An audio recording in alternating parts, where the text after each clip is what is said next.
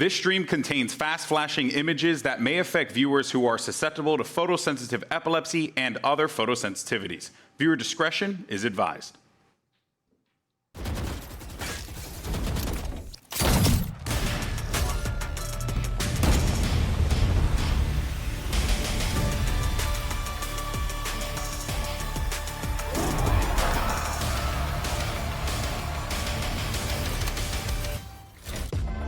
It's Elimination Day, and today's winners will move on to play at the Mercedes-Benz Arena later this week. Our top 6 will finally become a top 4. Hello, everyone, and welcome to day 10 of Masters Shanghai, coming to you live from the VCT CN studio for the last time this tournament. I'm your host, Yingsu, and I've got Mimi and Kakuka here with me. Are you guys going to miss it here?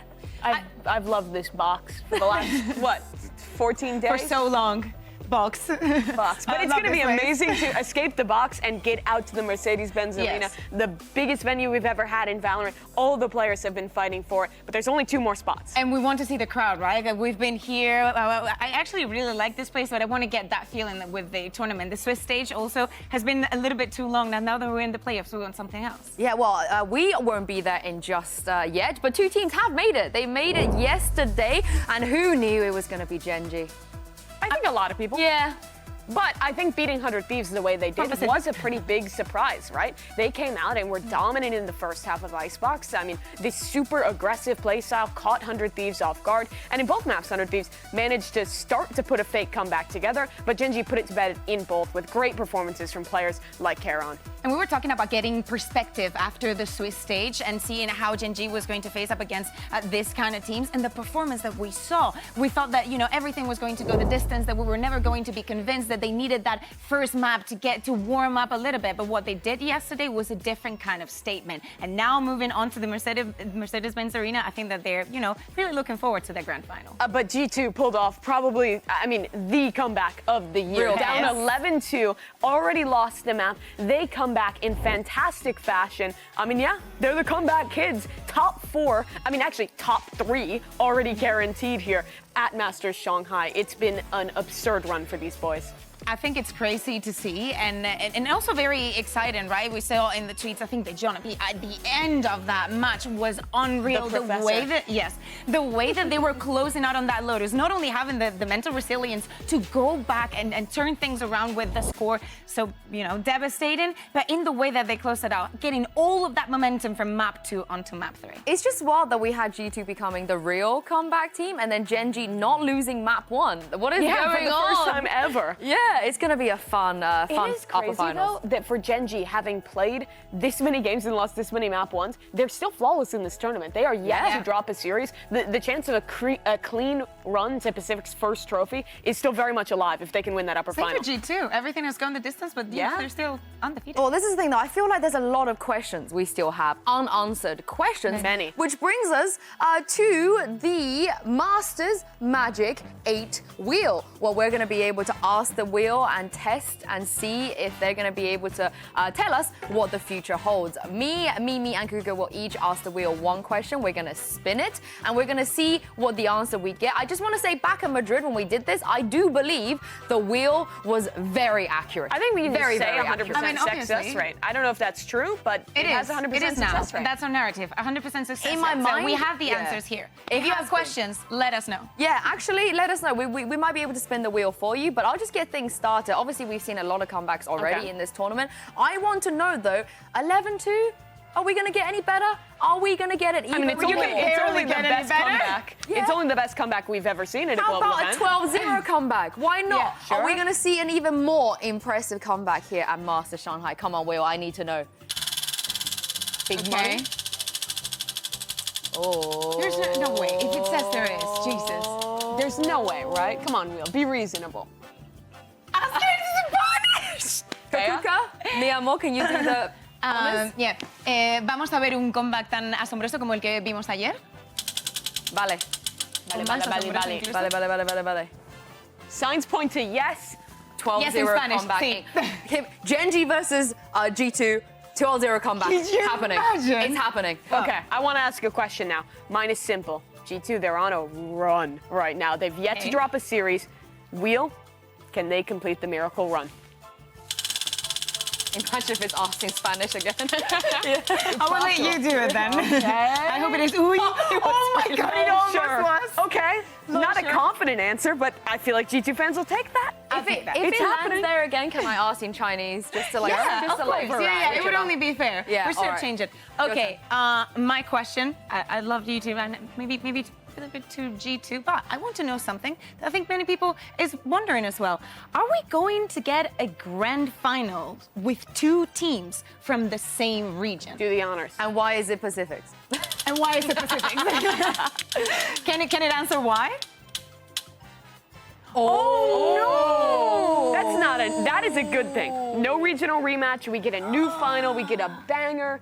Yeah, but it would be so G2's cool gonna to win, get to the according to the final. wheel. True. I mean, it's at least it's coherent, but it would be cool to see, a final between Pacific, so they would secure Okay, a tournament. I think we asked the wheel that. I want to know if a Pacific team will be in the Okay. finals. Considering that I'm we're not hoping going to so. Okay. Here we go. Come on, give it to us. Do we have a Pacific team in the final here? Oh, okay. Wait, so then that means it Yes. has to be Heretics or Foot.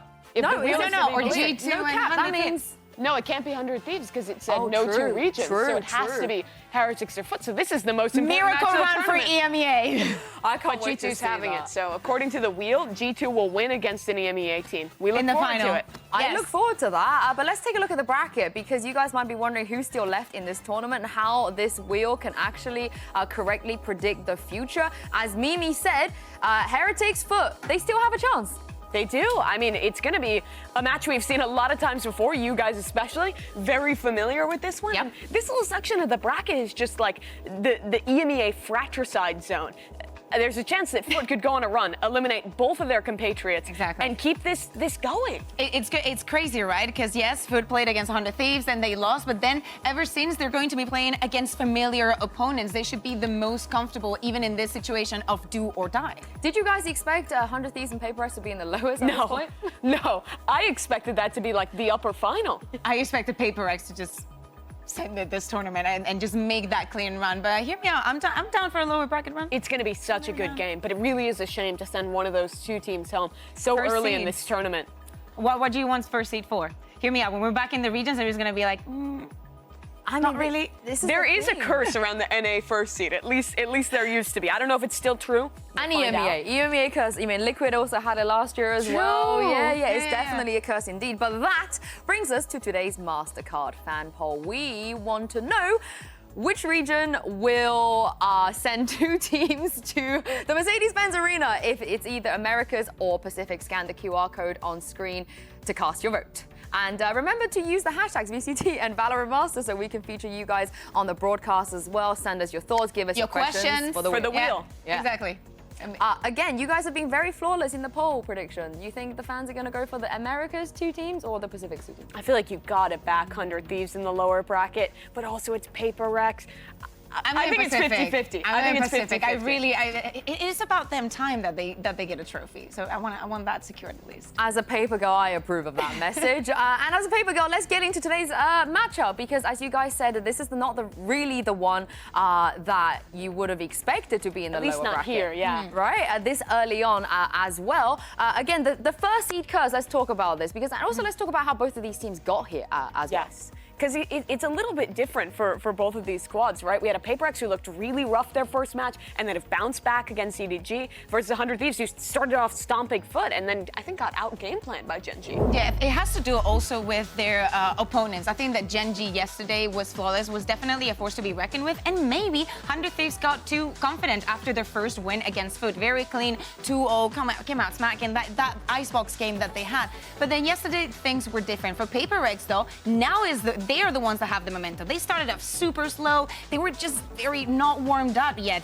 But then what we saw from them after they've been in the lower bracket, they look very, very confident in what they were doing. They changed a bit the compositions. They spiced things up, and they kept being the PRX that we know and love. Yeah, I think the biggest reason that for 100 Thieves specifically, they looked so rough in that match was, first of all, Gen G had really good reads on Icebox, these super forward fights, playing a really confident, disruptive style. I think took 100 Thieves a little bit by surprise. It was the best best form we've ever seen Genji. And on top of that, I think winning a lot of these pistol rounds, getting super early momentum in both maps meant that for both maps, 100 Thieves was struggling to try and put together a comeback. And while they got close with a little fake comeback action in both those maps, the slow start was too much to get over. So 100 Thieves really have to work on that for today if they want to stay alive. How much of that is on Genji, though? Are Genji just too good? I think a lot of it is. They came were so good. prepared. They came so prepared. Like all of the things that we've been discussing about spacing, trade, and all that, everything was on point for them. So not only the plans that they had at the beginning of the round, is how they executed everything.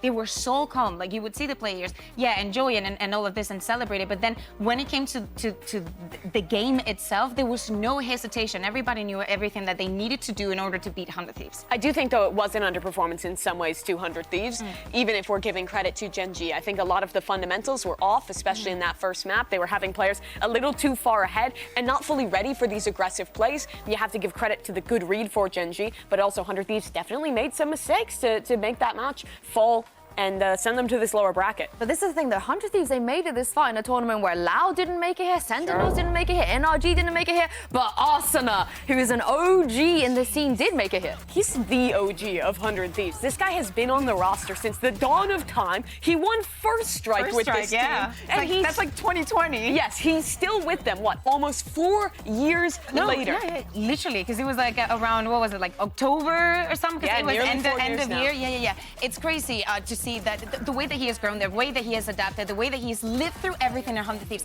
If you are a 100 Thieves fan, you have to be an Asuna fan. Like it's correlated.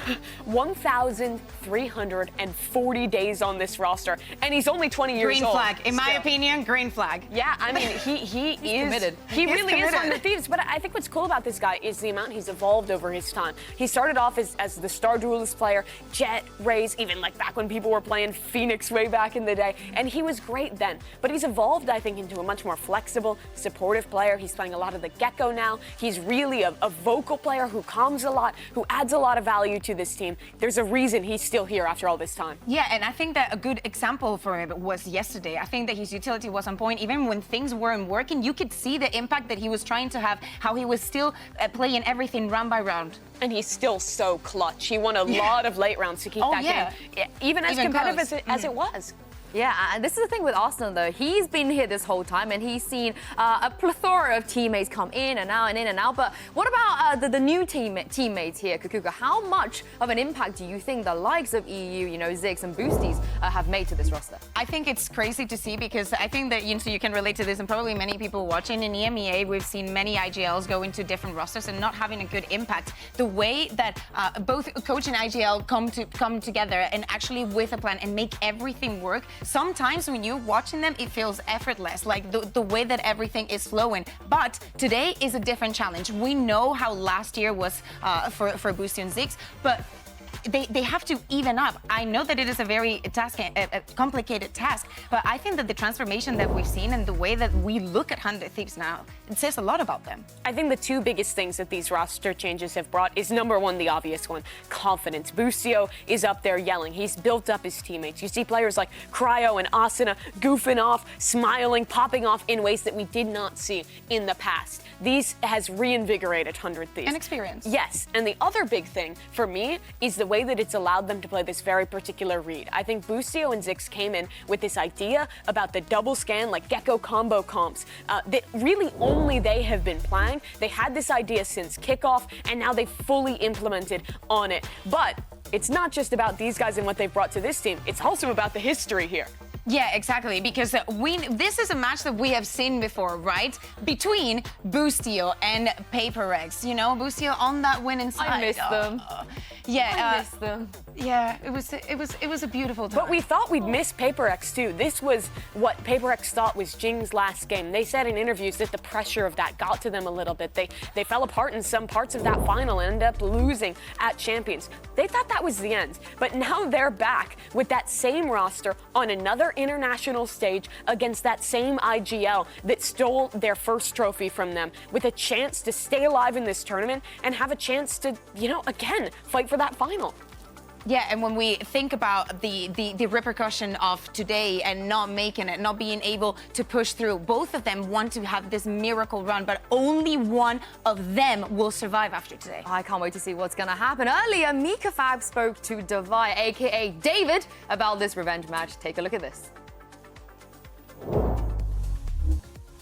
Hey Devi, David, Uncle. So you are up against 100 Thieves today, and on that squad is a familiar face. So do you consider this a revenge match for Champions 2023? Definitely. I mean, I think we've been losing to NA a lot of times, and obviously like it's gonna be hard. But I know that today is a big match for us, So we're gonna try our best. Very big day. Good luck.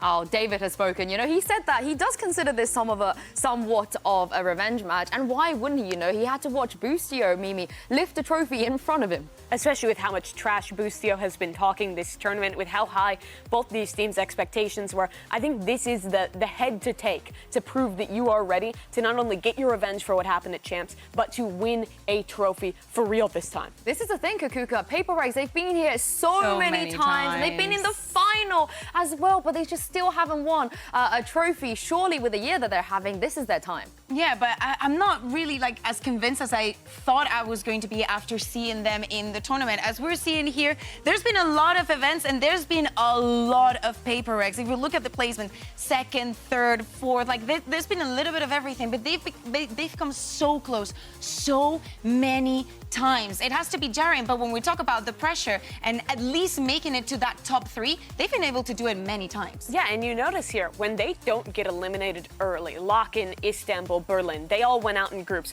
When they survive and make it to playoffs, they always go on a run. It's at minimum top 4, and this was kind of where all the heartbreak started, all the way back at Copenhagen, losing that final to FPX when it really looked like it was their trophy to take, and it was the same story again in Los Angeles. Time after time, PRX have been close to lifting a trophy, but they haven't done it yet. And not only that, if we think about Madrid and how the things went down there, now it's not only that they cannot make it to the final, they can stop being the #1 Pacific team for such a long time. Every single time that we thought and spoke about the region, everybody wanted to beat PRX. And Gen G is now looking like the strongest team for form from Pacific. They have come out swinging in this match. They were on top back in Masters Madrid as well. Even their dominance in Pacific is starting to fall into question. So this is the time for PRX to step up and prove who they are. Because obviously the narrative changes, right? We're seeing a Gen G that is having a flawless tournament. Yes, sometimes it's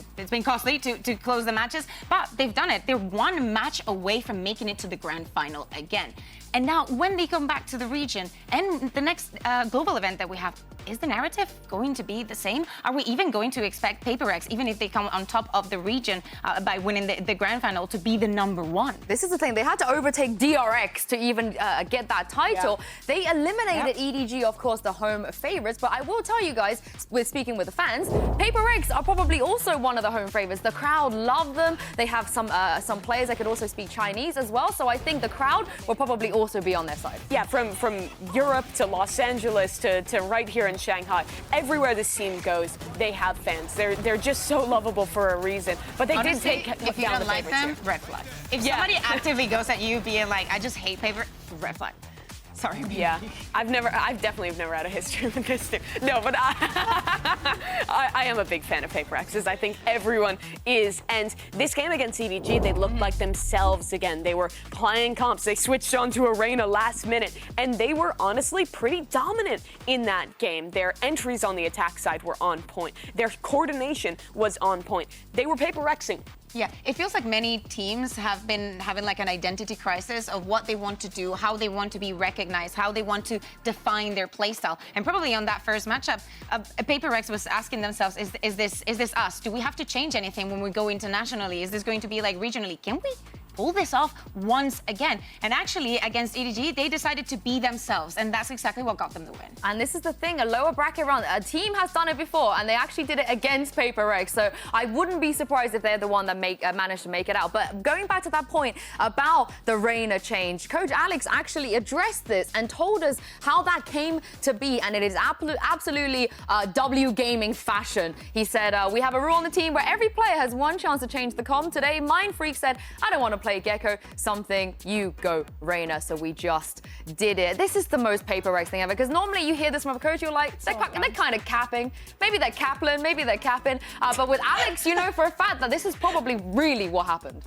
Yep, I fully believe it. I fully believe it. And this is the only team that I feel like something like this would ever work. They are just the most vibes-based, flexible team. But, okay, this isn't that crazy, right? Wait, you can combo util in a similar way to the Gecko and Reina. I need to know if this rule Applies to Forsaken? No, applies him to to come in and any do it. match. Like, can they go on the final and just be like 2-2 last map and someone say, actually, we've never seen ISO. That Breeze comp against FPX in Copenhagen, maybe? Because that was not the Breeze Wait, comp. what did they play? It was a funky Breeze comp. I can't remember the entire comp, remember. but it was definitely, I think we were all sat there But they like, did a last-minute change. I don't know, but I don't know if that's the protocol we that ask they the had wheel? then. We should ask the wheel. But this is the thing, though. Is this something that you think they should stick to today? Would it benefit them going up against 100 Thieves to just change it up last minute and throw the preparation? I think they have to do whatever they feel most comfortable in. I think that they've had already that taste of like this, let's do something funky, but it also plants the seed in your opponent's mind of, is it going to happen again? Is my preparation going to be enough if they just decide to send it? It should, because that's what you should prepare for if you're playing against PRX. Well, let's send it back to Mika Fabs, who is standing by with Cryo, and hear what he had to say about this matchup. Hey, Cryo, you feeling good? Yeah, I'm feeling good. Well, you're up against PRX today, and they have some pretty decent fraggers, I would say, and Jing, something, Forsaken as well. How are you going to deal with the pressure they're going to bring? I think if we just play how we normally do and we just have good spacing and we trade well, it shouldn't be a problem. All right, well, excited to see it. Good luck. Thank you. They could do that, but PRX like to just throw them off with things, though. How easy or difficult is it going to be to actually stick to that game I plan? actually think it is pretty hard to throw 100 Thieves off. I felt like in the Gen G game, they did get taken by surprise a little bit, right? Going for the really aggressive stuff on Icebox, their spacing, their trading was off. But I think that's really going to be the focus. And when you play PRX, the whole preparation has to be around their proactivity, how disruptive they are, how crazy they are to play against. And a lot of these players have played against them before. Asuna did way back in the way. Boostio is obviously very familiar. So I'd be surprised if they get massively thrown off. We've said many times in the past that playing PRX for the first time is the toughest one, because you see it from the outside, and then when you're in game, it feels like a completely different thing. But also bringing back what happened against Gen G, sometimes even the trading wasn't even possible, because some of that initial aggression that we were seeing from Gen G would take like 2 players down, and that disrupts the entirety of the round. I think that for 100 Thieves, they have to come in hidden strong, but actually being very patient to see what kind of PRX they're going to be seeing today. I think they will be, and I also think, I agree with you, the narrative of it's hardest to play PRX the first time is true, but I really don't consider this the first time for this team. I think all the players have enough experience. Yeah. Okay, then I'm with you there. Then we are in agreement. This is the thing, though. We heard from Cryo talking about we just have to play our game. But when he's going up against a player like Something, and not to mention the rest of them as well, Jing, Forsaken, David, we'll never forget David, and Mind Freak too, in the fragging department, how difficult is that? I just want to see a Reina versus Brimstone in this head-to-head on Bind. I am praying that it happens. It's very difficult to address everything that PRX wants to do in the map with how flexible Something is, with his initiative, with the agents that he plays, with the weapons that he plays, and how he always finds a way to support the team. Yeah, Something is a player who you'll see him take a lot of risks, go for a lot of plays that very few other players would. And that is what makes him so tough to play against, those risky pushes, those moments where he'll just be swinging and doing something ridiculous. But what's so impressive to me about Cryo is how well he balances the risk and reward. I feel like when you see him go for something active and take a risk, he's always really thoroughly set up. He's always with a teammate. He always has something behind him. And in that way, I think that Cryo can put up performances like this on a more consistent level, not only because of the confidence he has in his game right now, but how good his team enables him. I think something is a lot more reliant on his individual form on the day, and in that way can have a lot more variability in how successful he is, especially against a very structured team like 100 Thieves. I mean, you heard it from Arsenal early in the tournament when they played against FUT. We don't run away from CNET anymore because everyone else should be running away from Cryo. And I'm with him for that one, Kukuka. Yeah, I think the way that he's set up is beautiful, and we see it at the beginning of the rounds, especially on the defense when he wants to go on the aggression. But he's also an insane clutch player, and that's what I was mentioning. The Brimstone, he was a one-man army, and the way that he was stronghold and using utility and being still proactive for the team is like you get the best of both worlds. And as a comparison, I want to bring up PRX's loss to G2. I think can you name a matchup where you think a G2 player is pound for pound better than a PRX player? Sorry again? Is there a matchup head-to-head that you think there's a G2 player that's individually better than a PRX player? I'm glad you asked her. Do you think there's one, Yinsu? Yeah, don't ask me. Because I don't think there is, where I would take the G2 player in just a straight-up head-to-head. I don't think so. Yeah, but they beat them by really good teamwork, by really good coordination, by not giving opportunities to the star players on PRX, and having great team play. And I think 100 Thieves not only has a similar level of team play to G2, but I also think that their individuals are incredibly strong. And I think, I don't know, I might take Cryo versus something. Okay. Honestly, when we did the blind ranking, I would have put Cryo as my number one. I would have put him too. But. Yeah. But we were wrong because Texture had a performance. Texture's the But we did do the last minute. We did the last minute swap with like Woods and him. Yeah, because he's been great. I think there's one player we still haven't talked about. We always should. I feel like it's just like the done thing. If we don't mention him, I feel like we're doing PRX a disservice. And that, of course, is Forsaken. We talk about the evolution of Arsenal as a player. The evolution of Forsaken as a player is absolutely Yeah, exactly. He plays so many agents. He's like an ace in their sleeve, for them. Not only the way that he can perform individually, but with, as I'm saying, this flexibility, it allows PRX to continue on this trend of we're unpredictable with the way that we're going to play, the agents that we're going to bring, and how crazy the compositions are going to be. But this event, I'm not seeing him shine. I'm not seeing him as comfortable as in previous instances because, to me, or at least in my head, his priorities have changed. Sure. And in this last game, I think he actually was incredibly impactful, especially on their sunset. I think his initiator play is actually a really high level that a lot of people don't really rate around this player. I think he did a great job of setting up something throughout that game and actually having some really impactful late-round clutch moments. Forsaken's role in the team now, I think, is just being a consistent rock and allowing them to play these crazy comps by being one of the most flexible players in the world, but he'll still have games where he steps up and he's the difference maker. Yeah, this is the thing. I feel like whenever he's still alive, anything can happen. Yes. He can pull like a flashy clutch. But it is time for us to show you the result of the MasterCard fan poll. Earlier, we asked you which region is going to send 2 teams to the Mercedes-Benz Arena, and you guys have voted for Pacific. Yeah. Time for me to be time zone Terry again. And so tell me, why is this happening, Mimi? They voted it's 100 4 Thieves. a.m. on the East Coast right now. They voted 100 Thieves yesterday in the poll. True. They are awake. I'm utterly coping. Pacific, I think you should be favoring PRX to make a run here. I mean, they are a team with a lot of confidence, but 100 Thieves is so close as well. I think it's a 50-50. I think it's a certified banger. Ha! I got you! Oh, they didn't play the horn. They didn't play the horn. But we didn't discuss it But I do think that we didn't certify it. It doesn't matter. I thought that they would be ready, but they weren't. The board hasn't certified it. But for the rest of the tournament, Exactly. But I think in the past we've had Americas versus Americas final. We've had EMEA versus EMEA final. We've had, Americas versus EMEA final. We've had all of these variations. Americas versus Americas. Optic Loud? Yeah. Does that not count? Yeah. I mean, that's ancient history, but That counts, right? But I think it's about time that we have a Pacific. It's only fair. They haven't had one yet. I'd rather have an interregional one. Yeah, and this is the prediction, and I did not. I technically was right, no matter what. But what's your prediction? VCT EMEA. No, that's not a prediction. That's so unfair. It's like asking me to choose between my two cats. You're making a fool of the sanctity of this prediction segment. I apologize, but I will not back down. Okay. Yeah. Let's talk about the paper. Let's talk about paper thin. Sorry. Because you've gone for paper X. So both me and Bea course. are pretting 100 Thieves Yeah. in this matchup. I think if it goes the distance, I favor more 100 Thieves. Like, to me, it's about getting throughout the first map, having a very close encounter, trying to level things out. Even if they don't end up close in it, I think that they have the resilience to bring it back in the second one and just cement that plan by the end of map 3. I also think 100 Thieves is a team who is really gonna light a fire under their ass after that last match that they ended up losing. I think that those slow starts, those fundamental issues are really gonna be focused on going into this match, and those have to be drilled against paper. They just need to tank like the first 6 rounds. I'm biased, and I like the Paper X jersey, so... And you would be right. You pred for bias. Yeah. And then you pred VCT EMEA. Yeah. I I was for respect it, double bias. honestly. There we I go. respect it.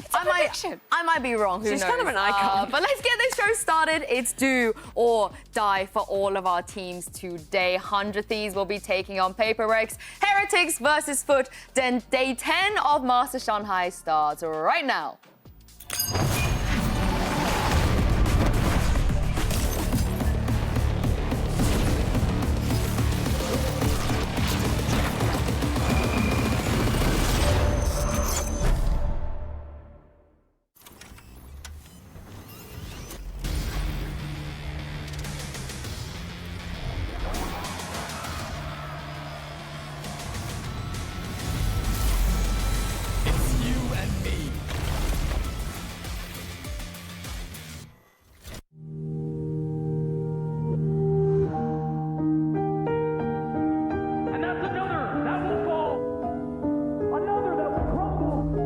Kind of like mixed feeling, you know.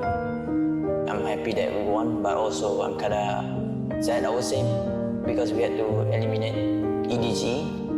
In front of a Chinese crowd. Since all of us are from Asia, I thought that we would be able to go deeper together, you know. 兄弟之间的感情非常独特，有时候互相扶持，有时候互相竞争。不过一旦你有困难，兄弟总会在你身边。 From now, we'll be carrying the torch. We will try our best to win for them.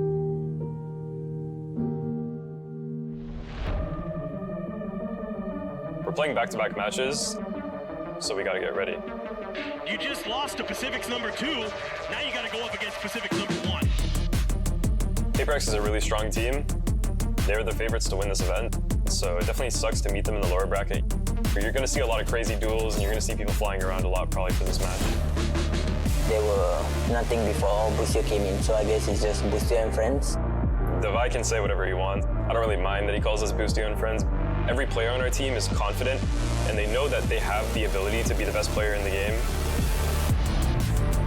I mean, he kind of beat us on Champ last year, but this time it's gonna be different. We're still 100 Thieves. We're gonna go into the PRX game confident, and we'll see who comes out on top. Sorry for eliminating EDG. Jayo. Just not enough here, 4 foot. 100 Thieves just picking them apart like vultures. Destruction, absolute destruction. When I heard about Cinet, I used to watch him a lot, and now I play against him. It's make me happy.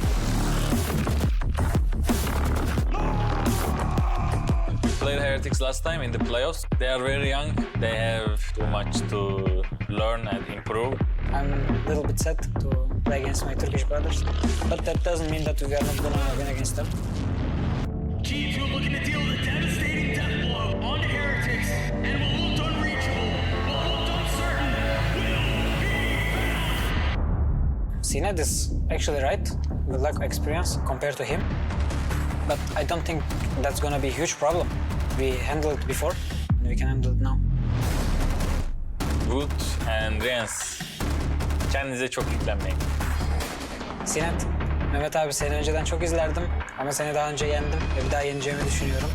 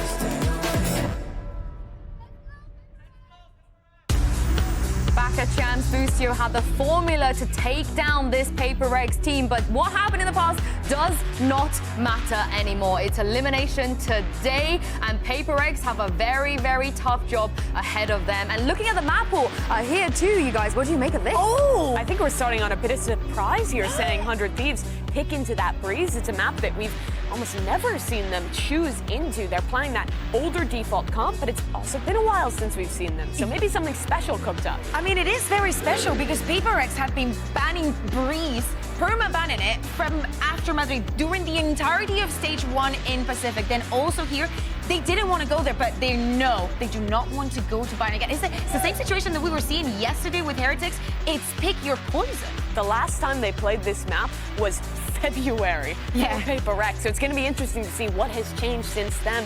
I think both these teams, it's going to be kind of a surprise, and it starts really what I think is the focus of this match of needing to adapt on the fly. PRX is a squad that'll constantly be showing new things to you, throwing a bunch of different one-off plays. This is really going to be a lot of pressure on 100 Thieves, and especially on Boostio, to come up with a plan and keep his team in the game, especially after that loss to Gen G. Not a surprise that we see PRX, though, picking in the Sunset. That is a map that they've been very, very comfortable in. But yeah, I agree with you, Mimi.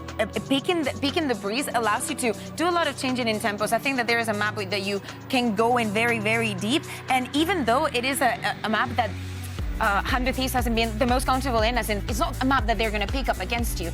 They don't know if they're falling into a trap here. If PRX, with all that extra time that they had, cooked something crazy, and now that Jing is back, want to play something outrageous, it's the moment to do it. I think PRX is looking to 2-0 here. If we get to Icebox, it's a good look for 100 Thieves, but in the comps, Jing is on Reyna. It's not even something. Something is on Jet. This is a crazy comp. So it's Harbor Viper. What they're sacrificing to go double duelist is going to be both the Cypher and having a Flash Initiator. So the only real util to combo is going to be Reyna Leers from Jing with the darts from Divide. Yeah, exactly. No flashes. So you only have those layers to even create and generate this space. I can foresee a lot of aggression coming from them too. Yeah, absolutely. They're starting on the defensive side. I would expect to see a lot of looks focused maybe on the retake here. The Harbor Wall is really good for that, and you can dart with that Leer, maybe a double entry duo between Something and Jing. I'm so excited to see what they have going on. On the other side, 100 Thieves playing their default comp, focused on the fundamentals in this elimination match. Well, this is the thing. Jing, if you guys don't remember, was a very formidable Reyna player, and I cannot wait to jump into this first map with two people that definitely remember the Reyna Jing. It's Achilles and Paper Thin. Thank you very much. Yes, this is something that we have not seen for quite some time. Breeze generally something that PRX have been straying away from. Saw him play it back in kickoff, but otherwise it's been banned out, and that's when Monyet was in. Yeah, this is a very different look for PRX in terms of not only the map, but the agent composition for this map as well. Last time it was Something on Yoru. So there is a difference there for him as well. But Jing, going all the way back to a couple years ago, this was an agent he would pull out on this map back in the Benkai PRX era. So this should be somewhat comfortable. And I mean, you're really looking here on this defender side to get a lot of value out of these controllers, out of the Harbor, out of the Viper. Getting a lot of space right now. Yeah, they've got complete control over mid. 100 Thieves setting up for a B execute, and Mind Freak just backpedaling out of there. That's just going to be a free plant coming through, but they suspect how heavy this flank is going to be. For now, just peek out over in towards Elbow there from Bang. Camera won't see it either. Will not. Triple push up here through cannons over towards Window. Bang at the drop, hearing the footsteps. He knows that it's going to be multiple players. He's going to be calling for this one. Finds the first, finds the second, finds all three! The flank completely and utterly shut down. Mind Freak finishing off with one, but he's out into the open. He's going to be taken down in Divide, suffering a similar fate. 100 Thieves fairly clean as they pick up the pistol round. Well, an inauspicious start here for PRX on their pistol round, but kind of gave the farm away there with the sound cues. That's all there is to this. And I mean, credit to Bang. He had some amazing shots. It's a good position for him to be holding, but one that as PRX, you either have to anticipate or come down with a slower approach. And then from there, it's just 100 Thieves all the way. So good read here early for 100 Thieves. Let's see what PRX wants to do. They are going to grab a Marshal for something. Maybe, no, switches over to the Sheriff instead. Thought better of it, but I wouldn't be surprised if he picked up a Marshal. He is definitely keen to do that from time to time. Quick jiggle peek out, confirming some presence. Car in the meantime. Just at the top of halls. Non-committal positions here across the board for 100 Thieves, just fanned out, waiting to see if PRX come to them. Yeah, I mean, this is something that every team is going to have to consider against PRX is when are they going to dial up the pace? And they will definitely do that on ecos from time to time. Cryo trying to hold down mid against Forsaken, but no damage done. So for now, just a pullback and a shift towards the B site. 400 Thieves, but not much information for either side to work with. Just going to have to be able to clear Reyna around the corner. Jing could potentially get some value out of those Leers. Drop down there. Misses. Might have been heard. Maybe able to note that, but just one sound cue not going to be enough. Now the drone going to be coming through. All up over on that A side as the rotations start to come in, and that's going to be Mindfreak taken down as Boostio just creeps his way forward, and Jing can't trade out anything. Damage not even going to be found here. Rotations coming through. Cam not going to be spotting much of anything there. 30 seconds Divide left. just tucked in towards tunnel. Swinging the back of box. Cryo looking for the kill. It's going to be taken by Boostio. It's Forsaken. Noted. Dealt with. Dead. Flawless round here. 400 Thieves in this anti-eco. Yeah, really nice 0 point there.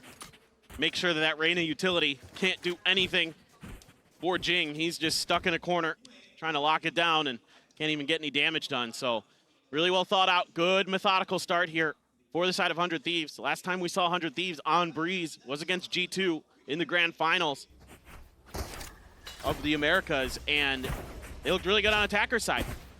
And the time we saw them before that, the only 2 times we've seen them, was against Crew, when Crew was in the middle of their really hot run in the group stage. They were able to take this map off of Crew. 13-11, it was close. So this is a solid map for 100 Thieves. So far, they're definitely showing you why. They're playing forward, eating that 0 point, maybe trying to make a bit of a bait play, but the rest of 100 Thieves now just storming their way up into Hall. Triple push coming through, Pop Flash gonna be sent, something able to find one, Asuna gonna be taken down, Forsaken, back orange. Deals with Cryo, Pink getting ready to come in, but now Boostio finding a nice timing. Comes in on the side, swings out, looks for more, but Forsaken's able to shut it down. Forsaken himself tagged at 30, Divide dead, but Forsaken still somehow survives.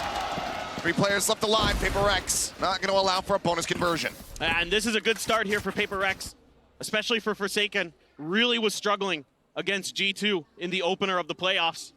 And then he picked it up finally in their next match. So that's going to be, I think, one of the big keys is getting Forsaken online.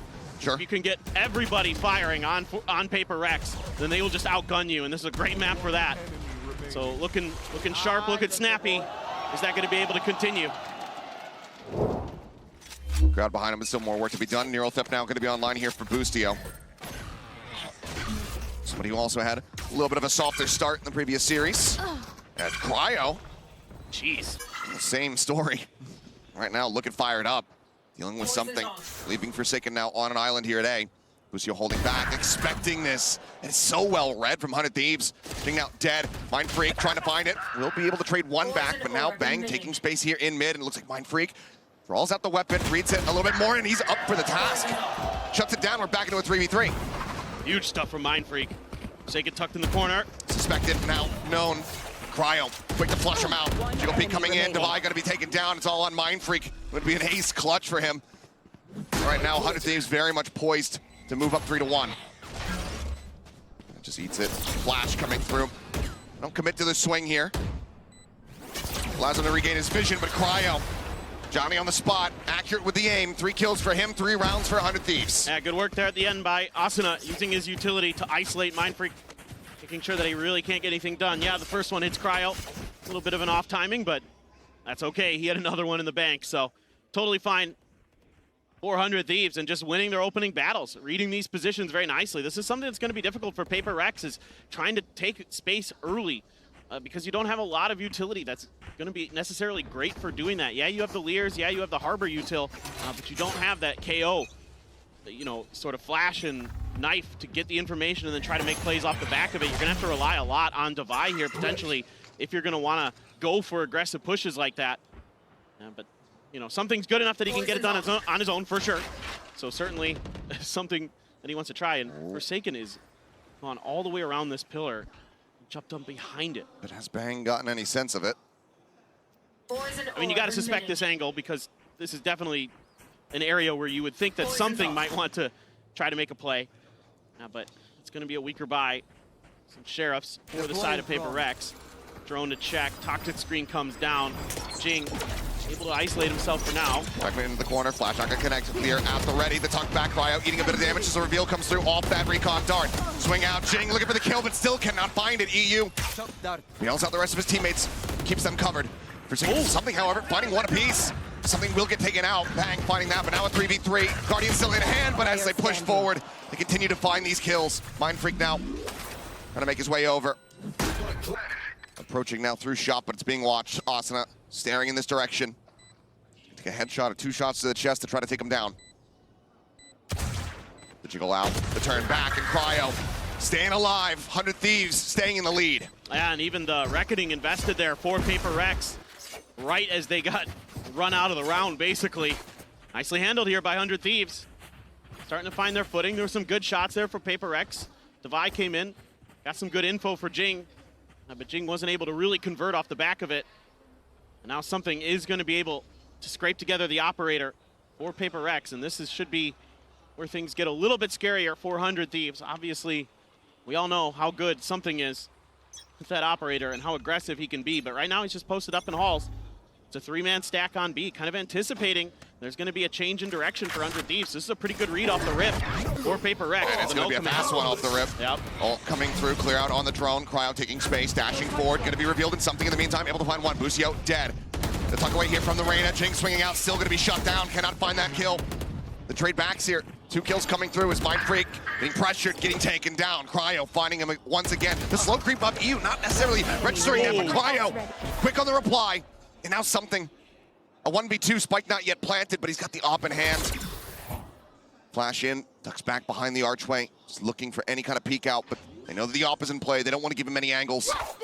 Knives now popped. Spike planted. And that is not going to do anything. Cryo, another 3K, another round for 100 Thieves on the attack. Yeah, they are just firing on all cylinders right now, shutting down any attempts by PRX.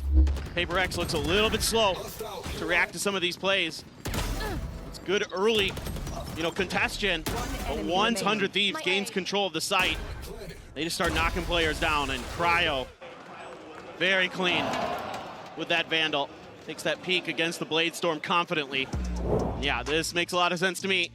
Gonna need a timeout here for PRX, but,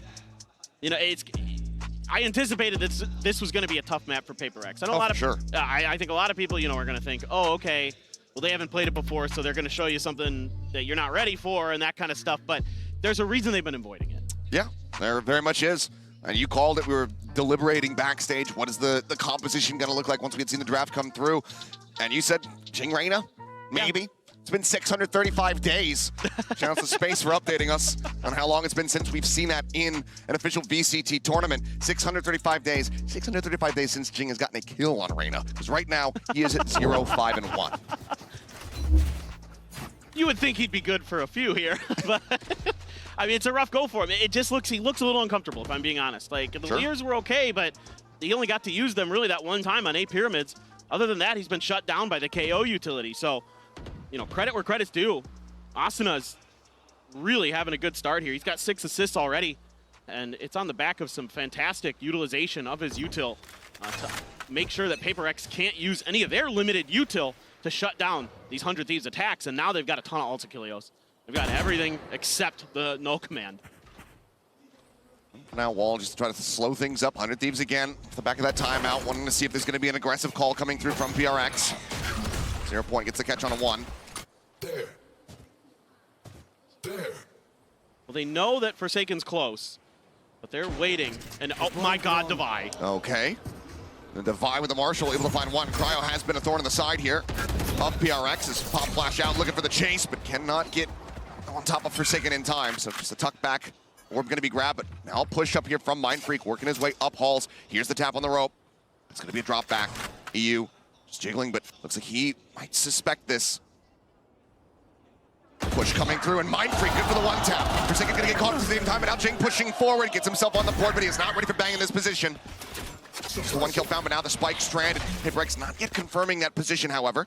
As Mind Freak with a recovered weapon, tries to swing around, tries to catch a timing here on Asuna, but he cannot. It's just a lot of space that has to be given up by this PRX comp. You don't have a Sentinel, you almost never do for PRX, to really kind of get you that extra ability to get info, to get a little bit deeper. So you have to rely on pushes. You have to rely on some of these solo heroics. And sure, a few of them came through for PRX, but the positional game won by 100 Thieves is profiting for them. Optus Fury is online, doesn't come into play. Looks like the answer is going to be yes, looking for the tag. Asuna taken low, taken down, Divide finding that. Final shot going to be avoided here by Bang. 2v1, but he also has the pit online should he decide to try to invest it here. It's around the corner though, and he might not need it. Find something, but invest it all the same. Knows that Divide only has that Marshall, knows that he's going to be picking up the weapon. Divide's got it, so too does Bang. Red Bull clutch, 100 Thieves, so far out in front. Yeah, this is just phenomenal stuff from 100 Thieves. Even though you're starting to see some of those mechanics come through for PRX, it is the positional game that is handily being won by 100 Thieves. Good Hunter's Fury here for Divide. Another thing to note is that last time they played this map all the way back in kickoff, it was Mindfreak playing Sova, not Device. So it is a lot of switch-ups here for PRX, a lot of uncomfortable agents maybe for them to be bringing out on stage. And obviously it was intentional. You had to know as PRX that this was gonna be something come through, and there's something. Speaking of it, now gonna be in a bad spot, has to tuck back away as the flash fully connects. Mindfreak here, using this wall to his advantage as much as humanly possible. Fishing shots coming his way here. Reveal in, Mindfreak snappy on the first. Busio gonna be taken down, man advantage still there for the side of PRX, but Spike Plant is in. All three players here on the side of 100 Thieves committed into the site. There's no flanks coming through here for PRX. We'll just be finding them straight up. It's something, the counter spam here from his Asuna, absolutely gorgeous. The follow-up, even more beautiful. Jing will find another, but Cryon Bank still stand. They still have breath in their lungs as 100 Thieves lock in a 7th round win. I mean, they just look so clean, Achilleos. At every point of retake, it's just shut right down. I mean, they're just so on it. PRX trying to get some of those early advantages, something that plagued 100 Thieves against Gen G. Doesn't matter right now, because they are absolutely crisp. Phenomenal stuff here from Asuna. And every angle quickly shut down and accounted for, and yeah, it's challenging right now. Forsaken trying to get aggressive and can get nothing. But that's going to be Neural Theft just hand it over to him. You see everybody now having to rotate over from that B side aside from Divide. Plant coming through. Still plenty more ultimates to work with here for 100 Thieves. They look to just not get thrifted. One hero rifle in play here for Mindfreak. That's about it. Busio playing forward, something able to find one as the door gets open. Does take down Cryo, but now Jing again on the floor.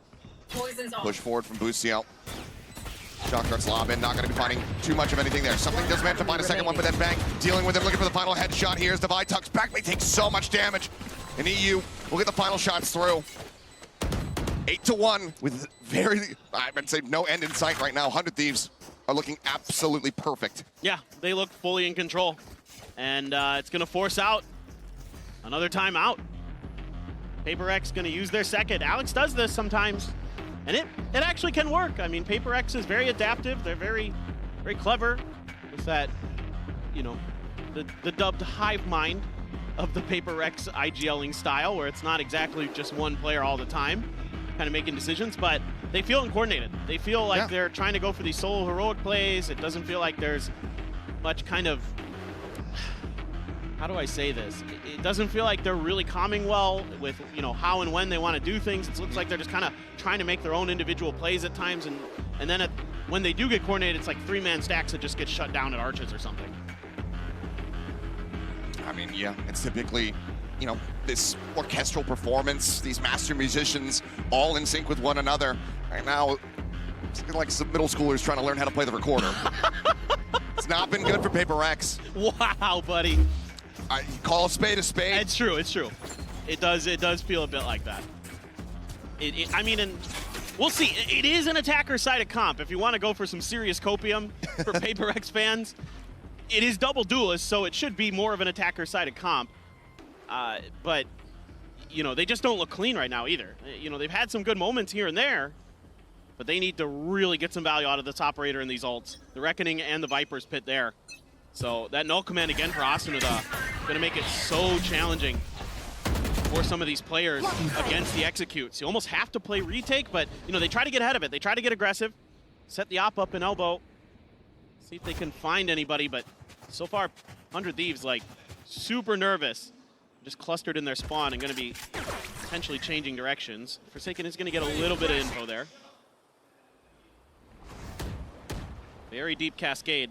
And there you go. Something up over the top, able to find Busio. See if the rest of the players can start working alongside his tempo, but Hunter's Fury going to be opened up here as they get the reveal. Forsaken tucking back into the cove now. Flash comes through and Cryo gets caught by it. Asuna quick reply, but now Gun Barrel going to be spotted. Jing desperately trying to find the kill, but just eats a bit of damage. Follow Flash, doesn't come through the wall. He's got to swap over to the Classic, but Jing getting pinged out. Mind Freak at the same time, able to find EU, tries to go for the reload, bang swing. On the opposite side of the pyramid, comes up with a kill, comes up with another. Divine now dead.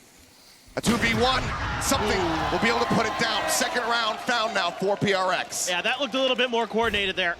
Forsaken able to use that cascade to get a little bit of early advantage in terms of the information game for himself. Jing just doesn't look comfortable, though, if I'm just being honest. Sure. He does not look comfortable on this Reyna yet. Looks like maybe he's a little bit off the mark for whatever reason. Good news is, something is devastating with the operators, as always, and he's going to try to stand up against Busio! I think we got to work on something's trash talk game a little bit there. I mean, it's a good start. But just saying a player's name. Yeah.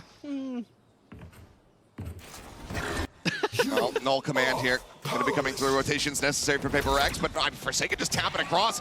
Is able to find one on the entry. Granted, Asuna Resible, and will be brought back here into the fray. Reckoning available here for the retake. Something maybe needing to pop the knives as well, but for now, Spike Plant not yet coming through. Blades popped for something. Gonna open the door as well, but he's gonna keep moving potentially. Nope, he's gonna go through the door. Coming through. Asuna somehow comes away with two. Mind Freak turning it back now. Swing back in a big way. Cryo eliminated. 2 players left. Swap over onto the off. The jump peak coming through. Something cannot find the shot, but Busio dead. That leaves EU on his lonesome. Still can do some significant damage here, as the cash is not great for the side of PRX. Can he isolate? No, he cannot. Device swinging will find it. A third round here for PRX with the op carried over. Yeah, and they're going to be able to get the Hunter's Fury off this defuse for Devi as well. So finally starting to look like there's some coordination, some good timings here for PRX later in this half. They really take their time. They play fully for retake. They set up for the flood. And this time they make some waves. Really nicely handled here off the rip. Good information again. It's really tricky without those standard utility abilities that like a Harbor has to get that info, but Forsaken doing a pretty good job with it, playing through his walls. And I mean, he's still on and he's still... A wry smile into, well, that was stupid. We shouldn't have done that, but they get themselves a third round, 8-4, the best that PRX can hope for here on this defense. Let's see if they can find it. Or if 100 Thieves can once again push them back and try to shut down this momentum. Something at the moment, he is just out in the open. Creeping forward here in the halls, ping coming down, suspecting that there's going to be a player over towards window. Cam was cleared by Jing to set this up. So they're not, I mean, they're somewhat aware.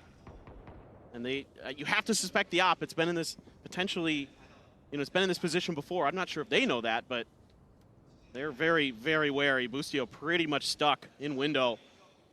Trying to see if he can math his way out of that one. Nope. No, he cannot. Patience is a virtue, and it pays off here for him. Busio going to be taken down. Bang, not able to snipe him out of the sky. Suspecting the push across here, but Forsaken gets up in front of the Poison Orb, able to get the catch. Now Wall going to be coming through as Cryo looks to take some space. Knives in hand. Hunter's Fury open here from Devi, and Jing able to collect the kill. Takes him down, but Asuna still accurate as ever. Comes up with one, but as he tries to recover another weapon, Jing will be able to get a second one here in the round. EU now last one standing. The wall falls, Jing swings, he will get shut down. EU finding a nasty one, making me believe for a brief little moment. But something with that op will find another. He's once again on his feet. It's going to be 8-4 at the half. Well, the coordination finally comes through for PRX, starting to play off each other's information much, much better. Setting each other up for some of these plays. Again, Jing clearing that camera, sets something up here. Something watching mid, sets Forsaken up there. The Hunter's Fury allows access for Jing onto the site. All of these things much, much better for PRX, but is it enough, Achilleos? We'll have to just wait and see as we get ready to go into the half. Some time to collect their thoughts and breathe a sigh of relief here as they recover 4 rounds here in this half, where 100 Thieves were looking like they were just going to rob this whole thing away. In the meantime, we've got Mika standing by with some very special guests. I am joined once again by some very special guests here. We have Luna, who is the Vi's girlfriend, and we have Kaze here. Guys, give them a warm welcome because Luna, I believe this is your first time in Shanghai and you just arrived yesterday? Yes, I just arrived yesterday midnight. So far, I haven't gotten to try anything out yet, but I'm super excited to be here to support the Vi, obviously, especially with the score right now. So I hope everything goes well. I hope so. You mentioned that sometimes when it gets really stressful, sometimes you turn off the stream because you can't take it. Usually when I'm at home and it's super stressful, I just turn off my phone and I just go sit at the wall and then I peek at it and then I close it. But since I'm here, I have no choice. I have to keep my eyes open, so I feel really stressed right now. Well, we'll give you a big hug afterwards. Now, Kaze, what does it feel like seeing a fellow Malaysian on this stage? Me and Dawai used to be competitors back in those other FPS days. So I'm proud to see a fellow Malaysian competing at the highest level and seeing him doing well. It's quite a happy feeling to see him doing well, I would say. Sure, there's that pride going on, right? Well, now the score is a little bit in favor of 100 Thieves, we might say. What would you say to them right now? I quite will root for PRX to win this whole tournament. So yeah, go PRX. And what about you, Luna? If you could say something to Devi right now, what would you say? Can you please win? I'm here. I came all the way. Please don't lose. Well, there you have it from Luna and from Kaze. We're going to send it back to the game. Thank you very much.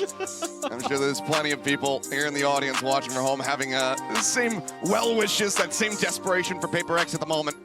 Let's see if they're going to be able to get back into this one, because Jing finding some footing a little bit in that last round. A couple kills coming through.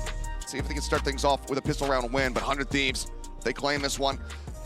One step closer to just closing out a very clean opening map here in this ever-important series. Of course, elimination on the line. Right there.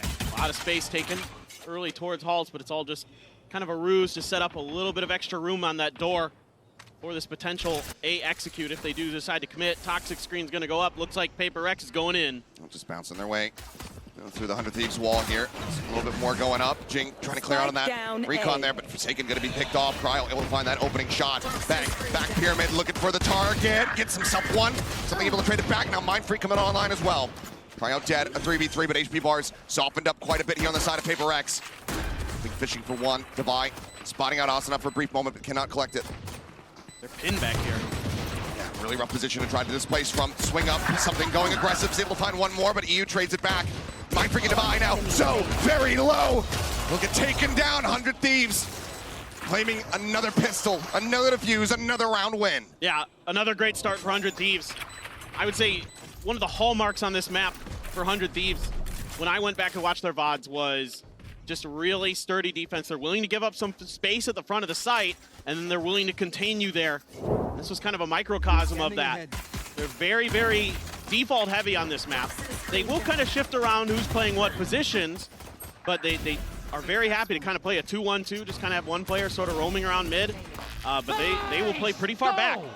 And Asuna in particular likes to hang in the back of A site and lob some of that KO utility in at you to set up his teammates, set up himself.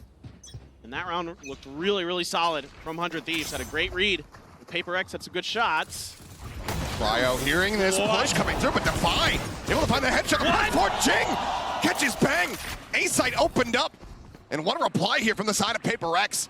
They look to get a thrifty. Weapons now recovered something, taking some forward space. Swings back, spots out Boostio, spots out EU up on the bridge. Door now hit. Gets the tink there onto Asuna. Swings back through something in a very committed forward position. Ends up falling down.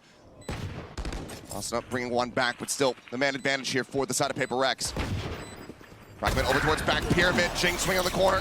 Asuna out in the open. He ends up falling down, but Boostio collecting another. Swing coming in. The tink is there, but the kill cannot be found. It's all on EU. Finds one. Finds himself a second. And now it's against Mindfreak, who's just holding onto a ghost. EU at 5 HP. Having to wait out the wall. It's all going to come down to the reaction. It's time fought. The push forward, and Mindfreak confirms the kill, and somehow PRX come away with a win here in the eco round. Well, this looks more like the PRX you're used to seeing. Just go at them, guns blazing, start knocking players down, and something takes a ton of space, buys them a little bit of extra time. in this round. Get some big impact kills. Devi, maybe it was that girlfriend buff there. That was a nasty shot. And then Mind Freak steady to get the clutch. And somehow, some way, even though they just get an eco win, Alex is still on edge. Oh my. It's probably just saying, why are we like this? Why couldn't we do that in the pistol? Yeah. Well, once again, just storming their way forward here. On to A, wall coming up, keeping something protected for the time being here from Cryo's angle. Nothing really spotted, but Mind Freak able to find one, but Bang putting down something. Oh! Bang putting down Forsaken. Spike down A. Gorgeous shots with the classic. Jing trying to swing out of his cove, and Cryo says absolutely not. Fragment claims Devi, and now it's all on Mind Freak, and it's happening again. It's like Ascent from just yesterday. Back-to-back, MasterCard Thrifty for 100 Thieves as they get up to 10. What am I watching? I mean, it's just insane. Like, PRX is, this is one of those rounds where that overconfidence gets to them, and they're swinging out in bad angles. I mean, that time, something just caught off guard, but then Forsaken and then Jing also both tried to push out of those smokes, out of those coves, to try to take battles, and they just end up getting one-tapped. I mean, honestly, it's just a little bit too much. You can probably fall back there. Oh, something, finding a timing, finding a kill. EU gonna be taken down as he just updrafts up into halls. Here we go again. Yep. A little bit more firepower behind this one, though. 3 Guardians, Vandal, and a Bulldog. Flash at the ready, Asuna. Looking like he wants to escort Bang forward here as the wall gets ready to drop. Drops it. Something. Still forward, Flash now coming in off the backside. Tailwind's over onto the side here. Trying to play around this cloud burst, but Asuna joins in the fray. They're able to take him down and Bang down to 11. Still standing. Asuna still looking for more, and he gets it. Just taking dead Cryo at the same time, pushing forward, able to find Jing over in mid. Well, they've found space. They're able to get towards the B site. Trapwire is going to reveal their presence, but still going to be slow going for them. Exactly. Cam set up. Not being tapped quite just yet. There it is. Quick turn. Mind Freak clearing it out, but now 100 Thieves just going to be looking for the flood. Savine gets this plant. Util not going to be able to be used here the next several seconds. 2v4 to try to stave it off. Now just playing around the cyber cage. Revealing area. Recon sent. Clear it on the dart. Divide, the wall falls, pitch coming through, and 100 Thieves get the win. Up to 11, 2 more to go. They look to close out Breeze. Yeah, just too much there for PRX to deal with. And again, they're getting these opening kills, but they're not really able to find much else off the back of it, and something's isolated for so long there. There's no real backup for him as he goes for that aggressive dash to try to keep himself alive a little bit longer. And meanwhile, you've just got 2 players of 100 Thieves surrounding him. And then by the time Forsaken gets there, he's just a step too late, and they're able to flash and take him down. And then for the retake, well, good luck. They're coming from every angle possible. I mean, it would just take some of the craziest Guardian shots you've ever seen in your life from Devi to do anything in that round. I saw the glass cannon Guardian pick up from something on Bind. Now Jing, glass cannon on this Vandal. Clear on the recon, 0 point. Again, just pushing them back. A couple players going to be noted by it. Given the economy of PRX, it has to be this round if they're going to make a comeback. They invested so much to try to stave off that round 12. And for now, pull back from both teams. PRX finally going to consider the B site. They have a Hunter's Fury. Empress is there for Jing, but I mean, look at the double trap wire set up here, just trying to get the catcher onto something. Clears at the bottom one, Cage comes up. Drone leads the charge for Fragment, looks to force them back. Now the forces of PRX going to be held at bay. 0 point noting a couple players, but not going to be drawing rotations quite just yet. Austin up on top of the half wall, now just going to be sending in that null command, spams across, and something's going to get dropped.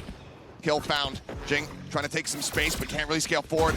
They try to just hold him at bay here with the flashes. Everything going to be committed to Busio, able to collect the kill here onto the random swing onto the corner. Asuna finding Mind Freak, Forsaken able to answer back one, but they're in such a poor position now. You catching a glimpse of Recon, the shock darts, everything just being lobbed in here. As they push their way over towards his elbow. Busio into the cove, in behind them, and guns them down. A 3-piece as 100 Thieves get up to map point. Steady as she goes for 100 Thieves. The ship is on course and heading for a map win. They look so good. I mean, they're so disciplined. And this null command has just been absolutely brutal in the first half and in this half for PRX to deal with. I mean, that lack of utility just really makes their lives so miserable. And then Asuna throws a great flash around the corner again. That KO worth its weight in gold. And on top of the kill board as well. Yeah. Hell of a performance from him so far. Something trying to take some space, but Poison Orb blooming. Busio far forward here, down below. Do they read this? So the answer is going to be absolutely not. Something cannot react in time, and now the neural depth gives up the rest of the game here for PRX. Empress popped, but Jing just bouncing across to the opposite side. Space not really going to be able to take it here. Wait up for their own util timings. Reckoning now going to be coming through. Hunter's Fury, Invested Divide, just fishing, trying to find anything that he possibly can. Jing able to find one. Takes a devour. Cryo pushing forward, however, able to find Mind Freak. Jing got himself a second. Jumps out though, right in front of Cryo, who manages to collect the kill. As he tries to recover the weapon, Bang finds his prey. Forsaken falls, and 100 Thieves kick off this series 13-5. A dominant start on their map pick. And now you can certainly see why the PRX has been avoiding Breeze. Absolutely. They have their map of Sunset coming up, but they are one step away, one map loss away from being eliminated from Masters Shanghai. We'll see if they can rally back or if 100 Thieves will deliver the victory as promised when we come back to the break.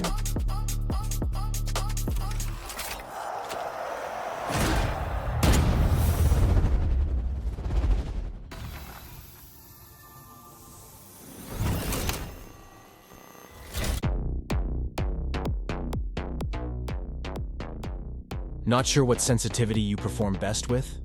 Are you constantly changing your sensitivity because you're missing? Introducing the Universal Sensitivity Finder in AIM Labs.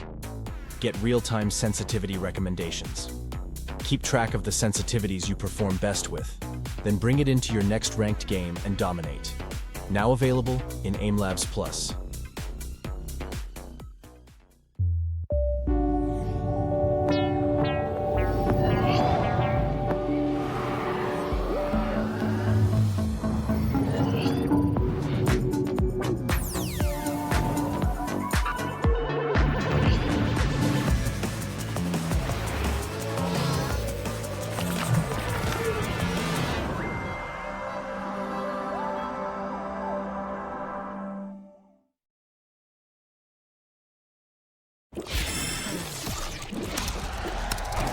Red Bull gives you wings. I'll be your food and air. It's making crazy night. Cause I'm always ready for love. You're waiting for me in a hotel room. But I prefer to love under the moon. So hold me tight, your hand, don't let me down.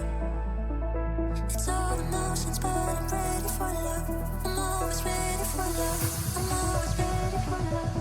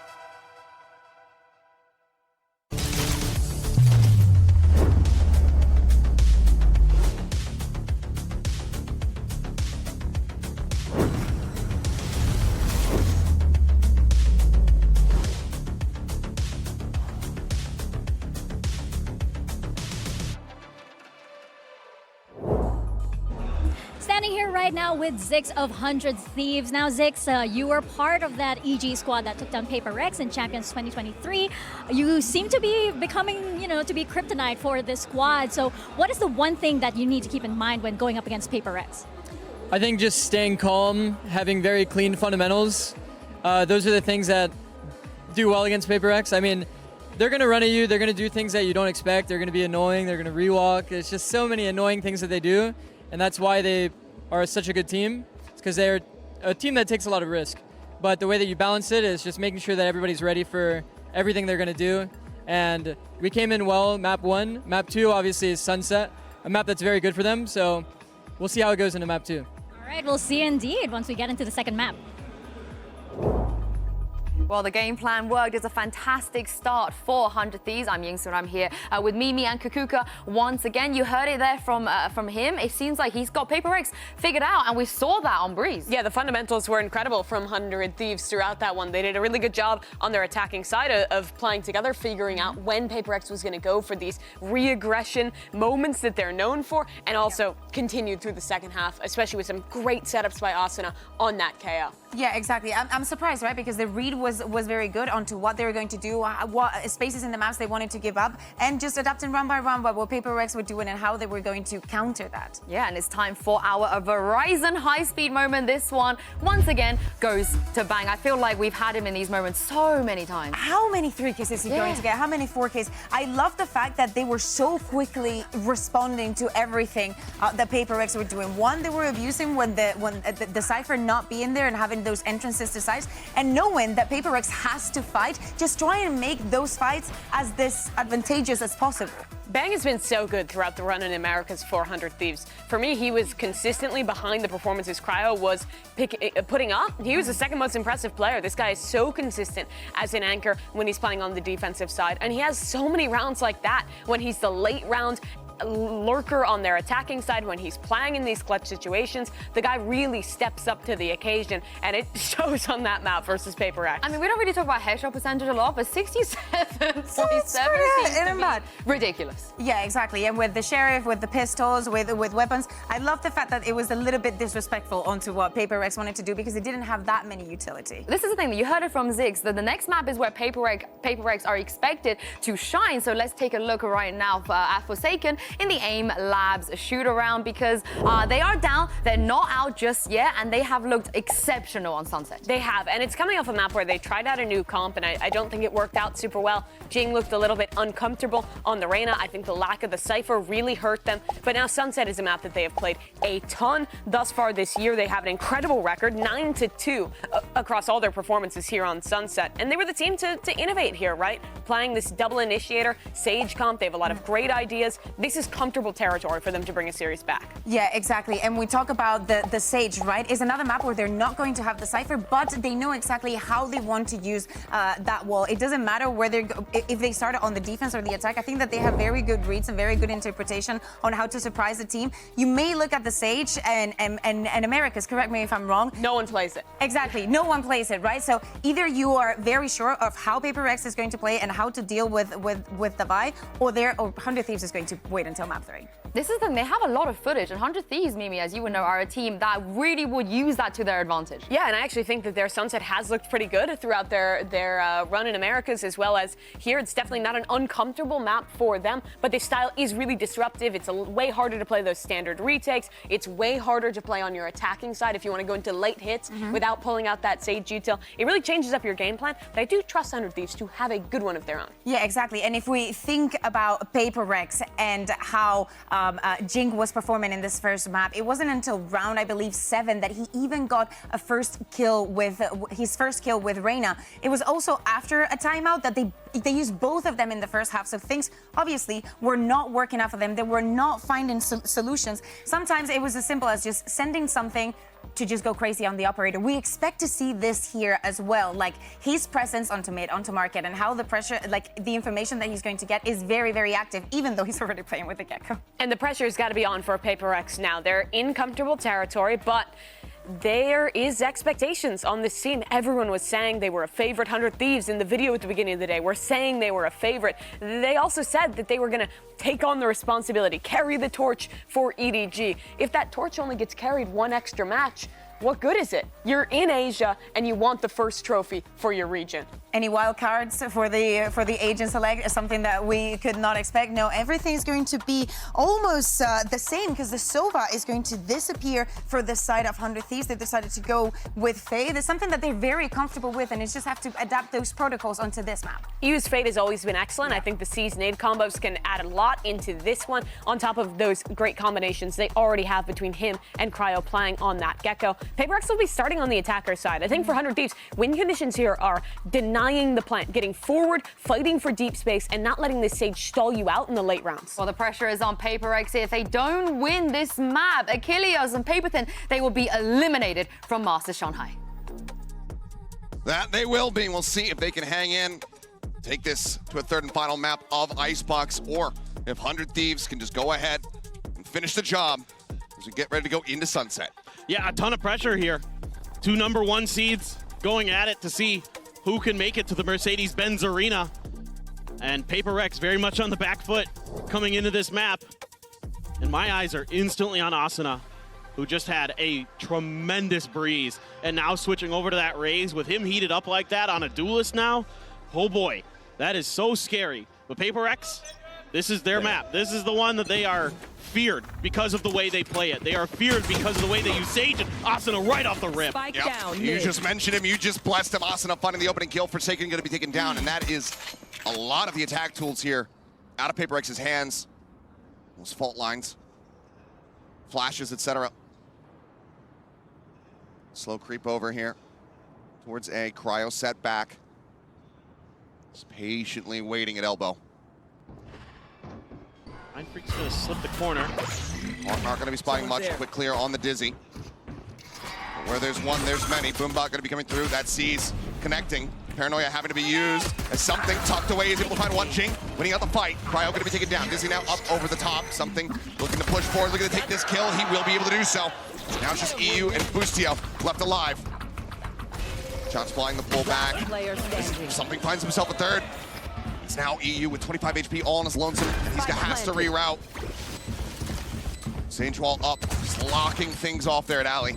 Yeah, now you know there's basically one direction that EU can really come from. We'll leave Mindfreak over there, but a lot to do here for EU. Just looking to see if there was a player using that wall to boost themselves, as that is something that very much PaperX will do on this map. It's good awareness, but very little left for EU to do. Stomping, making plenty of noise here. Wall going to be breaking somewhat soon. They sussed out that he's going to be around the back, and he is able to do some damage. Finds one as Jing will get dropped, but Divide quickly replying. A kill of his own. PaperX, they get themselves a first pistol win. Oh, and you can already see in this round how much more comfortable PaperX is on this map.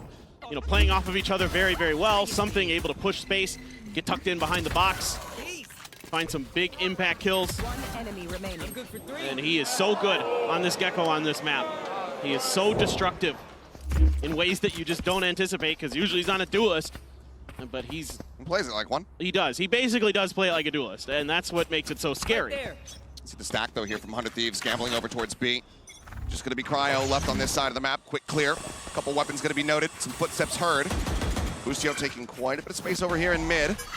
In a position to potentially backstep should a rotation come through, but right now it looks like PRX just want to full send it over to A. Yeah, and 100 Thieves already backpedaling. See if they're actually going to go for this. With the flank from Boostio, you know there's going to be open space potentially because there's no Sentinel, traditional Sentinel for PaperX. Nothing to really hold things at bay, but Forsaken is watching the angle. The creep board comes in, tries to steady for the headshot, but Forsaken's able to collect it all the same. Player advantage now is segment of the wall, getting softened up. Devi actually breaks it, wants to take the fight, sends out a slow orb here. Aftershock not going to be collecting much. Jing able to find one, put down by Cryo. It's not going to be a flawless round, but PaperX still very much poised to close this out and move up 2-0 to start. Yeah, so tough now. 400 Thieves to do much more damage. But bang. Trying to find the timing, but Forsaken. Headshot there off that Sheriff. Devi wanting to use these players as ult orbs. Will be able to collect the first. Forsaken gets himself a third. Try to fast track the Rolling Thunder. 2-0 start here for PaperX. Yeah, looking pretty clean so far. And this attacker's side, so frustrating to deal with. The desk was talking about it that, you know, you'd like to see 100 Thieves get proactive, and this would be the round to maybe do that, where you've got the opportunity to try to cut off these PRX hits before they start. But PRX has so much deep utility that they can use against you as well if you try to do that. If Something and Forsaken are really on point with their util, Mindfreak as well, they can kind of use that aggression against you very quickly with that utility, with those flashes. So let's see if that's what it's going to be. Yeah, they're kind of anticipating it here, clearing that angle, and now they can turn their attention the other direction. Yeah, there's a spot, but Clear on the cam. They don't Orb care. tap, covering fire. Swing on the corner. Busio able to find the one tap. Takes him down. Flash. Try to shove him back, but just a spray into the cage, and he will fall. Mindfreak caught at the same time, though. Asuna able to find him over tiles. Smoke dissipating. Something still snapping. Finds that headshot.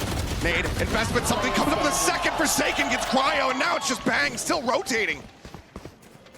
So over top aware. mid. Considering the wall there for a brief little moment. So they lock eyes. Bang. Drift the crossover planted. towards Ali. See if he can do some more damage. See if he can try to run this round back, but fault line locks him in place. They know where he is. Near impossible. We find the first couple. There is a crash on the other side, but something just gonna go ahead, get the swing timing, shut it down. Another 3-piece for him.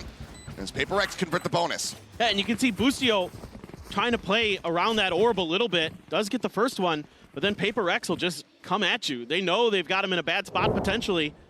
They're able to spray him down through the smoke. Great opening shot for him. Not able to get away. God, something that is so quick. That is absolutely ridiculous, and ready for the follow-up too. Off of those paint shells from Asuna. And that, okay, that's got Alex clapping and fired up. So he liked what he saw in that round, and I don't blame him. I do too. I mean, a bonus conversion will still even keeping your economy very healthy. You have multiple players surviving. What's to not like is Jing shutting down Bang, trying to take some of that forward space early on. Thrash now checking across here in towards elbow. Divide scooping up the weapon. Cryo in the corner as the smoke blooms. Divide's going to be walling off the angle, but That Divide's boosted? boosted. He's up on top of it. And this could lead to some damage being dealt. Do they read this at all? Spike planted. Smoke going to be dissipating here soon. Just a hair, just this tiny little ledge that he has to play off of. Tries to swing in, and there you go. The headshot's going to be found. Divine in the meantime, turning his sights over towards Ali. Asuna going to be dropped to swing in. Lucio trying to take some space, but the cage is not up yet. Push forward, Forsaken, hearing, sensing EU, and he's going to be able to find him. Kill comes in, Cryo. Last one to try to do some damage, but will not find it. Device survives with 10 HP, and PRX move up 4-0. Yeah, phenomenal stuff. I mean, these death ball hits on A are so tricky, 400 Thieves to deal with. Just kind of curious if they're going to go for the timeout or not, but with a showstopper available for Asuna, maybe this is another opportunity to try to get aggressive. However, you have the Rolling Thunder and the showstopper available for PRX as well. So it's going to be a lot to contest with. And PRX has been really disciplined with their util, really disciplined about clearing every angle. You've seen a couple times where a player has tried to tuck in towards the elbow corner. It hasn't worked. Showstoppers out on both sides. Oh my God. Asuna down to 53, but no damage going to be found on the opposite side. Pain Shields try to hold them at bay, take some space here in their favor. Asuna able to find one. Forsaken dead. Jing swings through, however, and finds them both. Heals through to put him back up toward 100. But sight still not taken. Bang lingering over by elbow, but man advantage here for the side of PRX. Jing read that showstopper position. He pre-fired that before Asuna came around the corner and almost got him. Dropped him down to 53 health. Unbelievable awareness. Absolutely insane. Bang in that corner once again. Doesn't have a paranoia to work with. Just jiggling back and forth here. Just EU's util to back him up. Dizzy not online. They just mosh the corner.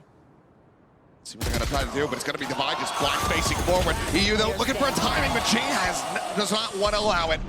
The third kill for him. Busio now, last one standing. Wingman lead the charge spot, and Busio will find one, but Jing will find four. It's PRX still flawlessly moving upward here. 5-0 thus far. The crowd coming alive. I think Jing's a little more comfortable on Raze. Yeah. Seems that way. Something's pointing in that direction. But that's the interesting thing about this map draft, since we are now going to be getting a timeout, but Let's look at this double kill. Oh my god. Right before that paranoia hits. Enemy remaining. Just great timing. But one thing I'd really like to highlight is that this is the only map where you're going to see Raze Jink, most likely. And that's, I think, a really smart map draft for 100 Thieves. If you want to give them some credit in that regard, you know, isolating those maps just to one, where you have to worry about, you know, how good he is with that agent. You know, you can say what you want, and that's really, really intelligent, in my opinion. So 100 Thieves now with a couple ults to consider for this timeout. They have a Thrash of their own. They have the Neural Theft. Still have that Rolling Thunder for Forsaken. Hasn't needed to invest it yet, but it's just been trading for PRX and just, again, using their utility the way they need to, clearing those corners on A. And that's something this comp is so well built to do. And then, like, you have that Sage Wall at the end. Once you get to that post plant, it's so difficult to deal with that. I mean, the last round, you trade out those showstoppers 1-for-1. Jing, he's already over halfway to the next one. Yep. That's insane. Those kills, the orb, pick up for him. Just about has that one ready to go.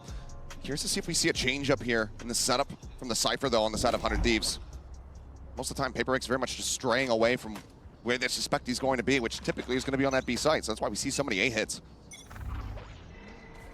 There's going to be a judge for Asuna at A main, overstacking this angle, but it's going to be sort of a mid tiles push for the side of PRX, looking for a little bit of space, looking for a little bit of info. Going to leave Mind Freak on his own. He's typically going to be that one guy who's watching the flank angles. Asuna so far forward. Starting to work their way in towards him. They know that they've given up some forward space, but they'll spray across, but Mind Freak able to spot it out. The judge is not going to be capable of doing enough damage fast enough. Something still alive, finds a headshot. Bang going to be taken down. As Izzy goes up over the top, confirms some presence here on the site. What a blast pack from Jing. Unbelievable. Push forward, Busio able to find one, invest in neural depth, trying to backpedal, trying to steady the aim, can't do it. Spikes here. Everybody going to be spotted out, revealed. It's going to be recovered as they go sprinting away over towards that B site. Pretty good start, but Forsaken just ready for Cryo to pop out a top mid. Takes him right down. And he's ready for EU as well. Catch them, knife in hand. And he recovered weaponry. Wouldn't have mattered. Forsaken has the read there. It's going to be 6-0. Not allowing for that timeout to lead to a victory, but this is the buy round now coming through for 100 Thieves. And you still held on to that Thrash for this round. So aware somebody could be around that corner. That one way there. And then it's the satchel out and something in. Take some big kills. And then Forsaken, so smart. Just reading every one of these lurks from 100 Thieves. And that's what you need for PRX. You know that 100 Thieves is going to be throwing everything in the kitchen sink at you at this point. Including an attack operator here in the hands of something. Paranoia cross paint shell out. Jing swinging out, finds Asuna. The stagnant stuck in place. The slow orb just locking him in. Check over towards elbow, but Thrash can be recovered. They baited so much util out here. This is crazy good. You get one of the Thrash charges too? Oh, something though. A little bit off there. Looking for the snappy shot, unable to find it. It's going to be operator now on the ground. TP across. Bang looks to try to reinforce this B site. Press, however, committed. Smoke set up to try and delay. Wall coming through. There's the reveal. Wall keeps him protected for a brief little moment here, but the eye still in a bad spot. Busio able to find one as Jing gets taken down. Dizzy across, blinds out on the multiple. Busio now fallen. The pull back. EU snap with a headshot finds me. Mind Freak, but cannot resteady for the second. Bang, still here. Bang, still showing presence. Finds one, push into the back, Divine nearly. Into the catch there on a Cryo. But just cannot find the headshots. The defuse will come in, and 100 Thieves will finally get themselves on the board here on Sunset. And all it takes is Boostio able to react so fast to that operator. You know, a little bit of a miss from something. Just goes underneath Boostio. And that op is going to be recovered for the side of 100 Thieves. Spike planted. And that kind of changes the complete dynamic of the round because it gives enough time for the rotations to come through. It allows Bang to TP over and reinforce the site. Little things can swing around after what I thought was a great start to that round for PRX. Obviously it was, but it's just a better response from 100 Thieves. So now they've got an op for Boostio in mid. And hand it over. Look at this stack on A. We've seen how much damage Boostio can do with this in the past. Always been one of those players, doesn't matter if he plays a sentinel role. Trusts himself, trusts his ability with the op. I wonder if they're going to read Jing's position or They're even going to try to challenge it. Paper X expecting aggression.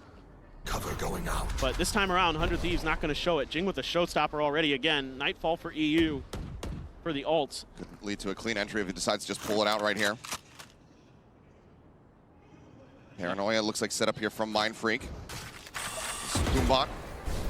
First just clearing things out now. Showstopper, the chase coming in, looking for the fault line, sends it, but he's fully blinded up and can't find anything. Nightfall now, crashing across, catching onto a couple players. And for now, it's 100 Thieves just buying themselves some space, buying themselves some time, but they're going to cut noise and then look to just drift their way back in towards A. My ult's not ready. Boombot jumps out, does spot one, flash in, paint shield's at his feet. Asuna trying to swing out, trying to challenge, but it's going to be Bang trying to hold the line.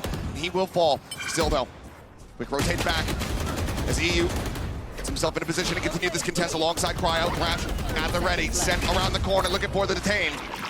Has it, but now Busio set up on a line with that op. They cannot collect the kill. The smoke has dissipated. Jing taken down. EU still staving him off. Something. Last one standing. Gets the headshot. Brings it into a 1v1. Sends out the wingman. Nothing noted there. Trying to bait with the classic, but as he swings through, Busio just holds it down patiently. Finds the kill. 100 Thieves collect the second round win. Yeah, it's just a little bit too difficult for Paper X to get through that choke point out of A main. And this is the 100 Thieves game plan starting to come to fruition. Early kills going Paper X's way. There's good trading. Then as they try to progress forward to the site, they're getting cut down. And it's just kind of a bend but don't break defense there for the side of 100 Thieves. And they're starting to get a feel for how Paper X wants to play. But now you've got everybody on Paper X stacked towards B, but so is 100 Thieves. Quick entry to market. Like, yes, and as he lands, EU finds a headshot. No damage going to be taken now. Paranoia at the ready, set. They're all in, but Forsaken, guns down 3! What a reply from the breach. Another Rolling Thunder nearly online, and once again, getting the read, knowing that EU is going to try to go for this flank. Given that they still have that op in play, and the cash hasn't been built up super well for them. Busio likely going to have to try and save. The crowd chanting for the ace. But I don't think that Busio's going to try to give him the opportunity. No, absolutely not. With 0 credits to his name and an operator, he is going to do his best to find a way out of this round. Obviously, Forsaken's going to want it for sure. Open the door. Tap on. If he can find the kill, would give him the Rolling Thunder, the stun. In perfect position, Bustio still gets the shot! Denies the ace, but cannot retain the weapon. Devi gets the last one. He's still on his feet. He was happy with that one. But 7-2. Paper X picking up another round win. I mean, this is just one of these rounds that's just chaos. Jing gets shut down by EU, great. But then they try to get aggressive off this Paranoia. It's a set play for Asuna and Bang. But it's just red. The Paranoia's dodged by Forsaken, and he gets 4 kills. And I think he thought about getting up out of his seat, but Bustios is like, I took the ace away, bro. Yeah. But now he's got a Rolling Thunder for his troubles. But it's an eco for the side of 100 Thieves. Right around the corner was Bang, but I think somewhat aware. His Paper X. Cryo's going to be in that corner again. Not coming through. Paranoia going to be sent out with something able to collect. Cryo and Bang, what a piece! Cryo with a second. Swing out, can't find more. Devi getting Asuna. Flash in, still suspecting that player. Over an elbow as Busio continues to make his way forward. No theft is online if he can try to find a corpse. You want to go 2v2. Busio keeps pushing up. He'll also be able to collect another weapon. Out of charges. Peek around the back. Bang, he's drifting in towards this. Devi still holding it. No, the timing! Bang doesn't fire. He stays quiet, but he's gotten all the info in the world. Cypher ult not necessary. Still going to be invested. He's trying to get the catch. They're pinged down. Weapon recovered. A Vandal now here in the hand. And this is going to be the setup here on the wall. Plant through from Devi. Forsaken with the Rolling Thunder. Spike planted. Reading this so well right now, our Paper X. Right there. They had an idea that there was going to be a player coming through mid. The wall gets cleared. Bang's going to back up off of that, throw a smoke. Maybe might be able to buy a lot of this utility out. Double push through. Right there.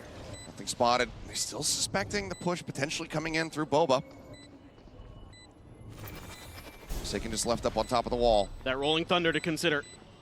He's got it ready, and he's gonna send it. They want to just play for time. One gonna be spotted there. Boostio, the ping coming out. Forsaken able to collect it. Is Bang now nothing more to do other than to try to play for some kills. And he will be able to find them, but he cannot rescue this round. The spike will detonate, and PRX will get to 8. I mean, just great on-the-fly adjustments from PRX, and almost in time was Bang to maybe catch Devi on the way out, and that might have been 100 Thieves round at that point. But then PRX plays this so smart. Great shots here off the rip with these Sheriffs. Great paranoia. And then the follow-up from Cryo, expecting the swing from Mindfreak. But PRX plays that so nice. They use that wall, anticipating that there's going to be a player coming from defender spawn to buy a little bit of extra time. And then they're able to rotate back into that space after it's, and re-clear it for themselves to set up for the Rolling Thunder. So aware right now are PRX. Even though 100 Thieves is having some good rounds, PRX is, you can see why this has been. Showstopper online. Oh my God. Stun up here on the Asuna, but they can't deny him getting the ult ready. And there it is, the paranoia. It's gonna be Cryo collecting the kill. Paint shells lobbed in, Boombot cleared out. A good first kill found here for the side of 100 Thieves. And there's just a lot of util coming that direction for PRX. They're gonna spread the map. They're gonna see if they can maybe catch a player in transition through mid. Yeah, but right now, nobody's giving that opportunity for PRX. Something with the spike. Trying to once again challenge Boostio potentially. Gonna clear the camera, get himself an orb, get that Thrash going, and they've got to set up a pinch through market. Monster on the loose. Thrash to lead the charge, the fault line. As they look for the connection, that's gonna be Boostio for now detained here on top of the Aftershock. No, drifts away, manages to keep himself alive. Jing hunting, however, swings in and Bang covering fire, is able to take him down. And 100 Thieves, they've all already arrived. Forsaken able to deal with one, swings back through. The flashes connecting, Forsaken collects a second, but now Cryo pitching in through market. Mindfreak waiting, finds it, but now he's the last one alive. Maybe an attempt on the fake on the TP. Got her a botch. There's the tap. Mindfreak swings, he finds the first. Isolates it now to a 1v1. The tap again, Boostio trying to bait him out, but Mindfreak. Cover going out. Playing this wisely. Smoke set up, swings in! But it's a bit too early, and Boostio stands his ground. 100 Thieves will find a third. Oh, Mindfreak. Usually so good in those situations, but Boostio better this time. And this looked like it could go either way. In the middle of that round, I was just on a knife's edge. So many huge kills. Forsaken finding 2 big ones. The back of that Dizzy. Mindfreak, that first one, so good. But just gets a little bit ahead of this smoke timing. And yeah. Thought maybe that he could catch Boostio. Not ready for it. He's trying to do a little bit of a cheeky one-way, but yep, a bit too early. Now we go into the last round here of the half. See if 100 Thieves can find a fourth. Early mosh over the top in towards Boba. Just a cam set up in B. As PRX look like they want to just storm their way into the site. Jing forward, taking space. Dizzy not spotting anything. They know that the site is there as the cam has been cleared out. They're gonna use the wall for market this time. Plant setup. Put this down. This is gonna be really difficult to clear. Thrash gonna be coming through, but they're able to clear it out. And Cryo dead. Forsaken putting that Aftershock on him while he was channeling the ult. Finds that elimination, sees the nade. Asuna able to find one. Forsaken down so low on HP. EU finds Jing. Bounce up over the top. Forsaken holding his ground, able to find one. Now Mindfreak. Once again in a 1v1. Just waiting, spotting. And Asuna is trying to challenge. Mindfreak still giving the time of day. He's given these opportunities. Just trying to poke and prod for this headshot. Asuna trying to run him down. Swing onto the corner. He cannot find it. Mindfreak cannot get the clutch. Diffuse gonna be coming through, and it's gonna be 8-4 at the half, much like we saw on Breeze. Yeah, just kind of an awkward position there for Mindfreak. Trying to challenge that, but Crosshair was just a little bit off. Some of these swings, usually he's so steady in those shots. That EU shot was ridiculous. Nasty from him. Absolutely insane. I mean, Forsaken collecting 3 kills, trying to hold the line on the site, but Nice! Oh my. All right, well, I think that's a pretty good recovery here for 100 Thieves, even though it was, you know, everything you could want from PRX. Decent as they have a couple more rounds to try to run back. Let's go ahead and take a look at Devi in our Omen player moment. Obviously, I'm happy that we won, but also I'm kind of like sad, I would say, because we had to eliminate EDG. I thought that we would be able to go deeper together, you know, and also their home crowd. So I don't really want to do that. I think when it comes to Valorant and when it comes to EDG, I think he has to play around Kang because when he's online, it's just a disaster, you know.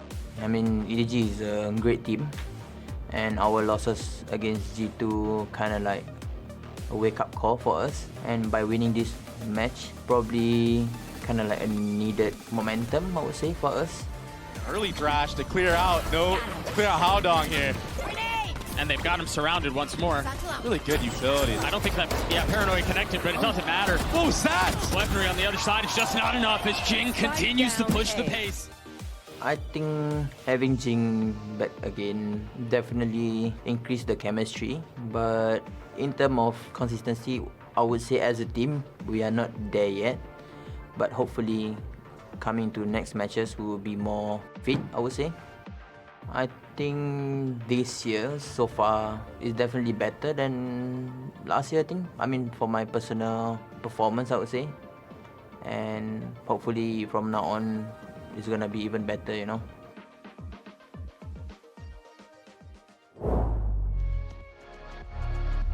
It's been a solid performance from Divide thus far, doing his job, locking off angles with this Sage. Have a clear lead, up by 4 are PRX. But 100 Thieves certainly not out of this as they shift their way over onto the attack. Yeah, no doubt about it. A lot of good things for PRX at the start of that. Forsaken has 21 kills in a half. It's been a time. It's been a time for him. And it's great to see him come alive. You know, the guy has been on so many international stages, given us so many insane moments throughout the years. Obviously that ace at Madrid is on everyone's mind, but it was a rough start for him to this event, and him picking up steam is scary. 400 Thieves. And a B hit. A lot of space has to be given up. Maybe Divide challenges through the smoke, but no, Mindfreak doing a little bit of damage, but he's stuck in that corner. Okay, not deep enough to really find too much damage. Swing out, Mindfreak snapped with a headshot. It's a better Vasana this time around. Bang, finding another. The push forward fearlessly here is 100 Thieves. But something swinging back, playing off of that fault line, is able to find one. Swing out from Boostio, taken low, taken down, Forsaken, finding himself a 22nd kill. C's not going to connect. One enemy remaining. Taken down, EU, snappy with it, and it all comes down to Forsaken. See if they can find a second pistol round win here on this map. But as he pushes the smoke, both players are facing, and that's going to be 100 Thieves, starting things off as necessary. Yeah, it's just everybody just trying to back each other up for PRX, and 100 Thieves just gets the better of the trades. That's all there is to it.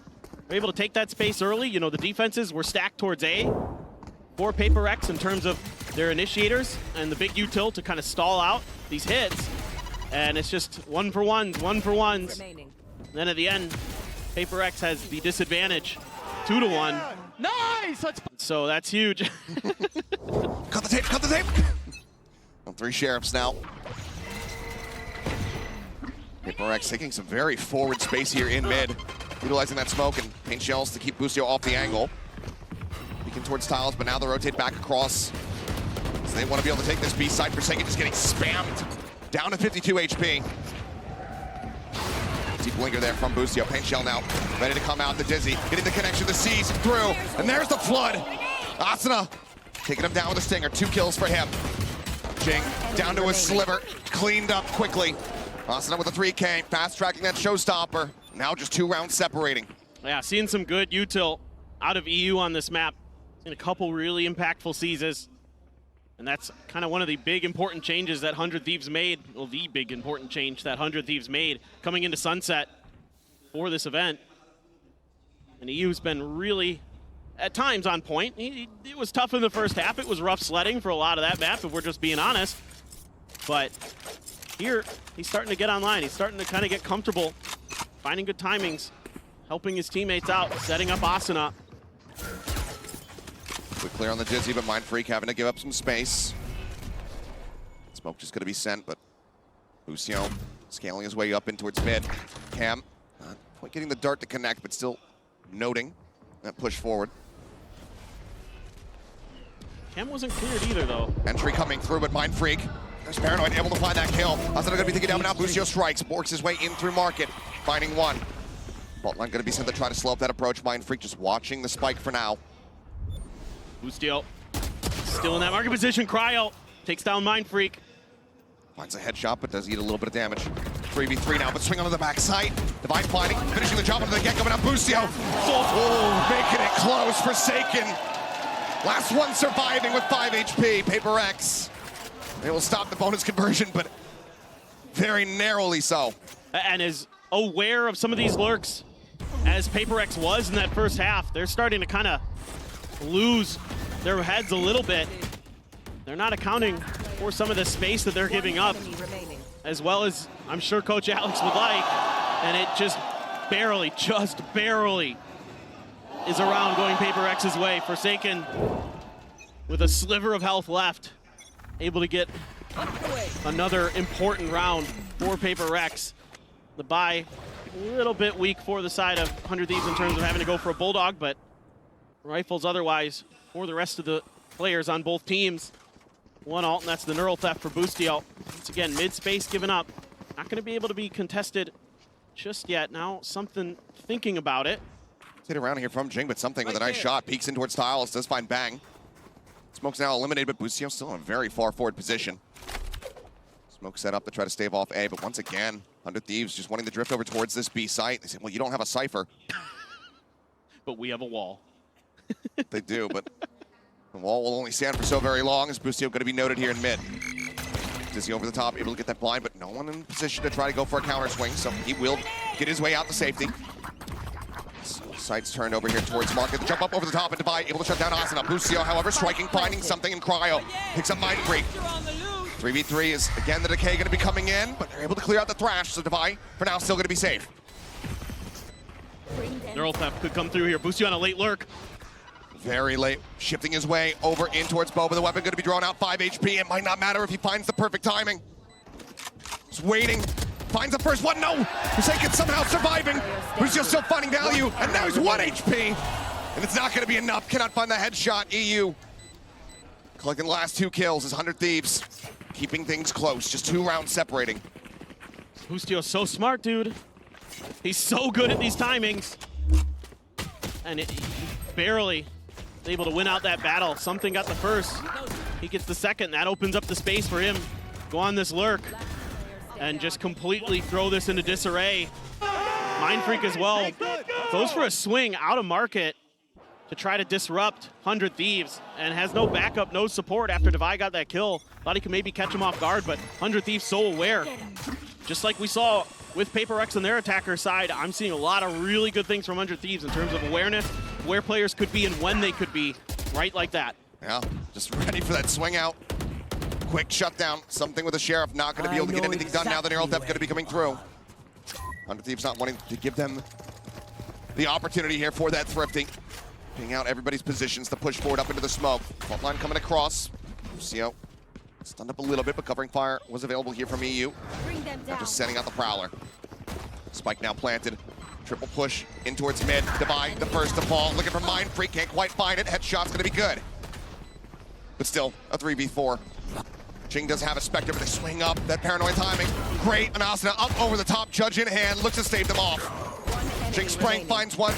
Want to peek in. Asuna good for the second one, looks for the third. But it's gonna be Boostio collecting it as the paint shells fly. Now just 1 round from tying things up. 100 Thieves. So very close from getting themselves back into the driver's seat. And now you have so many ults and 1 away from the Rolling Thunder for Forsaken. Pivotal round potentially in this map, in this match. Who knows? With the way that 100 Thieves is starting to play, I mean, the good news here for PRX is you've done some damage economically to them. You've been able to keep them from being able to go for full rifles. They have to go for a Judge, but Asuna has that showstopper, so does Jing. Have the Nightfall for EU. Have a Res, you have a Thrash for something. What can PRX do? Starting to contest a little bit at the point of attack, but we haven't seen PRX get super aggressive anywhere on the map. They've been playing for a lot of retake, and frankly, it hasn't been going great. Divide far forward. Wall at the ready, but looks like they're just going to try to face in here to this Judge, and they're able to find one, but EU covering, finds himself a second. Spike drop and wall segment going to be broken. Quick pickup here. It's Cease just sent to see if he gets a catch. He's expecting the res from Devi. That's why the wall came up to try to see if they could get it. But they're going to have to pull off for now. Maybe he can double back and go for it, but... Look at this from Bang, just lurking his way up. They have to be aware. Forsaken holding forward. Does he have this read? No. No, he does not. It's an easy kill delivered here by Bang, who turns back to find his second. Jing cannot get the punish. Well, yes, the res is available. You just be bringing somebody back in to a 2v3. Devi not wanting to take the time to try to go for it. This continues on his way, but this trap wire just holds him back. That's a save. Nothing more to be done. Just has to save. 100 Thieves, they're going to tie things up at 9-9. They're just all over the map. I mean, they're so difficult to keep a read on. They're willing to take their time a little bit, kind of poke and prod, find those picks that open up the space, and start maneuvering through the map. And Bang doing a great job using all that attention towards B main to find a timing, to slip the net and get in and completely backstab PRX and ruin this round and tie it up at 9. Unbelievable. This is such solid work here from the side of 100 Thieves. From 8-4 at the half to only giving up one round thus far to this defense from PRX. I'm not tired. Nope. The economy still shattered. Full ultimates, but can they get into position to try to invest them? So far, the answer has been no. It's going to be a timeout call here from PRX, wanting to assess what they have in the arsenal.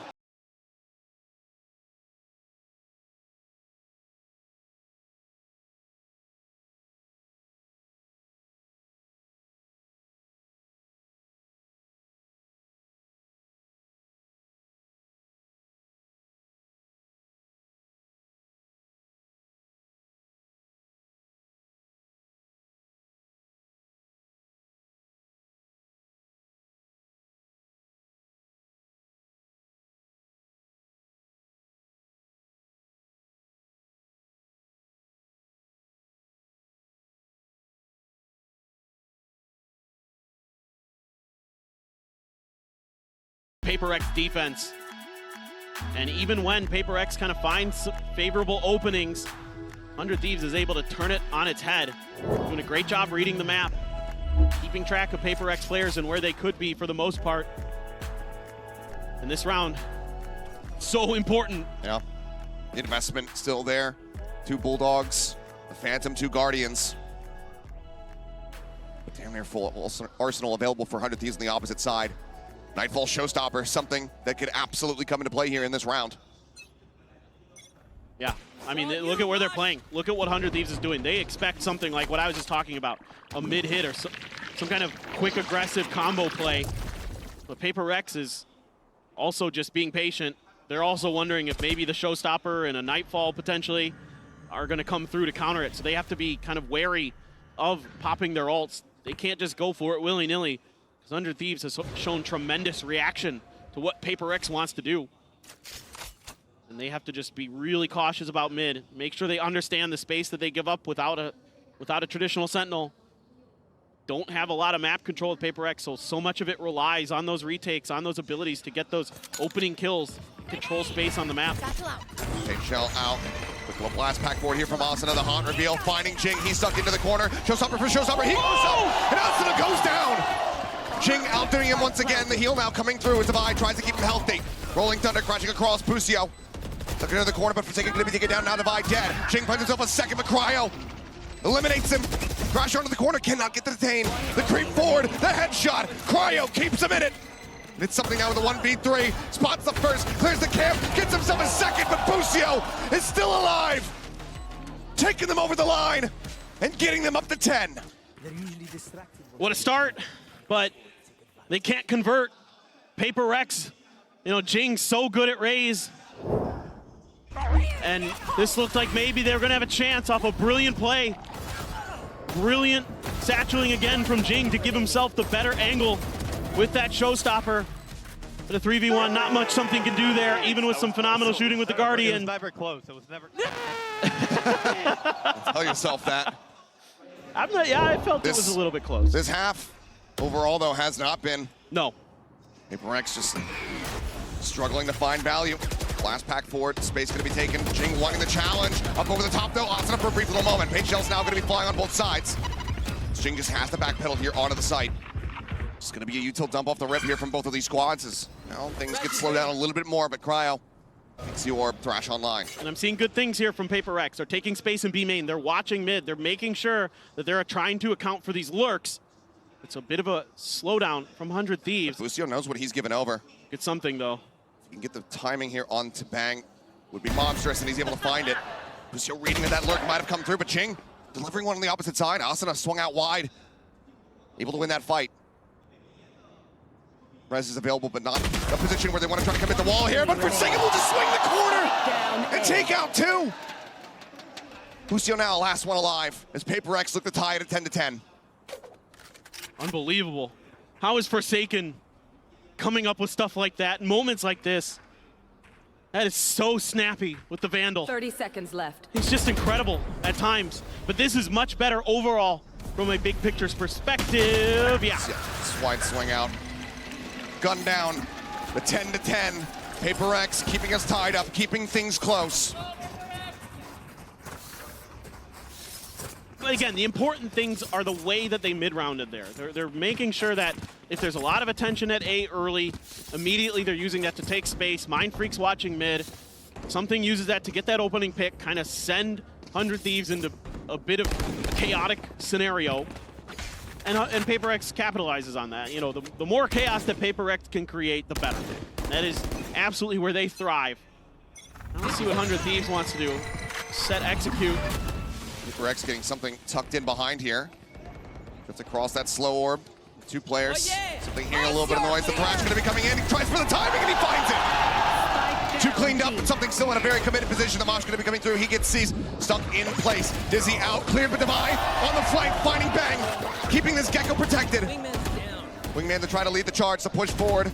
As the smoke comes in, something drifting around the back. Lucio cleared out, and something finds the third. 3 players left standing. PRX not going down without a fight. They reestablish a lead. I thought maybe 100 Thieves might read that off the way Devi played it at the front of that door. The way that he cleared the threat, or was trying to clear some of that utility, cleared the Dizzy, but something was anticipating the Thrash around that corner and struck at the perfect moment. And we get to watch it from Uncle Aim's perspective as he covered very nicely for something. And a little bit of trickery pays dividends for PRX and gives them the lead once again.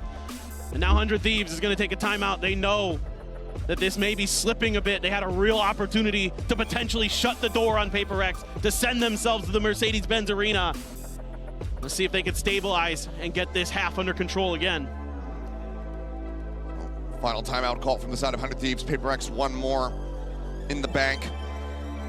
But Cash, it's been wishy-washy from both of these squads here in the second half. 100 Thieves decide to put together Neural Theft online. Early pick could set them up quite nicely. Bustio's been having a map himself. 22 kills right now. It's been a big battle between these IGLs. Man could frag. No doubt about it. And he has been a real nuisance on the map. Trying to keep track of him. He uses his util so well against you. Right there. As that Cypher, saw it on Breeze as well, so certainly something to consider. And look at this stack from PRX. They are doing the firing squad from top mid. Here we go again. Wall boost up. Outlaw in hand here for Forsaken, but we'll just drift down. Creep up here. The tiles from Bustio. Jing challenging and finds it. Opening kill here for PRX as they look to get themselves up to 12. Still got those players up there. Now they're going to start dropping down. Devi's going to remain a bit longer, but eventually will hop off of the wall himself. Asuna goes on a bit of a walkabout. Just a stinger in hand for him. Couple rifles though, EU and Bang. Could do some damage, but right now PRX has them pretty well corralled. It's a matter of keeping control of these angles, winning some of these duels, or these 2v1s potentially. Spotting him out, but Bang already softened up down to 85. He's just gonna get sprayed. Defy finding the kill, and yeah, you mentioned it, Ching drifting his way forward down into mid. Not gonna be able to intercept anybody though, as Wingman doesn't go deep enough to reveal Asana's position. So for now, something, only person on this side of the map, but everyone starts working their way forward. Jing ready for it, gets the catch. Something not quite ready for Crowd to swing out, but Jing gets himself another kill. The blast back forward, the headshot, the 4K, and map point for PRX. Okay. Match point. They found a bit of a rhythm now. Now they're starting to take space. Now they're the ones who are starting to abuse the open areas of the map that 100 Thieves is giving them. And they're finally coming online. Jing winning a very important battle out in the open there. One enemy remaining. And then the classic Jing, blast back in your face and have immaculate crosshair placement after the recovery. It's unbelievable. Something as an op, an outlaw for Forsaken. Half armors for most of 100 Thieves. 4 ults here from the side of PRX. The showstopper already in play, and something sniping Asuna out of the sky. Thrash now to flush them out, force them back away from B. Lucio wanting to go on a bit of a linger. Here. Wants to creep up, knows that if he can find a kill, gets a neural theft, revealing the rest of the squad. Forsaken just gonna be backpedaling, tucked away into the corner. Map control firmly for PRX. They immediately shifted positions to watch mid, to watch for the reflank from 100 Thieves. Doing a great job clearing their positions, but it looks like it is going to be potentially a B hit. The forces of 100 Thieves are continuing to stack in this direction. TP to check over towards A. Canceled. Going back in. The Thrash built back up. On the hunt into the corner, does get cleared out, but it sees all. Forsaken finds the shot. EU dead. Haunt reveal might not matter much at all. Wingman leading the charge, not going to be cleared out. Plan still going to be through, but now taken down is Forsaken. Gets the 3K and Jing gets the final blow. It's everything we wanted and more. Elimination on the line, and map 3 delivered. Brought to you by PRX. It wasn't easy, but PRX able to finally find their footing on this defender's half and give us an icebox. 13-10, still close. 100 Thieves have that fight in them. Icebox coming up next. Don't go anywhere.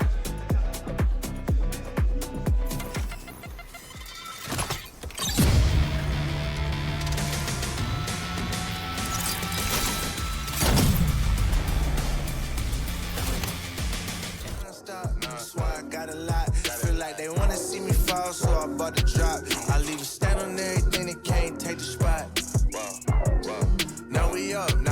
Talked to God yesterday, said it's more on the way. I done made a lot of money and it's more on the way. I done got a couple plaques and it's more on the way. I put a lot of people on and it's more on the way. Lego popping up. If life a marathon, I got no choice but run amok. I've been sliding on these tracks, my haters need a salt truck. And it still won't melt the ice, and it's black. And I'm back, you talking down, what is that? Bro, you act like we ain't blessed or something. God ain't flexing something. If you want me on your set or something, cut a check or something. We've been bringing dreams to life like Freddy Krueger, we ain't done. I've been moving on this blind faith from staring at the sun. Just when it sound like they don't see it, let alone what it feel like. Dog, why you worried about them? Go get your own life. Counting everybody pockets like you work for Levi. Oh my, that won't get you nowhere. I came way too far from hiding, seeking from the police. But it came way too far, my gang was sitting in the nosebleed. Praying down on my knees, then got back up, we in the floor seats. Yeah, looking at full court games, like of course we had to go stats on full course meals, now it's more on the way. Why would I stress about these bills? I got more on the way. I'm a stellar winning politician, more on the way. Pull up deep, I'm never solo, and it's more on the way. I done put a lot of people on, and got no thank you. I ain't saying I'm God or nothing, but I'm Allen Iverson. When I talk about crosses, I ain't trying to break your ankles. Tell them I've been stepping for so long, I got cankles. Wanna make me mad, try to come tell me what Jesus can't do. Make me mad. Well, you better be glad you ain't no villain, Jesus saved you. Baby glad. Everybody used to be like, what's that smell? Jesus bathed you. And the real ones always recognize me cause I'm fake proof. Every time I'm lit, I don't get bit cause I'm snake proof. Had to tell that sin, I can shake you. And I told Goliath, it's a 30, I can take it. It's a 30. I done came too far from living dirty. Ayy, gave me no respect. Lonely on me neck. Zeros on the checks. What did y'all expect? Been around, homies kept it holy from the lobby to the penthouse. Blessings coming ODI. I need a list now. Cause it's more on the way. Made a lot of hits and it's more on the way. I done caused a lot of fits and it's more on the way. Yeah. Oh, you like that? It's more on the way. Yeah. OMG, look what what God did. 9 to 5 was putting in the work when I was jobless. Couldn't get the Ray-Bans and it hurt, but now my optics. Can't believe I take a look around, they sending options. Yeah. God bless me, I know that. Had to take the whole city, put it on my whole back. Gotta take the bros with me, I cannot hold back. And not until like 4 laps, got Jesus, peace, no Kodak. I'm moving like it's foreign me, they try to close the door on me. But like the chorus said, they start imploring for some more of me. If we back on that board, then I'll be Jordan when he's scoring. It's a Mount Florence, still I play the tortoise, yeah. The story. Billboard albums back to back, just thought that you should know that. But I got riches in his name that couldn't fit on no plaque. Rest in peace to the corny rap, cause I could not support that. He snatched me out.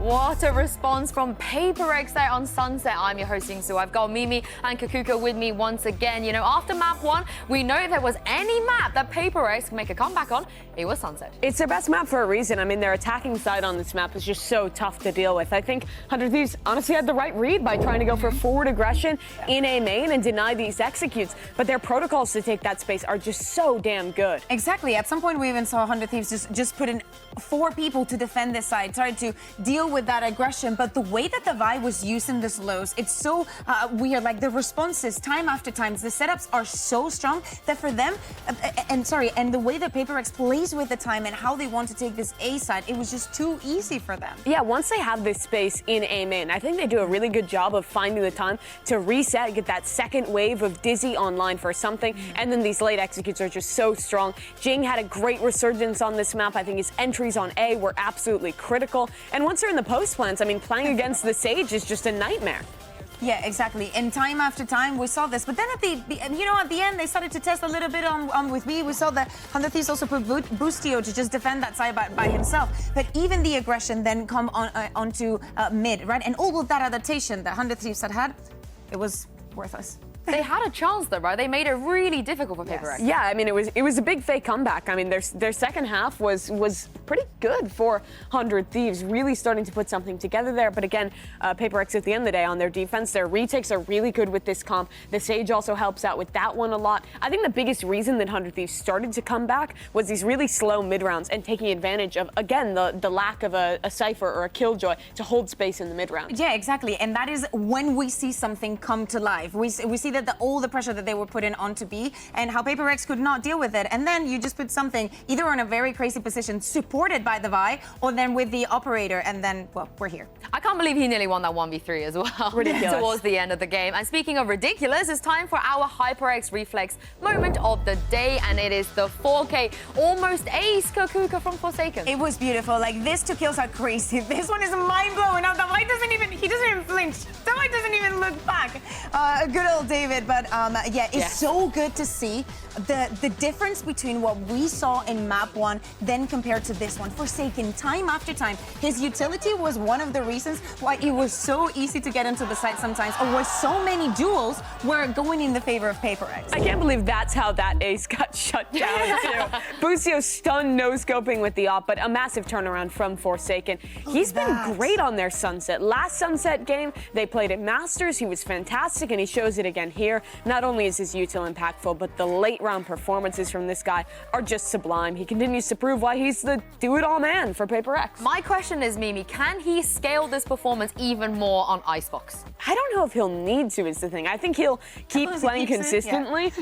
Even if it's like 2/3 of that, I think that could be enough to kind of keep this momentum up for PaperX and wait for some of these other players to start to come online. Yeah, especially because the last map is Icebox, right? And we saw what Gen G did against 100 Thieves. Yes, that day 1 for 100 Thieves, it was most beautiful Icebox I've ever seen. It's good that they're going to be starting on the defense, and probably they still have a very good chance of turning this around. But PaperX has a lot to learn about what Gen G was doing in that map with the extra aggression, with the unpredictability, and actually shutting down the early round for them. Yeah, I don't know how convinced I am of PaperX's Icebox. We haven't seen them play it yet here at Masters Shanghai, but they're playing kind of the old default comp with the KO in the mix there.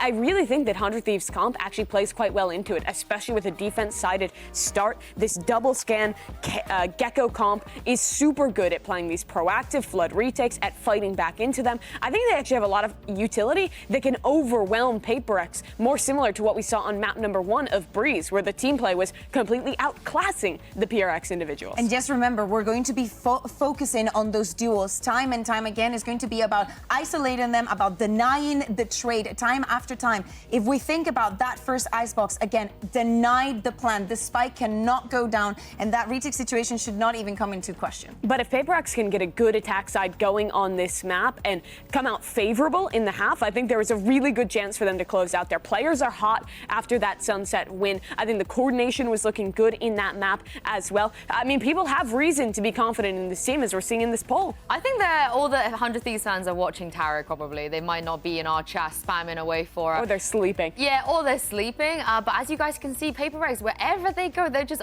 overwhelmingly have the fans' heart. But this is the thing, though. 100 Thieves are not a team that's just going to lay down and let it run over them. Even on Sunset, Kukuka, they could have very well closed this out 2-0. Oh, yeah, exactly. They were very, very close, and maybe a little bit less of adaptation, and actually PaperX stepping up and being extremely comfortable in the map. Even though it's a composition that we do not see that often, they know it to a T, and they know where their strengths and the lacks are in that department. Now, moving on to Icebox and having more of a standard composition, we need to see the face of PaperX that demonstrates us that they're not just the crazy teams. It's not about the crazy compositions and catching you off guard. Watch them lock in another Reina now. Who's going to play the wild card? I actually would be not that surprised if we did see a comp change coming out from them. I think Icebox has a lot of comp diversity right now. I think even playing the Reina is not unreasonable, and I might actually like that for PaperX. Maybe. Yeah, I'd like to see it. I think Gecko's excellent on Icebox. Yeah, I love the Gecko Sage as well. I don't know if that's something they would kind of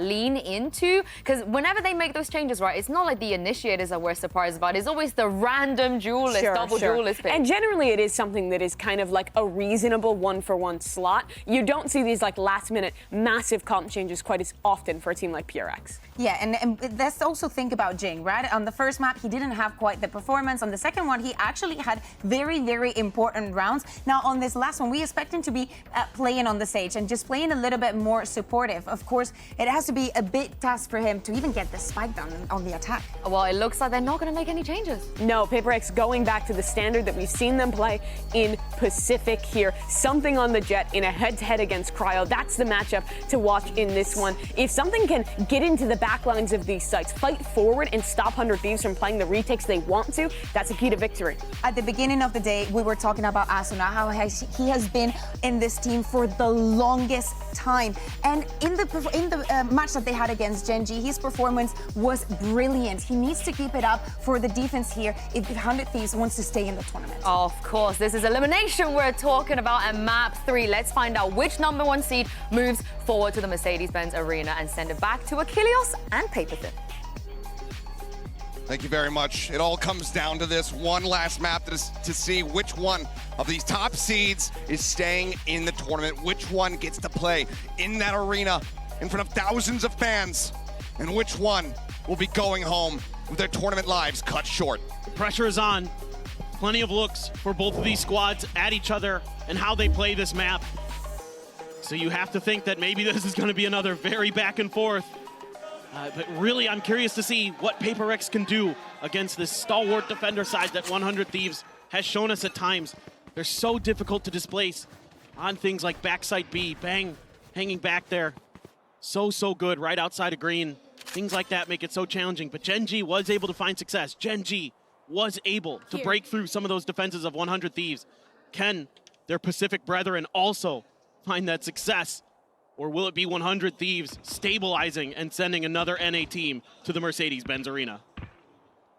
Lucio for now just sat here. It's out of 2. Poison Orb gonna be coming up. Start inching their way forward. Lucio tucked back here for a brief little moment. Something fearlessly moving forward. Clear out onto the turret for now. Makes a little bit more noise to push up into kitchen. Tries to get the adjustment, but cannot. Lucio will be traded out very quickly as the Dart able to get the reveal. Wall now raised up, but Cryo down here below the window, able to find one. Mindfreak gonna be taken out for Chicken down to 12. Wall segments potentially being broken. Cryo slipping, the net swings up. Jing able to readjust, finds that kill. Looks for another one. Catches the shoulder, turns back over towards EU. Damage not found, tries to go for the wide swing, but now it's all on Devi. He can't make it happen. 100 Thieves start things off with a pistol win once more. Yeah, and it's the information game that wins 100 Thieves this round. The initial turret contact, there's no back off from PRX, and then they're gonna get the spot with the Sova util as well. And just everybody is able to completely swarm and smother PRX inside the kitchen. There's no cooking to be done here for PRX. They tried what they could, but not able to get through. And Boostio is already so fired up there. Just never letting go of that energy that he has. It's incredible. There is going to be the Marshal for Devi, actually. Swing out, something going to be dealt with as Cryo collects 2.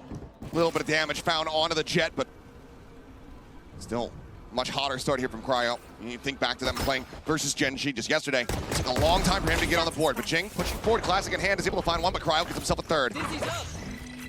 Still alive, still fighting back. Yeah, nice little attempt at a bait and switch on Belt for PRX. Trying to use that Jet. You would think that normally that'd be the player with the Marshal. Devi tried to swing out. Didn't really get much. Forsaken able to collect it. And lets a shot ring out into the box in front of him, but... Trying to disguise the drop down. Yeah. Now spotted. ADS here from Asuna. Gonna be good for 1. Cryo will be put down. 2nd elimination found for PRX, but Forsaken not gonna be able to find any more value here. 2 players lost, but weapons can be picked up. 100 Thieves not really losing out on much as they start things off 2-0. Yeah, really stable, steady stuff here for 100 Thieves. And A site is where NG was able to do so much damage early against 100 Thieves. PRX will likely try to replicate that success. It's a lot of A hits for this squad. And already some things that you don't want to see as the coach of PRX. And now you have an operator to deal with. That round 3 op that Cryo loves to grab. Devi with an outlaw. Yes, but only 2 players with half armor for the side of 100 Thieves. Slow Orb trying to deny these tanks, they know. Asuna is going to want to try to collect him, get that Thrash online as quickly as he possibly can. How important that ult can be. It's taking a while, and 100 Thieves is already moving into position to contest. Got a couple nanos. I mean, look at this forward push here from Bang all the way up. Yep. In front of Garage. This util has to be so good. Get these players out of the back of sight. The strike, there's a Dizzy. Asuna going to be spotted. Tucks himself over onto the right-hand side behind the box, and Forsaken is just getting ripped to pieces. Taken down, something able to reply back onto 1 as he will fall, but now 2 kills. The feed just explodes. 2v3 and something tagged down to 35. Bang going to be noted, the turret cleared out. He's up over the top, does a little bit of damage, but decides to tuck back. Seems like maybe they just want a 2v1 face into the Viper, try to get rid of this flanker. And maybe readjust. They do have 40 seconds to spare, but how low they are. And how unknown Bang is playing, he could absolutely collect these. Oh yeah, this is going to be really tough, especially with the outlaw for Devi. 30 seconds left. Tap on the plant, the swing out. Devi able to note it. Into the back, gets a tag onto 1. Cannot find that kill. Plant now about to be committed to. Push forward, Boostio able to find it. Now it is all on Devi, and he just doesn't have the space. He doesn't have the sight lines here. Making noise, Bang knows exactly where he's at. He's just gonna hold for this one. The round getting away from PRX. He'll do a little bit of additional damage, but the defuse will come in. It's gonna be a bonus conversion for the side of 100 Thieves. Yeah, just looking so good on this defense. As soon as they're expecting to hit, they're able to counter with some great utility. EU getting the spot on the Forsaken, makes him an easy target. The flash, Asuna playing behind that box. That's where a lot of players love to play their anti-flash position. Boostio swinging in right as the plant goes down, knowing that he can wait it out, knowing that they've got both the players of PRX completely isolated. You know, Bang there had full armor, so that outlaw wasn't able to get that kill off the 1 shot. Full Stinger investment now. Yep, and an outlaw.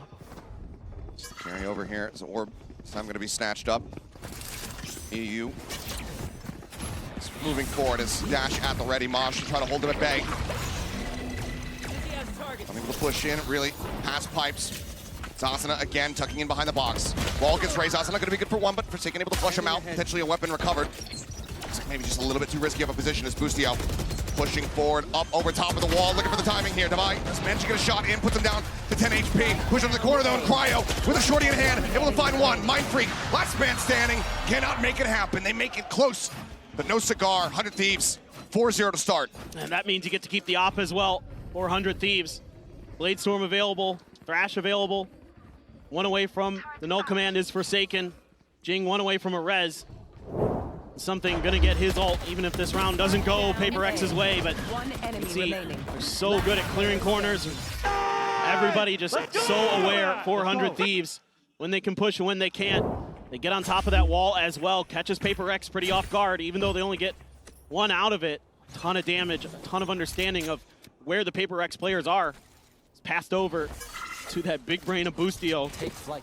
And they're able to do some serious damage. An early spot, but it's only Devi. You've crept something underneath all of this. He got ahead of the Owl drone, so he might be able to catch 100 Thieves off guard here.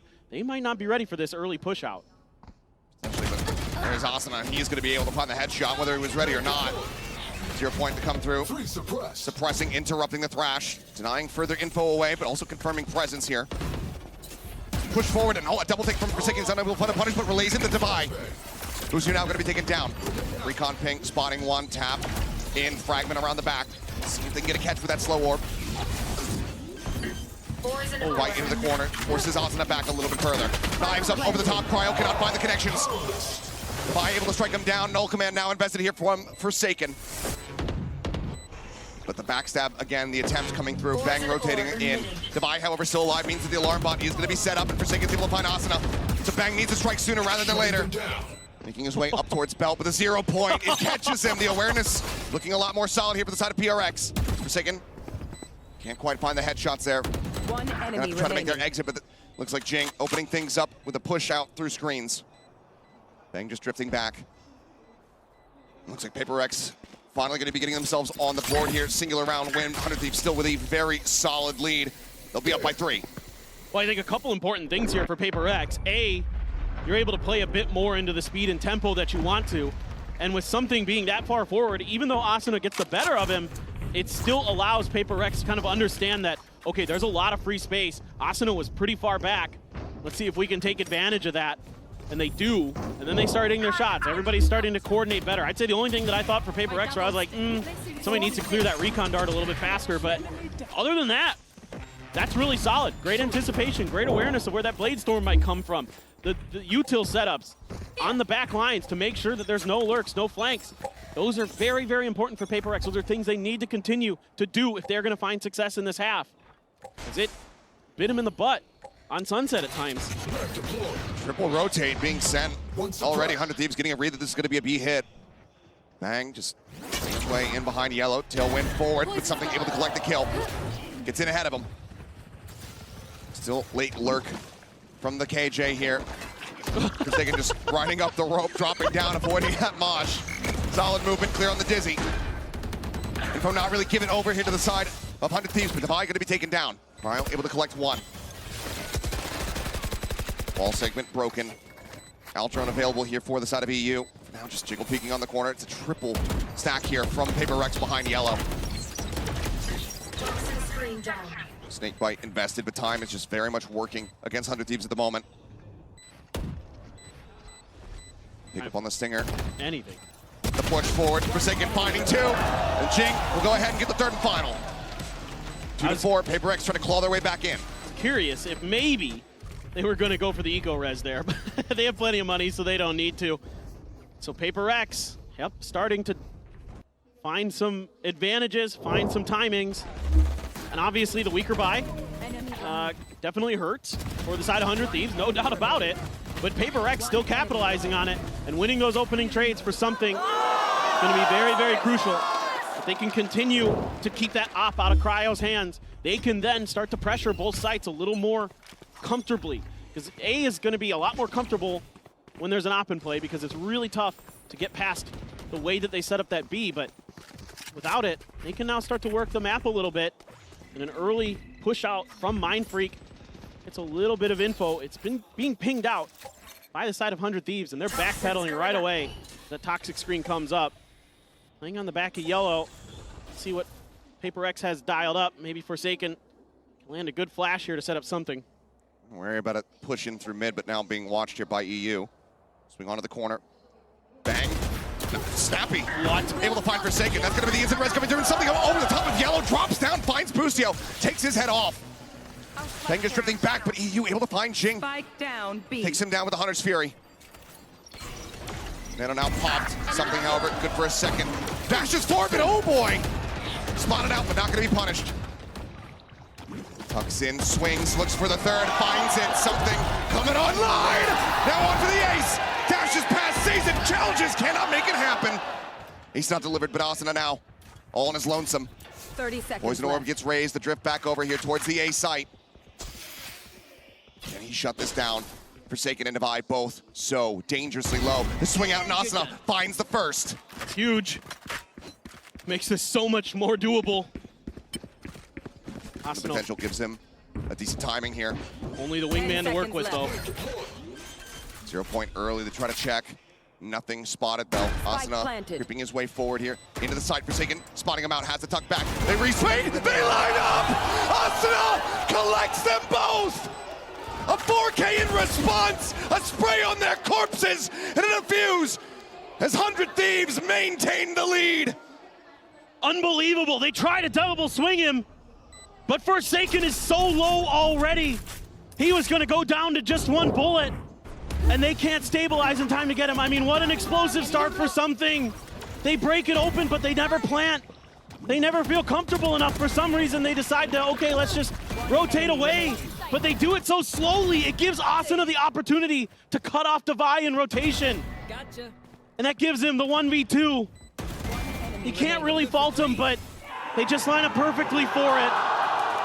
Unbelievable stuff from Asuna. Oh man, and the PRX fans are not happy with that. Certainly not. Something though, attack operator here in hand, misses the shot. Bustio getting away with his life. Sets up the alarm bot, quick clear. Everybody else just poking and prodding, and Cryo on this push forward. Not ready for Forsaken to be on the flank. Does get taken down. Another early advantage here for the side of PRX, and they played off the back of it. Fragment in towards backside. Rotation's now starting for 100 Thieves. PRX trying to take some space. Shots through a wall, gonna be broken down very quickly, but lockdown in play.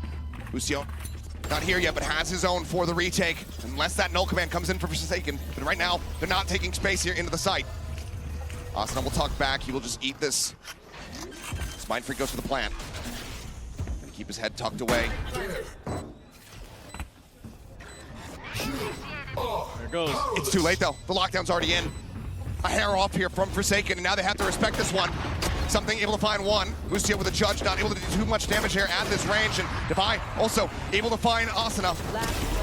Takes him down, and now it is all on to Bang.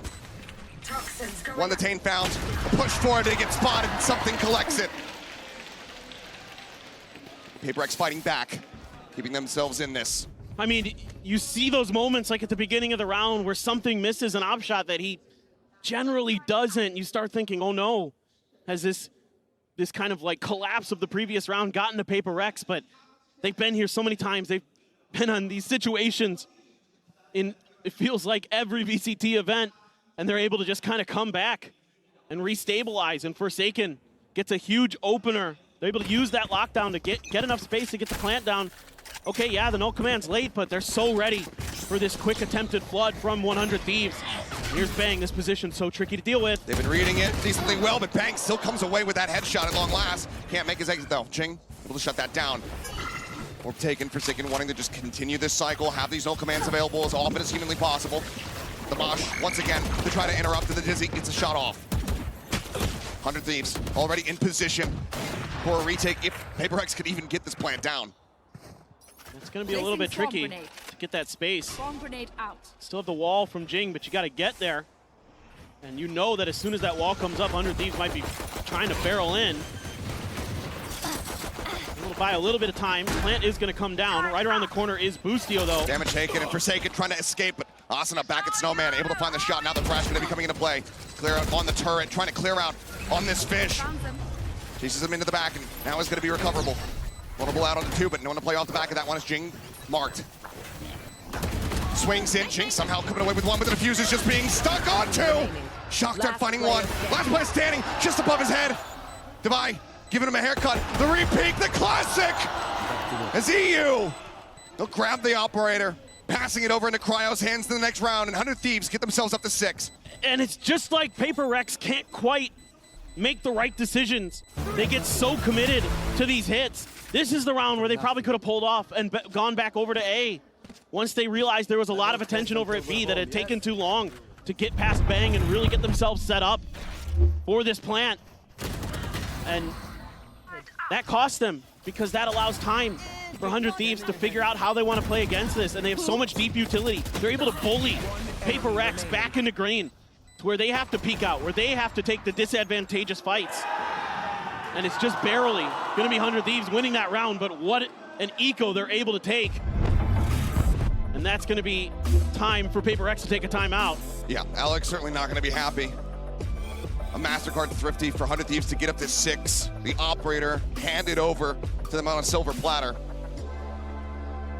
First timeout call here of this final map. I mean, I think you just honestly need confidence for PaperX.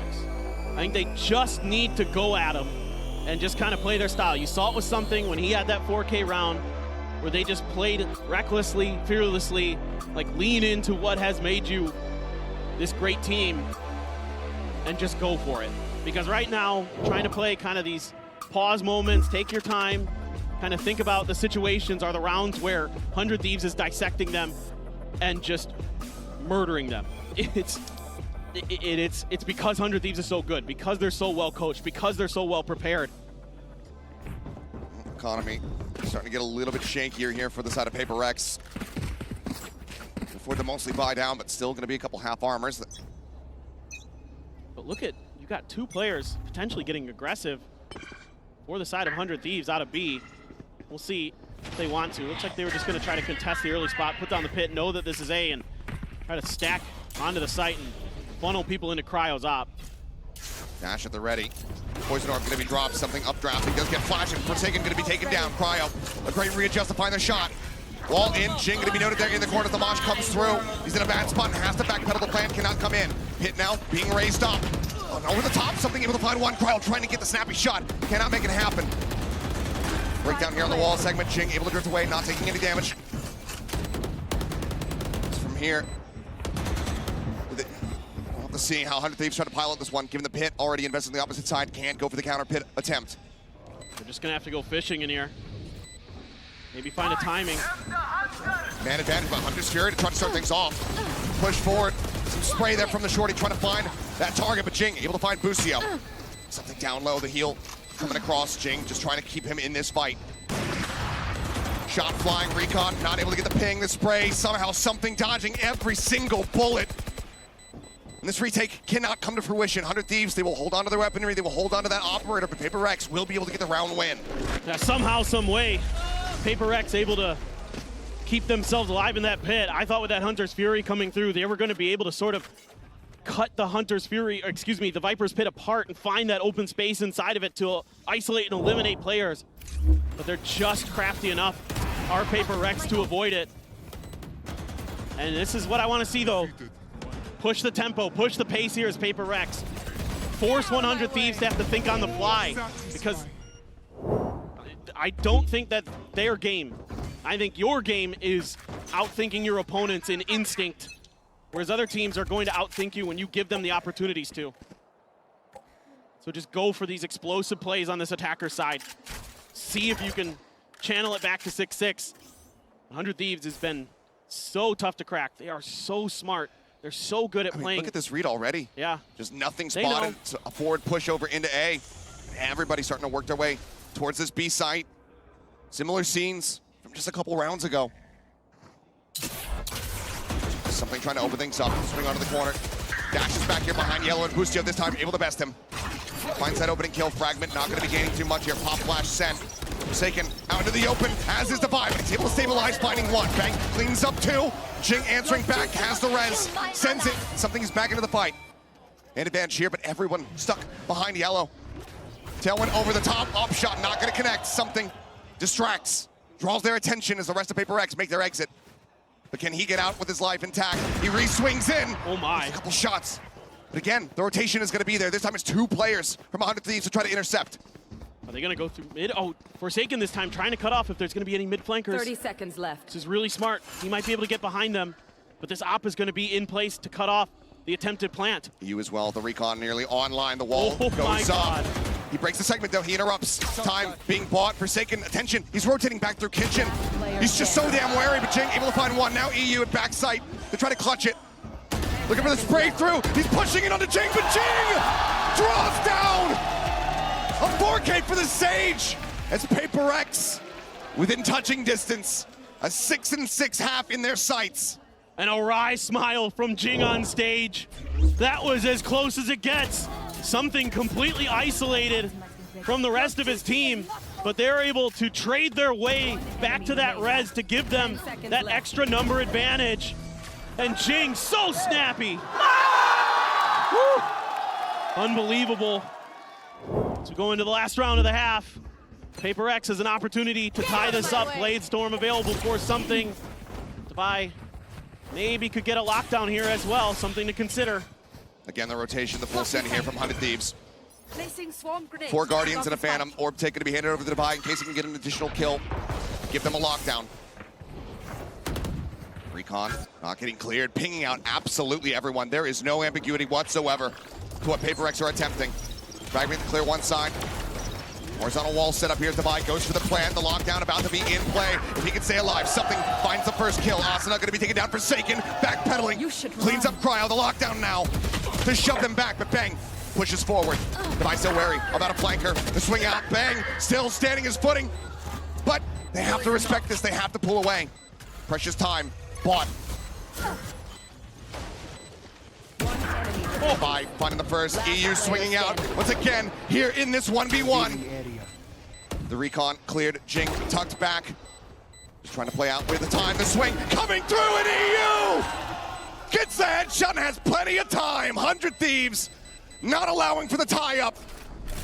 They are in the lead here at the half, 7-5. 100 Thieves has been so insane in these 1v1s, winning so many of them against PRX. And Jing just gambles for it. He just says, I'm just going to swing out and try to kill you. You've got a Guardian. I've got a Vandal. Let's go. But EU has been clutch as heck. Insane stuff from him. 100 Thieves barely going to come out on the better side of the half. Well, he just bailed him out of that last round, giving 100 Thieves the advantage here. We'll hear from EU in our next Omen Player moment.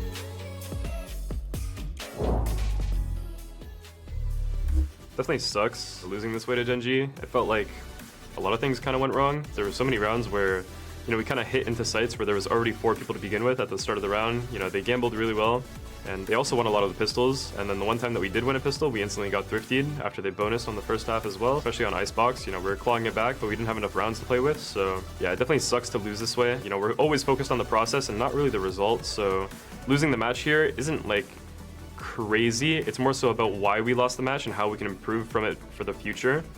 Connecting in on top of it, not going to be able to clear this one. Texture going to be taken down. 4 players detained. Absolutely everyone caught. This round, it's a massacre. Bustio collecting an ace off the back of the O. Perhaps no, Meteor will shut it down. But what a catastrophe for Gen G. Meteor once again noted, expecting the swing from the flank. As long as we focus on the process, the results should come. So we're looking to improve off the Gen G game. Unfortunately, we only have 1 day to prep. So we're going to do the best we can to look over the VOD, the best we can to talk, and fix the issues for the PRX game.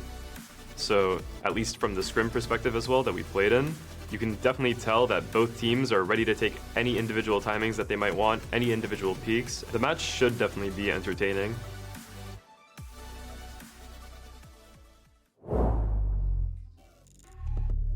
Entertaining it certainly has been. Sunset, Icebox, both very much delivering. PRX have woken up a bit more, but now they find themselves moving over onto the defensive side. 100 Thieves have been dominant in pistols throughout this series.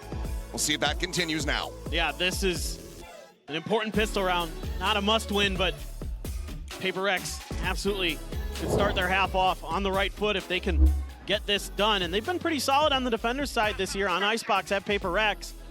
Generally going about even. against Gen G, for example. So for what that's worth, if you want to consider relative power levels, you got to feel pretty confident that PRX can at least keep this close throughout this half. Who knows, maybe overtime is on the cards with how well these two teams have been going back and forth.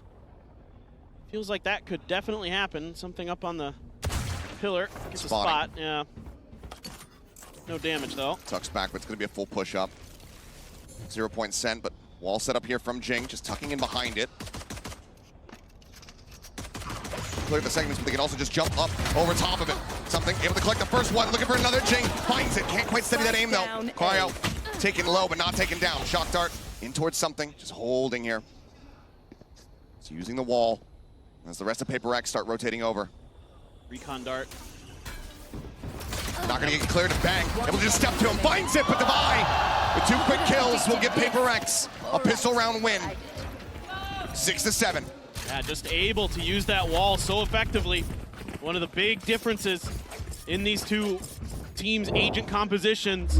And on this defender side, especially early on, it really wreaks havoc because you have to give up info one way or another to try to do something about that wall. And they try to get over it, they try to go through it, and it's pretty well handled by PRX in every regard.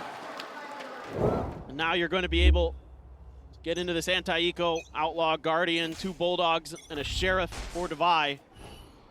Let's see what 100 Thieves can do. They've already pulled off some insane thrifties. Oh, big reveal, and oh my God, how snappy is that?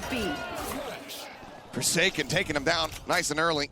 It's a good amount of that entry util out of the hands here of 100 Thieves. Shift over, Boostio, just gonna be on a late lurk here. Trying to see if he can hear anything, sense anything while the rest of his team takes some forward space. Something, however, waiting to intercept Outlaw at the ready. But now they're just gonna drift back. Yeah, a little bit open space for Boostio, so he's calling in the reinforcements saying, well, we've gotten a little bit farther forward, we've got the toxic screen. Double face. Yep.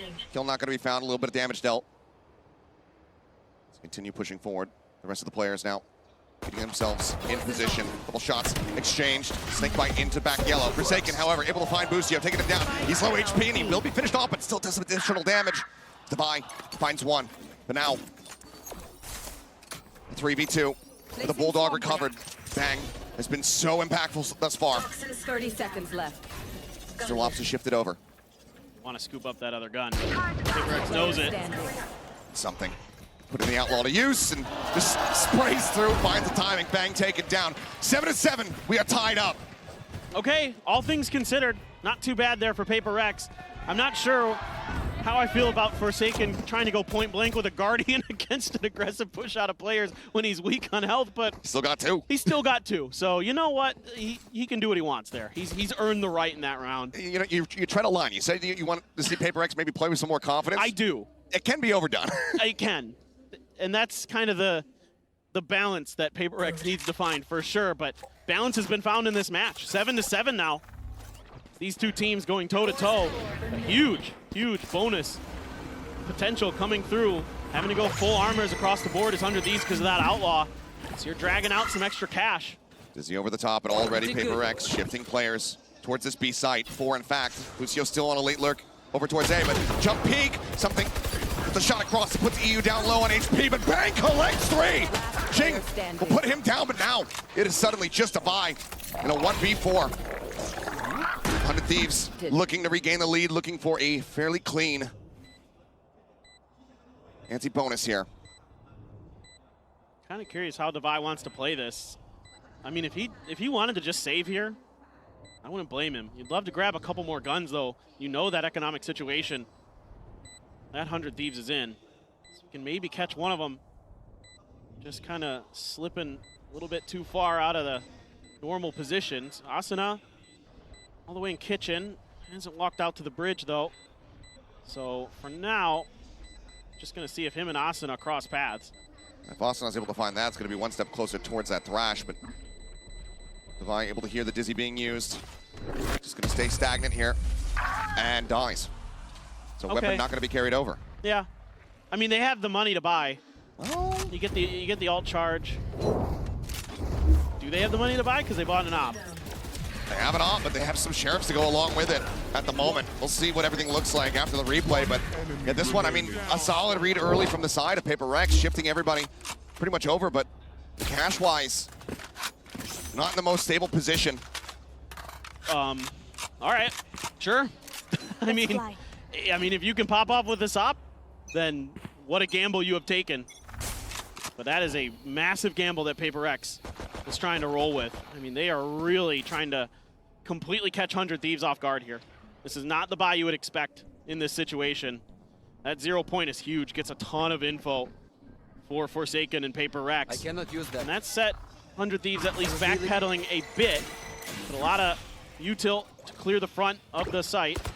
Still back yellow, unaccounted for. Forsaken playing so close. And he is. Dangerous position, and as he swings, Cryo shuts it down.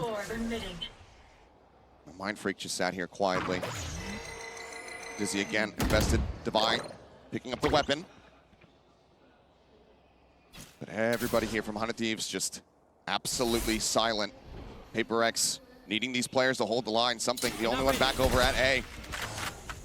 So I have to try to retake with that off. The Thieves have every single advantage available to them at the moment. They know where everybody is. They've got the reads. It's going to come down to the shooting. Dizzy over the top. Doesn't get cleared out, but now it's like a shift back here. 100 Thieves starting to rotate. 30 seconds left. It's going to be in towards A. Something again. Only one left here. Rotation is just now beginning, and Busio pushing his way forward into mid to try to see if he can intercept anyone here on this approach. But time dwindling. Something. Can he find the impact? Sees the entry of one. Has to be worried about the pusher on the back. And he gets tagged down to 31. Immense amount of damage dealt. Busio going to be noted. Brings it back into a 4v4. The heal across. Something. Back up to full HP. Spots, but cannot get the flick. But Cryo, however, finds the kill. Smoke to cover. PRX taking their time to think about it. Sanan knocked down.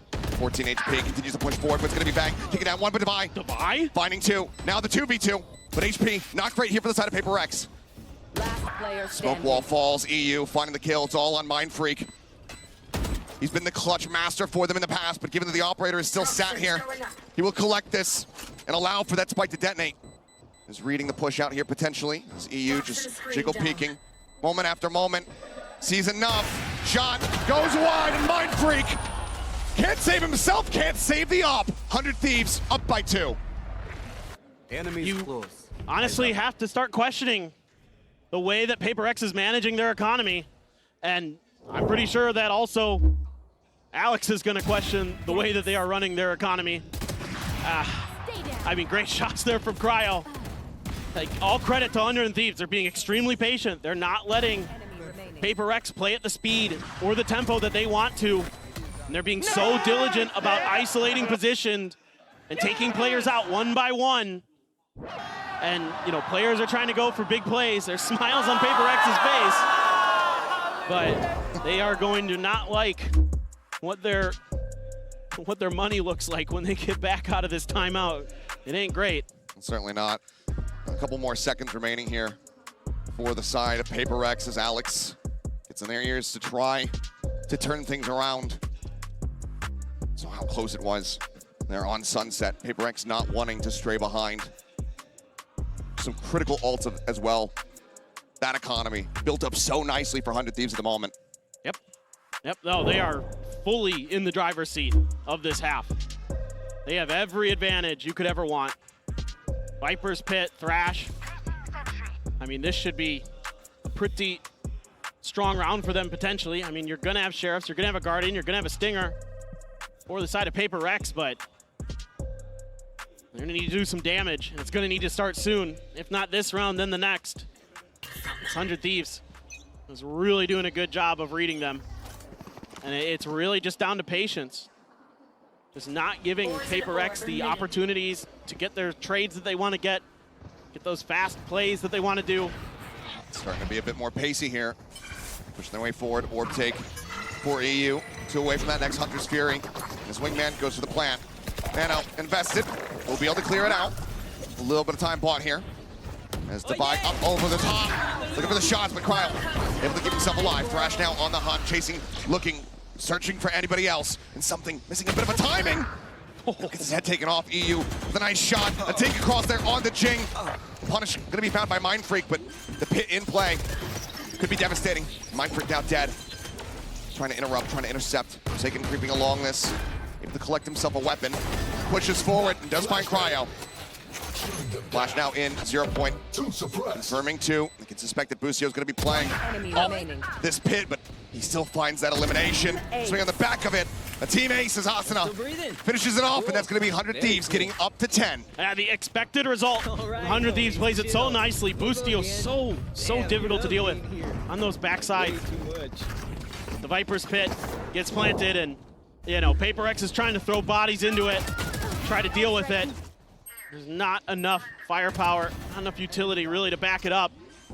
So now we go into a buy for PRX. And what can they do? Close to a couple ults. The blades are there for something, but may not invest those this round necessarily. I always hedge my bets with something though, because sometimes he will just go for things if he feels it, but... Stack after stack here, PRX not getting a solid read. Yep. I mean, opportunity for maybe a 3-man flank around the back, but for now, 100 Thieves avoiding this team absolutely gorgeously.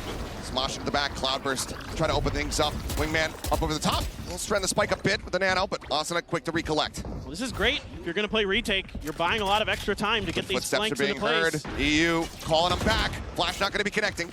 Got 3 players now watching this flank. 100 Thieves set up for success. Something, however, able to displace 1. Cryo going to be taken down. EU and Busio holding their ground. Headshot across there onto Jing. Mind Freak going to be taken out. Shock Dart not connecting, but Jing cannot find the shots. These 2 players now back here on site, doing their damnedest. If something finds 1, Divine gets another. 5 HP for him. Lockdown invested. The Bang, he still has line of sight. You are coming through. Something taken down. It is all on Divine. As Bang just drifts back, and the time is not there. The lockdown will not mean anything. Bang survives the round as 100 Thieves get up to 11. I mean, just insane diligence here from 100 Thieves. They're so good about reacting to what PRX tries to do in this round. And EU has just been absolutely disgusting, holding some of these angles. Him and Boostio, just immovable objects. And PRX doesn't have the strength. And this lockdown, man, just another really questionable decision, frankly. Not really understanding the extra space that was still there at the end of the lockdown for them to cover that angle for the defuse. So it's frankly worthless. It doesn't really find any impact. And it feels like PRX is starting to crumble. Flash gonna be sent, Cryo. Caught by that one. Jing Mind Freak finding 1 apiece. Tailwind bound.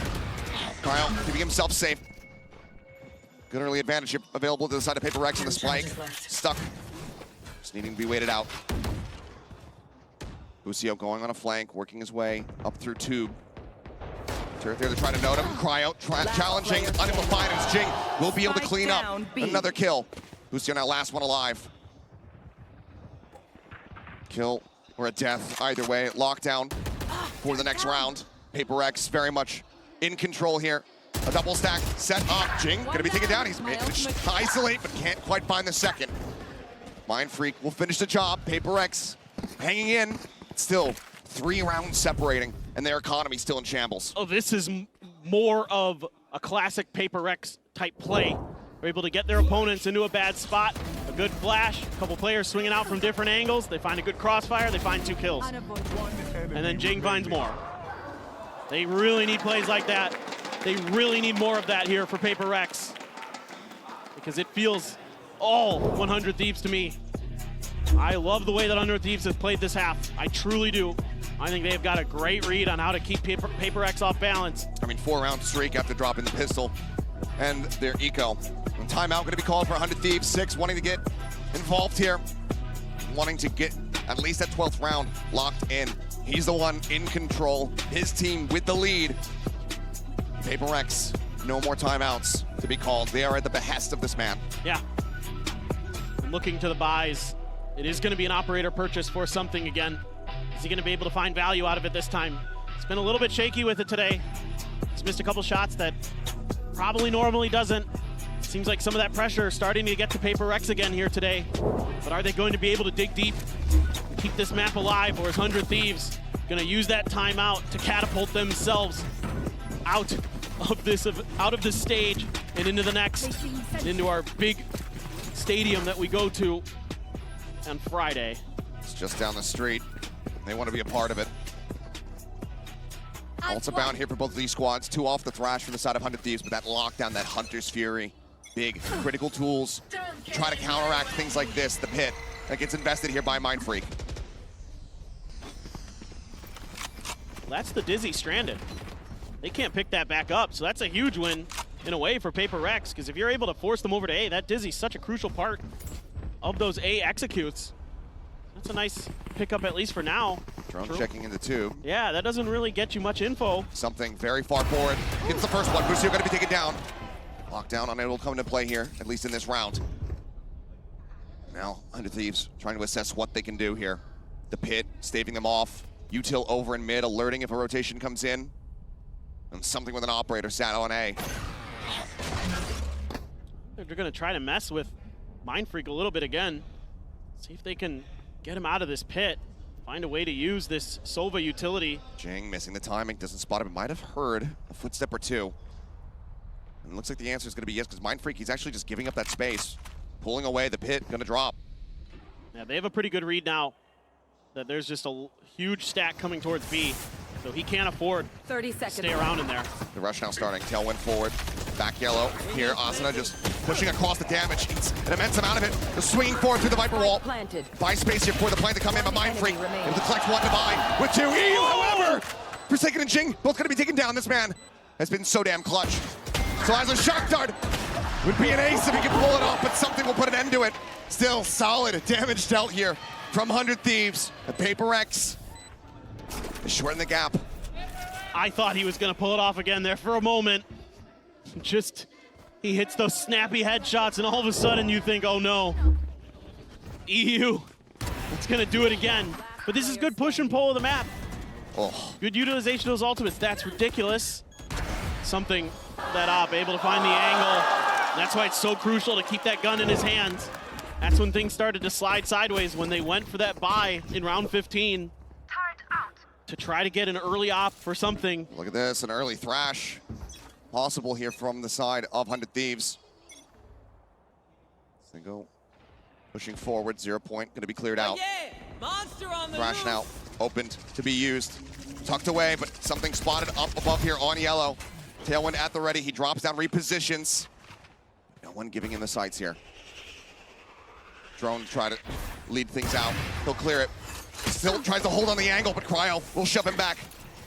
Space bought here for the side of 100 Thieves. Now the lock-in going to be coming through. No way to try to clear that one out. Dizzy gets dropped. Something long enough sight line to work with here and still keep the op in play. Forsaken tries to shove them back.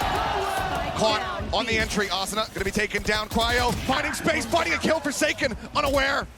Kill found. Busio up over the top here on the side as something's able to collect another elimination, but Mindfreak cannot steady the aim. Res now in play. Cryo far forward, headshot through, but Jing has a little bit more of that Vandal. Plant now coming in. Busio, timing's taken down by finding it, but EU once again asked to be the one to clutch. He plays it out patiently. They're not checking for him, but Forsaken finally spots it and somehow gets the kill. 4 players alive. Economy broken for 100 Thieves. PRX, 1 round separating. I am just so befuddled by PRX sometimes. We've been casting them for years, Achilleos. We've seen so many games, and every time I think, oh, okay, they're out of it now. They don't seem to really have it today. They're just able to find another level. They're able to dig deep and bring things back. And, okay, maybe he heard something out of the crowd or something. He tapped his headset there. I don't know if there was a sound cue or what, but, I mean, 100 Thieves now going to take a timeout. This is unreal. I mean, it's just now starting that PRX is getting a much better read on the flow. They're getting a much more proactive stance at the beginning of the rounds, right? Like, you're using those Viper's Pit, you're using those set combos at B Garage to gain some space. I think for PRX, part of that previous timeout from Alex was control B garage.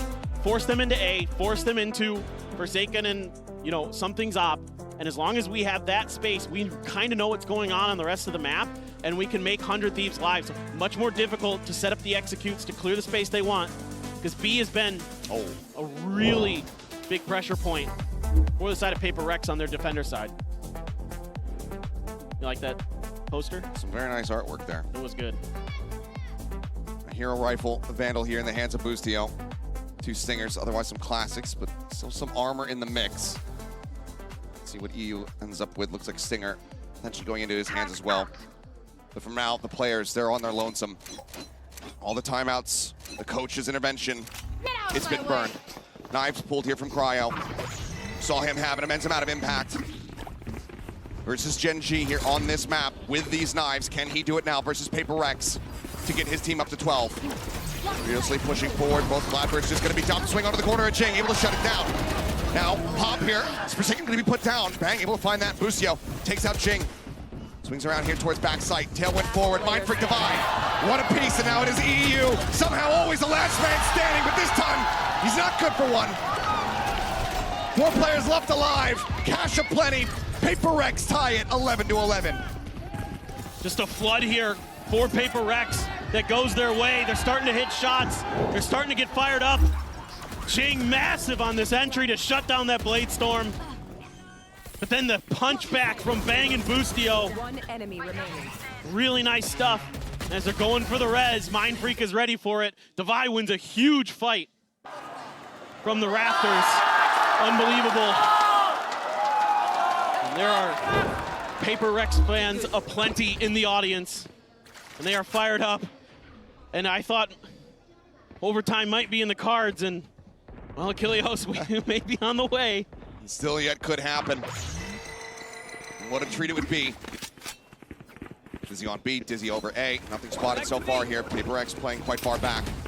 Not giving up any information. Both squads ultless, going into this pivotal round to see who is going to be making their way up to match point. Something still stagnant over towards Green, just staring with that operator in hand. But the full force of Under Thieves making their way over here in towards his A side. Plant going to be going in for a second, going to be taken down. Interrupt on the plant, going to be found. Recon trying to clear in towards backside, nothing spotted. Crucio playing forward, dealt with. But Asuna down below. Able to find 3. Man advantage here for the side of 100 Thieves. The plant gets ready to come through. Spike Something planted. peeking in. The operator sidelines, he's given one, and he takes it. Cryo dead. Bang trying to hold. Boom! Get Bang, finding it, getting them both! That's Bang! We'll bail them out and get 100 Thieves up to match point. Match point. Just a great aggressive call here from 100 Thieves. They've been getting stalled by Paper X on this A site, and this time they're able to push past it. Really, really nice stuff from Asuna. Great awareness. Jing just had no idea he was underneath him. Jing was busy trying to clear players behind the box. And Asuna comes up with a huge 3K. One more round. One more round. They're absolutely correct. That's all they need. And they will be taking this match and sending Paper Rex home. Expecting maybe the op again over towards B. The catch has been there for Paper Rex, so they know that he's going to have it in hand. Flash out, swinging from Mindfreak, and he's taken down. The first domino falls as 100 Thieves continue on their war march towards the Mercedes-Benz Arena. Fragment sent to try to slow up the approach. Jing behind, swings forward, finds one, tucks back. Nanos swinging, return fire, solid. Asuna still in play, but now taken down. Forsaken with 3, takes us the distance. Strap in, we're going to overtime. You have got to be kidding me. Paper Rex goes for an aggressive early play, but that's all just kind of a bait. They're set up for crossfires on the site. They're dodging util, and Forsaken is knocking players down. Huge, huge round, and we go again. The 2 #1 seeds of their respective regions are not going quietly here in Shanghai. Glass cannon operator here for Cryo on this defense. Are able to get the better of Paper Rex when they were on the attacking side. Can they do it here? Can they take that next step? And they secure match point once more. Slow orb out, EU just slowly drifting away. The peak, not there. Good awareness from both teams there. Understanding what they're trying to accomplish. The orb take and the slow to maybe punish it, but spot from EU. 0 Point confirming that there's no presence here on pipes. Something working his way forward, spots one. Asana on Raptors is something just going to be teleporting forward. Wall now going to be raised up here. As EU going to be rerouted. Full approach coming around towards that Raptor side. But yeah, Jing able to find one. The steady on the spray. Something takes out Asana. Cryo arriving. Finding value immediately. Headshot across. Jing taken down. Mind Freak playing crouch. They reach us, but they line up! The collat! The knives! And the man advantage! His 100 Thieves are stealing this round away. Looking for the headshot. Can't make it happen. Something with a counter spray. Picks up a third. His own knives pulled. Bang alone to try to clutch this. The wall raised, the push forward, the shots connecting. He's down to 81. He reads the push forward. But Devi, now noted, just playing here against time. Up on top of the room! Bang! He gets the headshot, but does he have the time? So very close. A nail bite finisher, but he's just got it! Oh. A Red Bull clutch with 0.28 seconds to spare! Switching sides. What an outplay here from Bang! Expecting the push with the blades, shuts it down, and then completely bamboozles Devi. One enemy remains. Absolutely unbelievable. Unbelievable. Oh my word. What a way to secure a Red Bull clutch. So the players not necessarily knowing themselves whether or not they had that time. But we go straight back into the action. Lucio Bang lurking forward, something similarly here with that glass cannon operator in play. Just up on top, but Bustio's already tucked in the corner. There's no real great util to displace something from this perch. You're just gonna have to get underneath him, catch him off guard. Spots a jump across, and Busio swinging out, trying to get the catch. Something seeing two, relaying this. Couple rotations across the map here. Mind Freak and Devi start lingering their way forward. Something out in front of the wall, trying to get an opening catch. The tail went forward, the flick, not gonna connect. He dashes out, but EU rushing forward. Shorty in hand, push up into the smoke. Something able to find one, but traded out instantly as Bang pushes up with the Sova. 1 for 1, the decay expiring. Mind Freak waiting till he gets back up towards full HP. Jing now dead. Bang, flipped up into the open. And now it's all on Mind Freak, and he cannot make it happen. They fought tooth and nail to get to overtime, but PRX cannot extend the series. They cannot reset it. They cannot get revenge on Bustio. He once again sends them home trophyless. An insane performance from 100 Thieves. So many great back and forths on these last two maps. This icebox was an absolute treat, but their discipline pays off in the long run. They are so good at recovering, so good at fixing what had been going wrong, and PRX, to their credit, was doing great with it too, but the breeze just wasn't enough for PRX. They show it for the first time, they fall handily, and then after that, they do great on Sunset, sure, but 100 Thieves, so tenacious on this map. This team is on a warpath. They want to show that Gen G beating them was just a fluke. They want to make their way back to the finals and claim another title for Americas this year. Sitting well poised to be able to make an attempt at it. Mental game to bounce back here. 400 Thieves looking astounding. Able to hang with W Gaming, able to take them down in 2-1 fashion. This squad, the sky is the limit. They will be there in that Mercedes-Benz arena. With thousands of fans in front of them.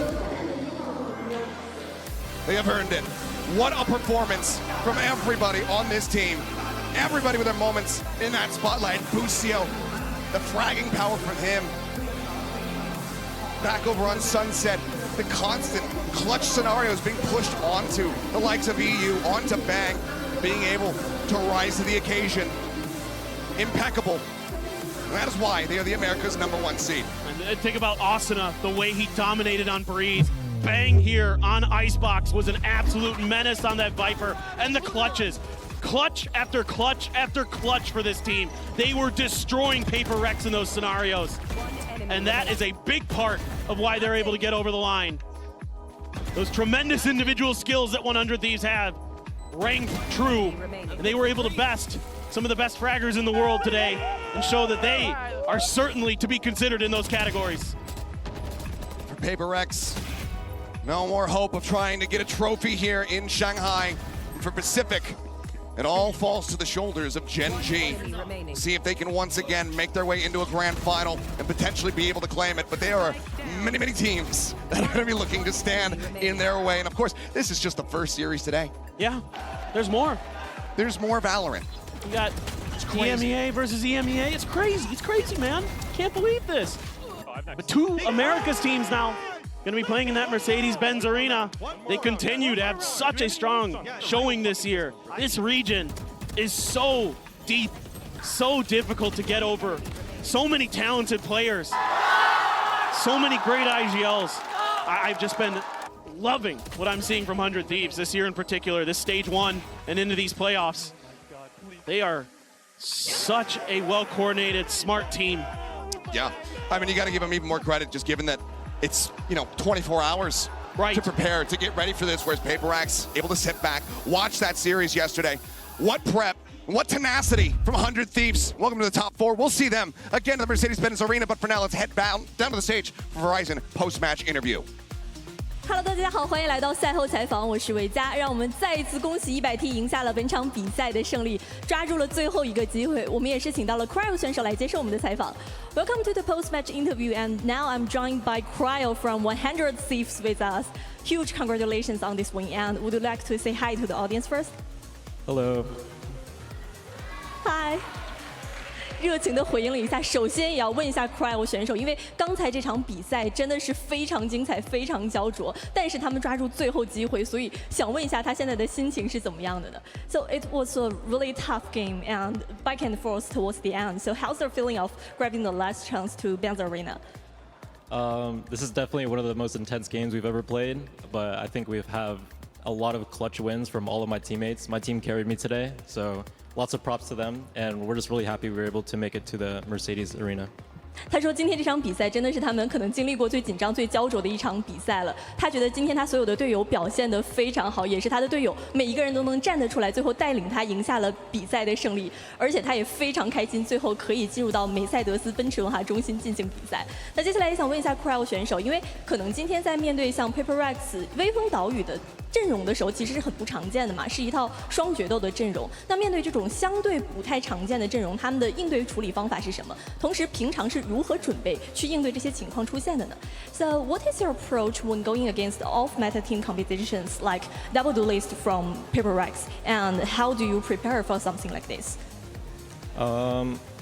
We just honestly play our normal game. We were kind of caught off guard by their map veto, picking Breeze on the first map, but we knew that if we just played together and played our normal style, that we would beat them.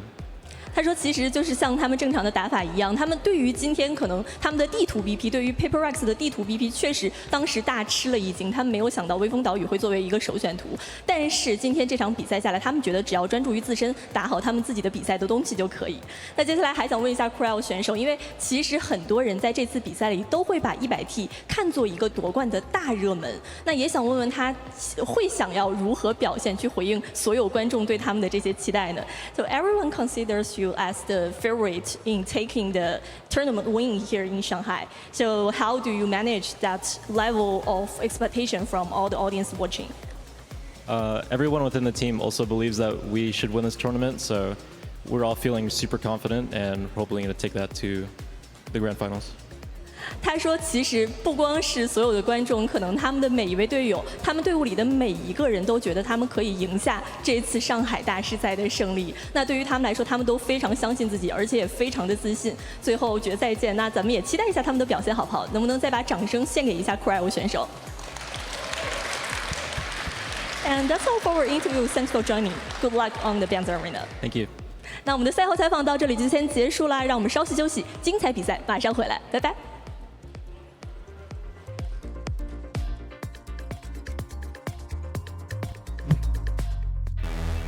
Back at Champs, Boostio had the formula to take down this PRX team, but what happened in the past does not matter anymore. It's elimination today, and PRX have a very, very tough job ahead of them. Cryo. Johnny on the spot, accurate with the aim. 3 kills for him, 3 rounds for 100 Thieves. We'll just be fighting him straight up. It's something, the counter spam here from his Asuna. Absolutely gorgeous. The follow-up, even more beautiful. Swing coming in, the Tink is there, but the kill cannot be found. It's all on EU. Finds one, finds himself a second. Time bought, the push forward, and Mind Freak confirms the kill. Really spotted, but Mind Freak able to find one, but Bang putting down something. Oh. Bang putting down Forsaken. Jing trying to swing out of his cove, and Cryo says absolutely not. It's happening again. It's like Ascent. It's in 100 Thieves. Kick off this series 13-5. A dominant start on their map pick. Austin able to find one. Forsaken dead. Jing swings through, however, and finds them both. Paranoia at the ready, set. They're all in, but Forsaken guns down 3. Cash hasn't been built up super well for them. In perfect position, Boostio still gets the shot. Denies the ace. Something hearing a little bit of noise. The Thrash gonna be coming in. He tries for the timing and he finds it. Something drifting around the back. Boostio cleared out and something finds the third. It's everything we wanted and more. Elimination on the line, and map 3 delivered. Brought to you by PRX. Able to find Forsaken. That's going to be the instant res coming through, and something over the top of Yellow. Drops down, finds Boostio. Takes his head off. Tucks in, swings, looks for the third, finds it. Something coming online. Spotting him out, has the tuck back. They reswing, they line up. Asuna collects them both.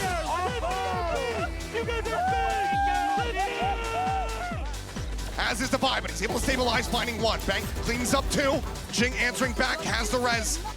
He's just so damn wary, but Jing able to find one. Now EU at backside, looking for the spray through. He's pushing it onto Jing, but Jing draws down. Jump peek, something, the shot across that puts EU down low on HP, but Bang collects 3. EU once again asked to be the one to clutch. He plays it out patiently. They're not checking for him, but for a second finally spots it and somehow gets the kill. Making their way over here in towards his A side. Plan gonna be coming in, for a second gonna be taken down. Boostio playing forward, dealt with, but Asuna down below. Bang tried to hold, peek it, Bang finding it, getting them both. They fought tooth and nail to get to overtime, but PRX cannot extend the series. They cannot reset it. They cannot get revenge on Boostio. He once again sends them home trophyless.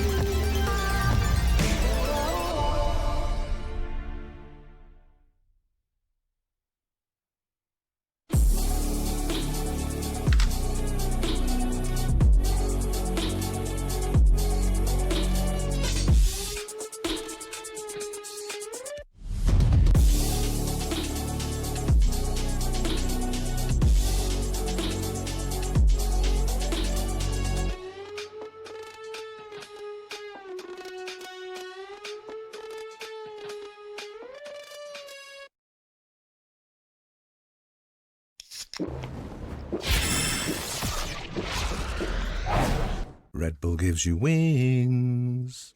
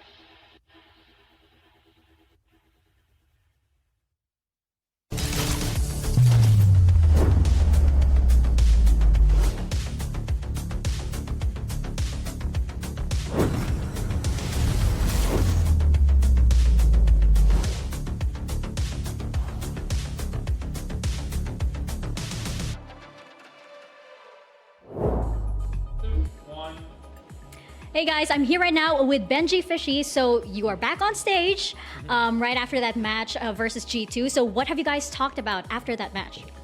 I think a lot of it is kind of just having a mental reset for us. You know, it's a pretty tough loss. So I think it's making sure we're focused for today, mentally prepared is what's going to be the difference maker.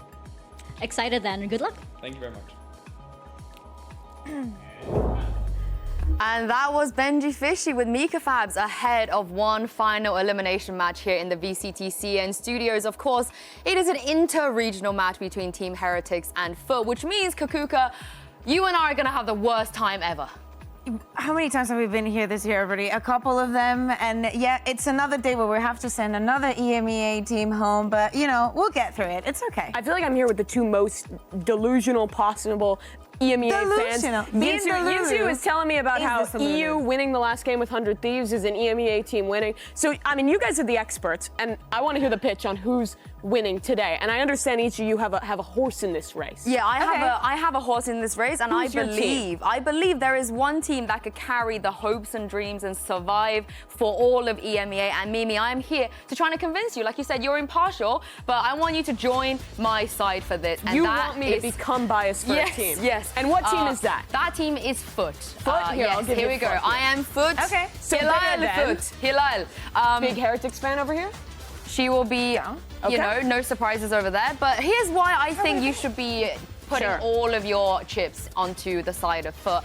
We're just going to quickly start with a very easy one. Very easy guy, somebody that we all know and love, Mr. Charles Neddington. Of course, how could you not like this guy? Every single Turkish player, But they don't have four of him, do they? Or every single Turkish player, in fact, that has ever competed has always spoken about how this man inspired them. This man is the reason that they wanted to go as far as they do in their competitive careers. We've heard it at the beginning of the day in the beautiful trailer that we saw, where the players on Team Heretics were saying CNED is right about us not having enough experience. CNED is somebody that we look up to tremendously, and that's because this man was winning world championships when the players on the other side of him weren't even old enough to compete in VCT. And if it's anybody that's going to carry us through this, that's going to give us hope and dreams and make sure we go all the way again and bring home a trophy, not just survive, bring home a trophy, it is Charles Neddington. Let me get through this, maybe, because I want to... I mean, I feel like that's irrefutable, though. You just stated a fact. You stated his history. That doesn't actually tell me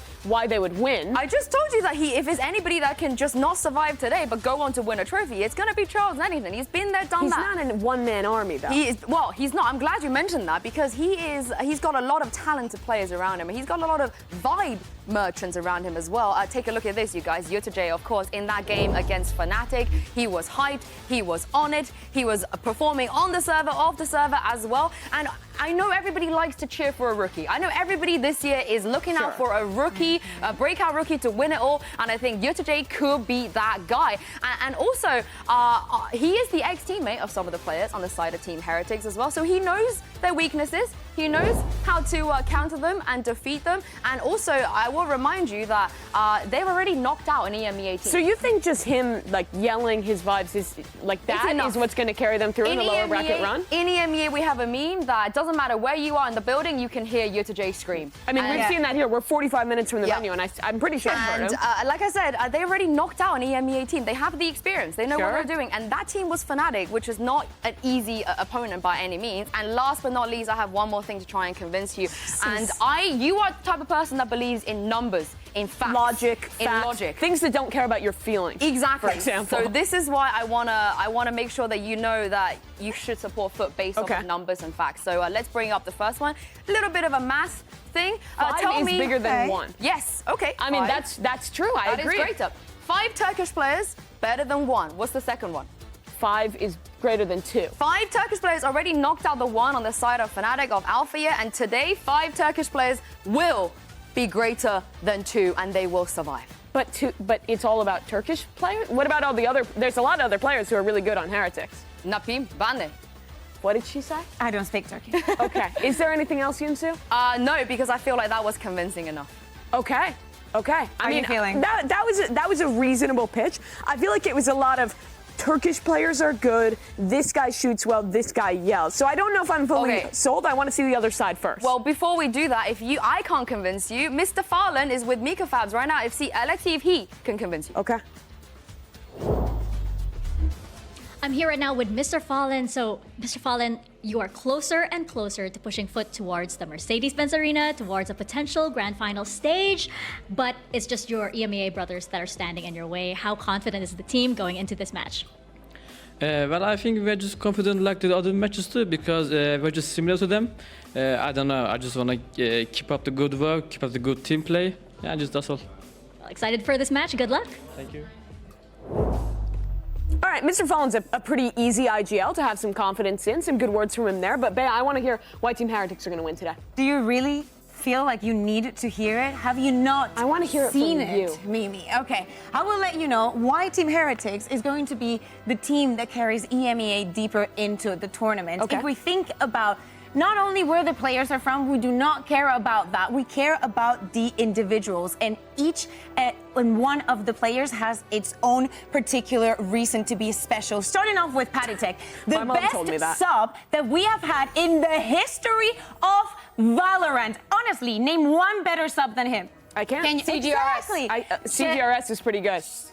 He was so hurt. Yes, you know, you cannot do this. But pound for pound, each and one of these players can deliver in and out of the server. Think about what happened in 2023, how it was not the year for Heretics. Think about a player like Boo that stayed on that roster, that built from the ground, with Benji that came in for one match. And look at the resurgence that we've seen throughout this year. From that 2023 that nobody wants to think about to this year, almost winning kickoff, making it to Madrid, then back-to-back events, the one team from EMEA that is able to do so, then facing up another problem, and then slotting in Wood as a duelist. That's a pretty compelling pitch. I feel like ready to go to war for this team. But I don't know if they're going to win today still. No, wait. I have numbers too. Okay. You think you're good with numbers too? I have numbers. Give me some logic. Okay, so these ones are extremely compelling. This is a very easy game. I'm going to give you a number, and I'm going to ask from you, what do you think it is? Okay. Okay, first number is 68. What do you think that is? How many kills Benji Fishy had in his last game? You think so? Actually, 68 are the number of first kills that Wood has so far in the tournament. That's a lot of first kills. That is a lot of first kills. Let me give you He's been kinda owning. even bigger number. Okay. Okay. Keep it I going. think it's about, 3 million. 3,100,000. I don't know. How many delusional people that think Heretics can win? Yeah, maybe. Well, what is this one? You're not that far off, because this is the following from the players and the org. That is the Just people Benji. standing behind You know how to them. woo me with a clout index. Yeah, but exactly. finish your pitch here. I have another number. Okay. Can we roll in the last number? Because it's, if I'm not mistaken, 3,624. What do you think that is? I couldn't tell you. You gotta tell me. Today's date, the 3rd of June of 2024, is when Heretics is going to stay alive in this tournament. Okay. Mimi, I'm going to give you some time to think about who win this, because it's time to send it down to stage, bring out Team Heretics and Foot Esports, and while they walk onto the stage, Mimi, you're going to get some, you're going to be able to get some time to think who you want to root for in this matchup. Okay.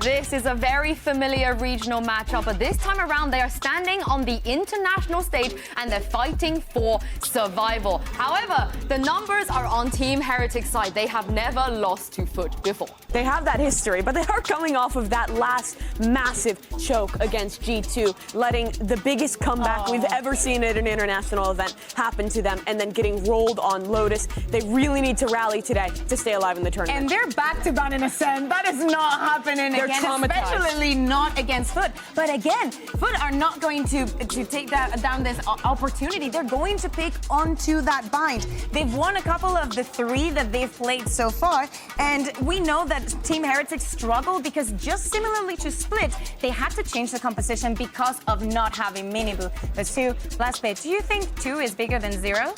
No, actually. I think a rematch of a rematch of a rematch is where Foot comes alive. Okay, but is 2 bigger than 0? It depends on what context. Let me give you another one. I'm a terrible person at maths, by the way. Is 4 bigger than 0? It depends on the context. Because that's the score in maps this year for them is. So, Mimi, you didn't get a chance to actually tell us who you want to root for. I hate to say it too, but I feel like you were just listing player names. You were listing out of game things. I'm focused on the history that Bayo was bringing up about this team winning before, the performance that Wood has had on this stage thus far in this tournament, and the tenacity to keep this run alive. I feel like Team Heretics have to be a favorite here, but Foot have already beaten Fnatic. I just want to say that Wood is your go, but do you know who Wood's go is? Charles Neddington, CNED. Hear me out. Come on. CNED walked, so Alpha here could run, so Wood could sprint on CNED and stay in the competition. You know the saddest thing about this is I don't want either of them to go. But one of them has to. Of course, that's how the competition goes. But there is something that I will give you, Sue. Foot becomes so much better when they have tape on the teams that they're playing up against, and they know this opponent very, very well. Yeah, that always plays in these interregional matchups, right? Teams are kind of finding out their weaknesses. They know tendencies of the other team. That little extra edge that an IGL can pull out in a mid-round can really push these upsets over the edge. We've already seen it with Foot pulling off their win over Fnatic. They've got to be feeling confident after that win. And I mean, we're seeing players step up in form. Yedijay and Cena, the players you were highlighting into, had great games in that last match, and the momentum is definitely with them. Yeah, it is indeed. We're going to take a look at Agent Select here and see which comps we're going to be seeing. And Okay! I was actually expecting this, so on the side of Heretics at least, to change things up. But Foot Esports also are going to be changing and moving on to the Gecko. Seeing Boo on the rings, I mean, I like it. I want to see how Patatic is going to do. I believe, Mimi, we have seen this before, haven't we? Yeah, I mean, a change up on this map last second. This is wild. This I really like from Heretics. Yes, is it familiar? They've played it in the past, haven't they? I mean, 100 Thieves. What am I saying? I'm thinking of a Foot comp, which we have seen before, but now we're looking at Team Heretics locking in a page at 100 Thieves book. I think they're the first team I've actually seen mimic this Fade Gecko combination coming out on the defensive side on this bind. But without the preparation, is the tape that they've seen, is everything that they have been looking out for going to be enough for Heretics to take this? Well, Mimi is going to be on the side of Heretics, but I want to hear what Doug and Baby Bay has to say. Yinsu, fortunately for you, I'm going to tell you that for the next 3 hours, give or take. Assuming we go the distance, it should be a good one. You've got one match left here in this building before we close the curtains on it and turn over to the Mercedes-Benz Arena. And for it to be elimination, Dre, this is a big one. And who's going to be the team that represents EMEA at this event, at that Mercedes-Benz Arena? And also for Heretics, the way that they lost yesterday was devastating. I mean, that comeback, it's everywhere on Reddit, Twitter. I mean, they can't escape it. So how did the young kids on the block bounce back today against a team like Foot? It's a familiar foe. They've danced a couple of times this year. Both have gone the way of Los Niños. So Foot have to not only manage figuring things out in the server right now in this best of 3, but also find a way to exercise the demons that have plagued them all year. I'm wondering if that's why we're seeing some comp changes. Foot, they've played the Gecko before, but it's been a while. They've been opting to go for that Sky. It's going to be a Showers fight. Off the rip, and Patatek hasn't missed a beat with that Ghost. Patatek happens between towards short at the exact same time. The Spike's sitting in Showers, but they've gotten plenty of license to move around. The only one close by left is Boo. pesky little Roomba trying to hunt him down. He tries to swing ahead of it, tries to catch the timing, and the shorty will not connect. Foot should be able to roll in nice and easy here. This is a really late response from Spike planted. the B anchors of Rians and Benji Fishy in this round. Foot right now, you imagine this post plant. After that dagger doesn't connect on anybody's CT, they're going to be geared and ready for this flank. Yedije with the Sheriff to his name.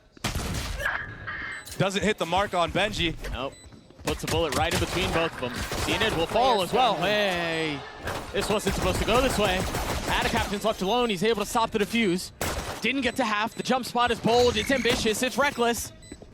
But he has no other choice. Rian's doing it on his own. That should not have gone that way. A frenzied approach for Team Heretics. And a lot of whiffing from Foot early on. Not ready, not dialed in. It was a great crunch right here from Captain to take advantage of all the focus into showers, and even CNED besting Boo, who had a shorty in U-Haul. Usually that tends to favor the shorty player. Let's go! And already the momentum for Heretics, it's in their favor. And it's big. It'll turn your way when you win a 2v4 on the pistol. What a start. It was already a ridiculous start to this match against the Titans of EMEA. It will be a walk-up short for Foot. CNED had to take the TP there. Yeah, they get separated. Yeah, there's a judge in Boo's hands. Enemy down. Works a little bit better than the shorty. More ready for that aggression this time around. Captain, I mean, just going for that jumping classic. Doesn't quite connect. CNED's gotten back to a short so fast. Yeah, but this disciplined approach right now from Heretics, they're just going to delay the bomb plant. At the same time, Foot, they're just buying time for this flank from Yedije. Woot will get a spam kill on the cracks. That one gets put in between his eyes. A weapon upgraded. And the spike will go down. Little guy does his job. And this time, Heretics are going to have to win another retake attempt with numbers this time. Patatek still has 2 of those Seekers to his name. The Gecko is rotating in as well. Mr. Fallen opens it up. Their post's so weak on the other side, though. CNED's the last one alive. And he also crumbles. So Heretics will get their second. I think it's, as we start to think about what the rest of the half will play out like, Dre, we've seen 2 instances now where Foot are making a lot of noise and Heretics are really patient on the rotate. They aren't fully flipping as soon as they hear any noise or anything like that. I wonder how much of that is an expectation that they're going to try. Foot will try to condition, will try to flip the map, will try to do things like that. And Heretics are just, they're staying put. Yeah, you imagine Foot on their next A-hit with rifles and more utility. Maybe they are going to fight back sight, you know? Maybe that is the adaptation that they've seen in these last 2 rounds. Although you've gotten, you know, I mean, that first round definitely slipped away from you. This second round, you kind of get to feel out how Heretics like to play the retake, how they like to play that A site. So it's something to look forward to. There will be an aggressive smoke, short A, but it's all faint because he's actually playing in hookah. That's Boo. Yedije misses his molly. Just off the mark. That will answer a response from Patatek to use the Seekers and re-clear Showers info. But while all that's happening, still a slow approach on the map for Foot. Just seeing all the utility Heretics are throwing out. But I think on the other side, the approach is the same too. For as much as Foot have played this slowly, Heretics decide where they want to play early on, and they stay. A 1-for-1 trade to Outlaw, dropping Patatek. It's still a couple of Sheriffs on the side of the defense. And look, again, on the minimap, all of this is happening short. They aren't really moving. Now starting to rotate back A. And Foot's going to find those openings. They're going to find that space. Yeah, they didn't really have to do much. They just waited for any advances from the defending side. Trades went their way, guns in their favor. And I mean, look at Rians. He's still on this B site waiting for a lurk. And I think, I'm telling you, man, I think a lot of that is just prep off of expecting that approach from Foot. You think about Yetu and he's done that so much this entire year. It's often a 4-1, and if Yetu gets a little bit of space or gets a pick, then they flip the map and lean back into where he found an advantage. But Heretics have been, it seems like they're left waiting on that every single round. And you kind of have to, because you're 100% right. If the lurk actually is there and it actually does activate, it opens up the entire map for Foot to just finesse around, take those teleports. Oh! A little parting gift there. Yeah. And the economy for Foot, a little worse for wear, but not the end of the world. Here's the replay of that little exchange in short A from Foot and Heretics.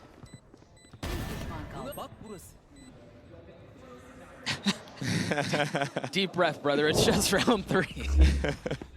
I do wonder, though, as Foot kind of dial in on this a little bit, if they're going to be the ones to kind of get advantage of how Heretics have played this defensive side so far, this concern about the flank, because if they lull Heretics to sleep and then they insert Yetuj a couple of rounds later into the half, they won't know what hit them. And they should have a good idea of that as well, because even on that retake on the pistol round for Heretics, it was so late. Yeah.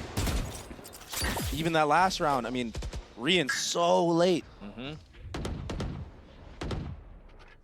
Bit of a faster approach for Foot, contacting into hookah. We haven't seen much action B. Oh, Koreans will take out CNED. Some nice shots and awareness. We'll have to flood in the middle of the site, and if Foot decide to speed up, you're going to see a flash come out. Yeah, also look at the adaptation now. Now Yetuj's on the flank. Yeah, he's got to find an opening. Or he, just by his presence, just by the fact that he likes to play this way, they're going to leave 3 members of Heretics A. It's like the fear of what's potentially on the other side could be too much, or Rian just holds the line on his own, gets 3 on the round. Now the rotate is afoot. Ada Captain pushing forward. He's got 70 HP, the smokes to provide a little bit of cover, cut him off from the play, and the spike scooped up in the hands of the Viper. An attempt at the plant is delayed for just a moment, but now thinking twice about it, feels a little bit safer and has gotten that far. We've already seen a 2v4. It was the other way around. But can it happen again? You imagine it won't, with all the utility that Heretics have going into this retake. Nothing connecting, but Boo connects onto Yetuj. At 70 HP, surely can't stand in the face of 4. And a nice disciplined approach on the retake once more for Team Heretics.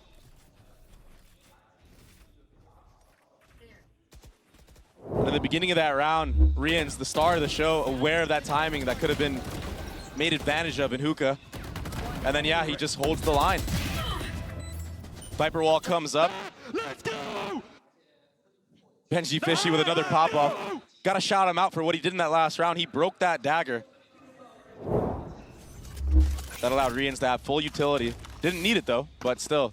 All he needed was his gun. And so into the 5th we go. Foot with a lighter buy, 3 rifles. And then a Stinger and a Sheriff.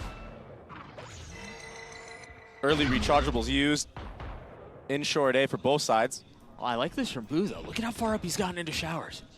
The knife tagged him, but given where it landed, it's tough to really tell where they could be. Oh my gosh. And now that pressure's applied in short, they kind of have to swing back. Patatek's not able to fully put his focus into showers, and he gets punished for it. Oh, and the Omen Flash is going to connect on a Boo here as well. The pinch off of that Gecko Flash. There it is. Yeah, there's the paranoia you were looking for. Ada Captain finding the right time to strike. This has been surgical from Foot this round. Oh. The weapon upgraded, the kill found. Benji Fishy on an island. And the 5th man, their Thrash, will secure the round as Foot get to 2. And it was Yetuj with that opening on his site with the Guardian, the hero buy. As soon as he gets that kill, they're able to invest that Thrash, get a pinch onto showers. Oh, what a nice shot. The follow-up as well from Patatek. He has to break so much utility, and then once that Gecko Flash connects onto Boo, that Omen Flash is the Q. And Ada Captain stepping up huge for his team in this round, closing it out. Economy's still decent for the side of Heretics. There's an operator online for Woot. We saw how deadly that was in the last series they played. At least in the first half of that series. But Yeah. again, I mean, the taste that was left in the mouths of everyone who watched this series was, where did Woot go? where did the rest of the team go? And I think for Woot here, given that you have the op online here early, you've got to hit a spark here. Something, any type of lightning, maybe in a bottle. Rians will be jiggling. Happy long area. He gets the info. And an aggressive Viper pit in short A. It's not something you see every day. Yeah, but they have to know that he's the lurk. Usually. The thrash to clear out be long, and now they know there's something else afoot here. They know it's more than just what they see. Oh, Mr. Fallen running straight out of hookah. Really nice counter out from VeggieFishy, and now the pit to cause more problems. Oh, he spots him, he knows where he is. The rocket never goes off. The pit will go down though. They've created enough space on the site to be able to settle. 30 seconds left. Spike planted. The only one who was not close by was Yetujay, and he has now joined the fold. Patatech's got to be careful here, understanding they don't have elbow control. He could get swung on at any moment. Bring them down. Honestly, his job here too is just to provide cover, be the watchman for Woot as he tries to land a shot. First one's just a little bit off. The second will also be missed. And the punish is there from Attacaptain. 3 on the round as we're tied at 3-piece. Back-to-back 3Ks for Attacaptain. He's looking really crispy right now with his aim sitting at 9 and 3. Mr. Fallen, I mean, it was anything short from beautiful, but he recovered at the end of the day, and Attacaptain, the saving grace, going into that Viper's pit, besting VeggieFishy. And that was a really cool strat that Foot came into the round with. Yetujay using that aggressive Viper's pit short A. It keeps a lot of players there. So once that sight hit comes out on B, there's too much utility for Team Heretics to deal with, and now they're going to be on another scrappy buy. Sheriffs, Stingers. Foot were already able to steal one away. Maybe there can be an answer back into this 7th round This is of nice. Bind. This is nice too, an outlaw in the hands of Yetujay. And they have plenty of money. That's not the concern. As you look at the armor on the side of Heretics, and that's what paints the picture as to why that decision was made. Yeah. Early Roomba and Gecko Molly into hookah to clear out a lot of space. CNED getting absolutely obliterated by VeggieFishy. That's a clean shot early. Sheriff looking nice, but the outlaw just a little bit better, hits a little bit harder. And now you see the overwhelming force of the weapons just besting the defense. Great control of recoil and spread for Cracks there. Yetujay with this outlaw buy. That's why you're seeing him invested into these rounds where they have the armor advantage. It can be so strong. All you need to see is an elbow, and it's a one-shot kill. I will survive them. So although Foot went down numbers early on because of VeggieFishy, the recovery on short A, that was everything for them. Look at that. Yeah. Right into the hip. Man. Woot just shows a little leg, and he's punished for it. Look at that spray control from Cracks as well. Well, I also think, too, you know, we talk often about how it's such a good weapon into eco situations and light armor, or no armor, stuff like that, and that is all good and true. But I think a lot of the value that you really reap the benefit of is in the following round, where you are able to either carry that in or you've effectively saved in the previous round. So now you can, if you want to go for an op, you can do so. If you want to hand it over to somebody else and then really lean into the financial advantage that you have, you can get away with that. It will be a timeout for Team Heretics, so we're going to hold off talking about the alts and, you know, the economy for just a moment as we go into this 8th round. But you're 100% correct. I mean, even in rounds like that are full armor, the Outlaw gets a lot of value. If you get a tag, 140 damage, there's no skies on the field right now. All that takes is one little chip damage through a smoke, anything like that, to secure the round victory. And when both teams are running double controllers, you know the possibility of spam is, I mean, abundant. And it's like you said, he opts to just drop the Outlaw, upgrade to a Phantom. And still has over 4,000 credits going into the next. I mean, everybody over there has a ton of money. Yeah, they've definitely flourished. They built their economy up in these last 3 rounds. They've been really decisive as well. I imagine it's going to be another slow approach for Foot. The slow default, trying to understand where Team Heretics are set up. The dog getting a lot of info and a lot of space in showers. I think that might let him feel a little bit more comfortable about the rotate back B. You see, Woot's already headed over. Meanwhile, Rian's feeling some of the pressure. Confirming presence and getting the kill. That wasn't off an outlaw. That was just a spam through the wall. Something we've seen so much this tournament on this map of Bind. And that's why you see players buying the Phantom. They don't want their tracers to come out. Oh, they cleared the Dizzy, so he was able to hold them back. Rians, what a round. Rians pulled a fast one on foot. That was disgusting, it was filthy. Flicking back and forth. He started the round out strong, he closed it out at the end. This is that spam that we were talking about, and this. That one was the easy one. So explosive. The little sidestep at the end there to break the spread of Yedeje. Let's go, boys. Let's go. Come on. Let's go, guys. So finally an answer back for Team Heretics, and we're all tied up here. Right there. Patatek has his ult online. Boo does too, as does Woot. Really good ults for the retake. Yeah. Or honestly for the Flood. Yeah. I mean, if you don't even want to let him settle, you can just offer so much disruption. It just becomes miserable to try to hold. And so we'll see if that's the approach. We'll see if that's the name of the game for this defensive side. Meanwhile, for Foot, it seems like the formula hasn't changed much at all. Oh, they're just walking up short A right now while that Viper wall is up. They're walking all the way through. They might be able to catch a timing seed and might be able to find the opening. Well, the satchel doesn't quite get him up on top of the truck, but he's still able to keep him back.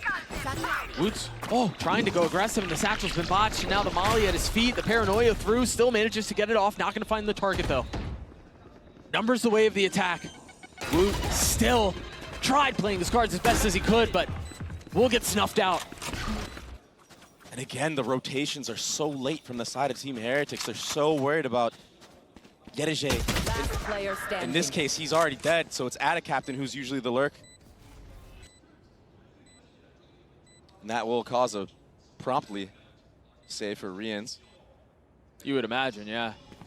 Starting to rotate out, Ronin to get away. He's going to get hunted. Part of the problem here, too, is they are going to try to hunt him down and get the weapon out of his hands. Is there was nobody watching short either. So there could have been a timing on the wall going up. There could have been a timing on the wall going down, and them just trying to contact through it. Like, there were so many little things that played out in that round. Rians, they're coming for you, buddy. They are swinging at you as best as they can. Seeing it in Mr. Fallen will punish. The weapon will not be carried into the next, while the finances for Foot continue to flourish. But yeah, just to follow up on what you were speaking of about this short A-walk, you're right, and it almost happened in that round where Rians went crazy on the default side at B. Yeah. He was the one that was aware of the gap, though. It seemed like nobody from the side of Heretics on that A site were ready for that gap. There was so much focus and so much attention put into Showers that the adjustment just wasn't made, and so another timeout is called, this time on the side of Foot. And that's so interesting, because they had just won that last round pretty cleanly. I mean, it was a lot of change of pace in this half so far. But enough for guys to want to get injected into the conversation and provide his input. He must have a hard read on the further rounds to maybe close out this half, make it more convincing for his team. He looks animated. Yeah. There's a lot going on there. Yeah, there's something he's seen that he's pointing out right now. And it's been a lot of different looks so far from Foot. I mean, we saw from the start, it was a Showers crunch. Yeah, it didn't go their way. Then into an A hit, they understood how Heretics like to play the A site, especially when they have Showers control. And I think that's why in that last round, you saw that walk up in short. They understood that there was no fight there. There was no player in U-Haul. And they were willing to creep up, take those 1v1s. But it's in their advantage. Not allowing Heretics to even use any ults. Yeah. Careful here. And you imagine they're going to, I mean, if they get an advantage, maybe they invest him here, but probably saving them through. Launching smoke. Meanwhile, inside of Foot, we'll see what it was that guys wanted to adjust into the conversation. As Foot turned their attention towards B. Everybody's here. Heretics still concerned about the flank, maybe not to the same degree, but concerned about it. Patatek sitting up on the box. They're expecting the crunch. You just saw the orb go, it stop right in front of the door. So if they try to push in through Telly, they're not going to be able to punish. But it's not them that goes through, it's the Thrash, and I think he's stuck there. I don't think there's anything he can do. Yeah, he's detained. Oh, that was messy. Rian still through that, finds himself in a 1v2. But the spams, the tracers are just followed all the way back into Rian's death. Captain gets his third, his Foot get another round. Their backs will be towards. You're 100% right about that. That orb was to set up to not get crunched. What the timeout was all for was the previous round, there was free space gathered into Hookah. Nobody even broke the wingman walking in, so that's why you saw this contact into Hookah. This time, Heretics, they were actually there, and Patatek did a really good job of getting a couple blows onto Foot. But it just wasn't quite there, it wasn't enough. And that was a Thrash, a Brimalt invested into the round for Team Heretics. You're right, they only carried over Patatek's. Another convincing B split. Woot, that Thrash will connect. Man, but can anyone punish? Oh, he swings out. I thought there might have been somebody over the top covering him, but Boo drops two. Now the Nightfall will light everyone up. Captain has TP, but Cena can't see a damn thing. The goop in his face will cause so many problems. He's gotten the spike out. He's gone through TP, and I don't know that he'll commit to this, but he does have ult. If there was ever a player to do this so far in this series, it would have to be Captain. 15 and 4. I think he's heard it, but it doesn't matter. Boot will fall. A 1v3 for Foot to get another. All the magic potentially going their way. You're right, he's had quite a map. He's been ridiculous up until this point, but that dink will leave a brutal headache. And the possibility of a clutch gets smaller and smaller, but maybe his positioning will be the difference maker. He spots one, has to settle onto Thrash, or excuse me, onto Wingman, but now the Molly decides it all. So well played by Rians. Didn't force it, didn't take the fight, just waits it out. Nicely done. Beautiful retake from Heretics, but a really good attempt from Captain, who's been nothing short of dominant this map. You can't help but feel like Foot are shaking their heads right now about what happened with Boo getting those spam kills. I mean, that sight was all theirs. It felt like that Thrash connecting on a Woot early on. That's a tough way to go. So into the closing round of the half. We venture forth. Foot with a 1-round lead. Captain's the only one with an ult, but there are a couple of members on both sides that can make a play for theirs. A little bit more proactivity from Heretics here. You know, you think about the majority of this half, they've been playing really far back B. They've been playing backside on Tunican, this time wanting to fight a little bit further up. But they've had a read on it, though. They understand that that is the change that Heretics have made, and that kind of opens up the timing for them to go straight into an A hit after that contact was made. Knife will land onto somebody in U-Haul. They're fully committing to this. The smoke went out. Heaven, the smoke went out. Pipes, the satchel came out, but Benji Fishy was not moved. Now the pit, to make matters infinitely more difficult. Do they push it? Do they challenge it? They can't leave this thing here. Rians falls. The pit's still in play as they try to fight through showers. Meanwhile, Patatek keeping U-Haul for himself. They've got Yedujay at a Captain, corralled and controlled on the swing, though. Woot not able to find any value. The numbers starting to dwindle as the pit goes down. Benji Fishy lets it drop, gets a kill. He gets them all. And it goes the way of Heretics, closing out the last round, making it an even score going into the next half. And here's the replay from Benji. CNET did his darnest to try to flank into U-Haul. Can't imagine but feel like he would have been overwhelmed by Patatek's judge anyway. One enemy remaining. That recovery from Benji Fishy on the spray, that was really nice. And then the stability to close out the round. Very clean.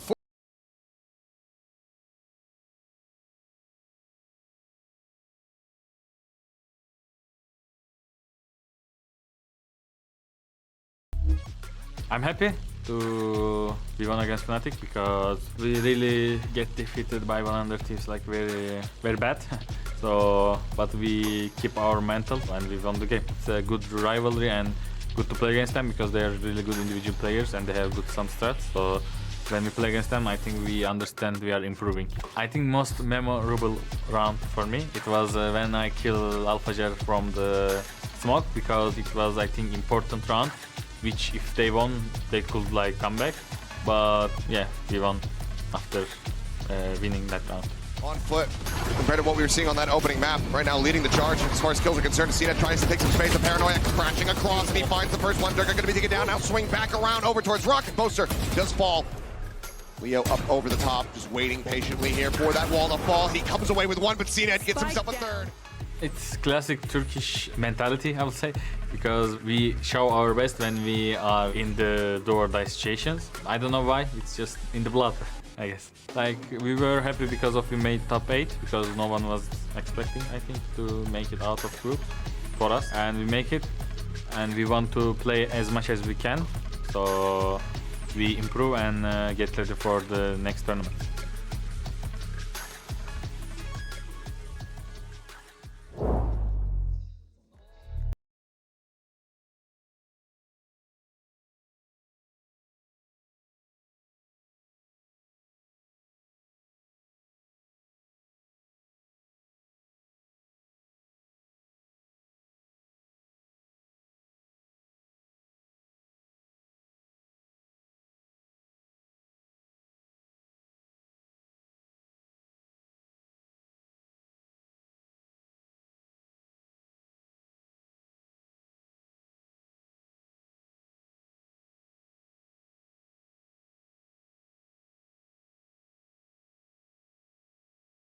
Oh.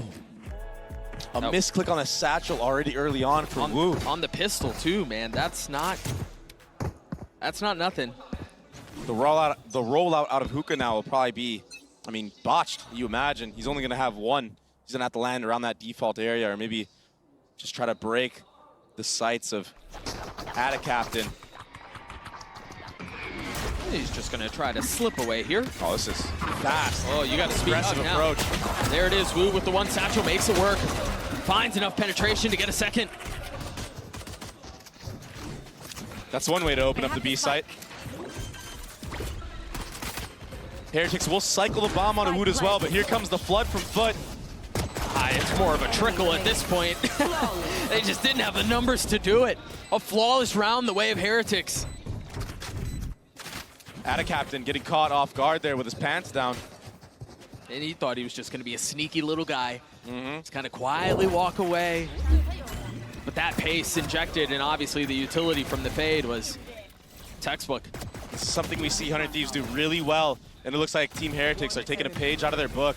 When it comes to those A hits with the Gecko and the fade, you have all bases covered. Yeah, there's nowhere on site that's safe. And if you get caught in transition like that, I mean, it's going to be nearly impossible to anchor. He didn't even have time to use that Omen flash. Going into this round, though, it will be an anti-eco for Heretics with a slow B long approach and solo fade showers. Yeah, and honestly, maybe that Omen flash is the difference maker in this round. Only bit of utility he has. Oh, that Dizzy wasn't cleared. Neither was that one. Goop for goop. Gonna freeze to the round after this B long orb is being gathered by Woot, who is nearing that showstopper. You imagine after this round, if they can win it convincingly and cleanly, he's gonna be hunting for those ecos. Just a little bit of fireworks injected into the round. Meanwhile, Patatek has gone exploring, spots one, but had no shot on the second. It's a good trade for the side of Foot, but Heretics, they should be reacting a little bit quicker off of that. That was 2 players C in short A. And so they go. There's Boo, or Captain, excuse me. Again, trying to play a trickster. But he will get hunted down, he will get flushed out, and he will get dealt with. And so again, Foot will have to try to retake this site. Much like we saw in the previous round, equal amount of numbers, but this time, they're facing much more explosiveness, much more firepower. And these post-point positions that they've settled into, that they've cozied up on, could be the biggest difference maker. Benji Fishy's already been dealt with, though. Clean shot up from Cena, and he's going to have to do it again, though. One is not enough. Last player standing. And it doesn't seem like it's going to change anytime soon. It got messy, it got expensive, but 2 rifles carried over. Woot, one off of that showstopper. And he's getting a little bit of momentum going into this last half of Bind, or potential last half of Bind. OT is definitely not off the table quite yet. Do you call those halves, though? I guess you're right. I think you were right the first time. Stick with it. Stick with your guns. Fair, last fair. half. Wasn't pretty whatsoever, but they got the job done, and they are going to invest a little bit into this. Rifles purchased on the side of Heretics. If they can win this round, Foot's economy will be in shambles. And a fast pace at A. That dagger will not connect. Oh my goodness. Oh, did he? Now the satchel out, the rocket connects. It's the Bulldog, it's the rocket, it's everything. The guy's just magnetic right now. And he knows he's got more prey waiting on the other side of that wall. Little sidestep, almost punishes him for it, but Wu gets his third. At what point do you consider to maybe just save on the side of Foot, maybe bring those guns into the next round? It feels like this could be so hard, but there is an opening. The problem is they're so far up into the site, they don't really have a choice. They're gonna try to take the fight, and it might work out. Force their hand, and they will gladly take it from you. And just like that, we're even in 2v4s in this series. If Foot had lost this round, it would have been disaster. Would have been a potential snowball for Team Heretics. And that's why they didn't go for the save, I guess, Doug. Nice shots from Mr. Fallen and Cracks. Oh, but the timing for Heretics, it just wasn't quite there. They're not peeking off of one another. They had full advantage into that round. And they've got to be cautious about situations like that because obviously you lose the round, but those are rounds you feel like you should have been able to secure. That burrows deep into the crevices of your mind. And it also gives confidence to Foot for future retakes. Understanding that the synergy is not there. Oh, he did so much damage. And he gets a kill. I mean, look at Rienz, look at Woot, and now look at Yetu-J.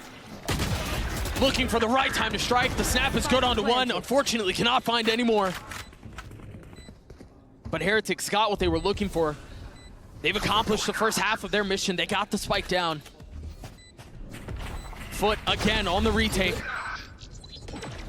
A deep molly to keep them back, but the spam is just so good. We talked about how prevalent that was going to be on this map. And so far, it has delivered. Can Patatak find another free one? He can! Player standing. A 1v1 now. Patacaptain on the tap, spots where the jump he comes from. Still not even able to get it to half. He's playing with them like it's a cat and mouse game. Patacaptain has to make a play here. He's got to get the swing. Oh, my goodness. We've just fully devolved into silliness here. And he died to the spike. Patacaptain will survive barely. And Boo will ultimately fall down because of it. What an awkward exchange. This spam from Mr. Fallen to put the retake in their favor. But Patatek with that random spam from Octagon. Yeah. He gets two that way. Phantom can be so good on a map like this. Yeah. You're so good, bro. Yeah, I mean, what can you do? Yeah. It is what it is. Sometimes you just, the stars just don't align. Yeah. Early dagger to set up the hookah push, and it's a lot of info gathered for Foot. This is very fast, but Foot are here with it. They just don't have the weapons. A just one rifle in the hands of Patacaptain. He's going to be the one on the late flank. If the pieces can stay up, if the bricks can stay standing, there may be a shot at this, but Boo 1-2 steps ahead of the play. Understanding a flank is inevitable, but he's missed the timing. Now turning back, the gun barrel betrays him. Now it sits harmlessly on the ground, as that was the biggest bit of explosion that they had. That was the biggest win con to their name. Mr. Fallen and CNED will try to do as much damage as they can on the way out, and they'll find plenty. Not again. Surely not. They don't get away with something like this again, do they? Nah, not in the face of 3 like that. Patatek gets his 2 to clean it up. Heretics get to 10. Double digits found from the number 2 seed. Going into that A hit, Heretics had more than enough utility for a potent execute. That's what you saw. I mean, they set up Woot to get all the way pushed up in showers. He just sits at bench, holding the smokes for his team. And they had to speed up into that because of that dagger landing. So Heretics this time not hesitating. They're taking full advantage of the reactionary play, and it goes their way. There was a window in there where Boo started to explore elsewhere, but that was really everything that they needed to do. Once that was taken care of, you're right. Everything went their way. Heretics winning 4 of the last 5, a timeout called, the last one on the side of Foot. And you know, we have this conversation a lot about map picks and, you know, whose pick is it, trading maps, this, that, and the other. And I think there is some validity to that. Maybe not to the degree that is often discussed, but I do think it's worth mentioning here, given that it's elimination, you want to get to your best maps, right? You want to get to where you're most confident, and that's where this matters most, in my opinion. This is Foot's map pick. They are down 3. This is potentially the last time we see them on the stage. And they look great on their attacking side. But so far on the defense, they haven't been able to handle the pace that Heretics are putting on. It's been so aggressive from start to now. It almost feels like Heretics are running it down, just picking A or B, and full sending it. So Foot, they really need to weather the storm. How do you stop an unstoppable object?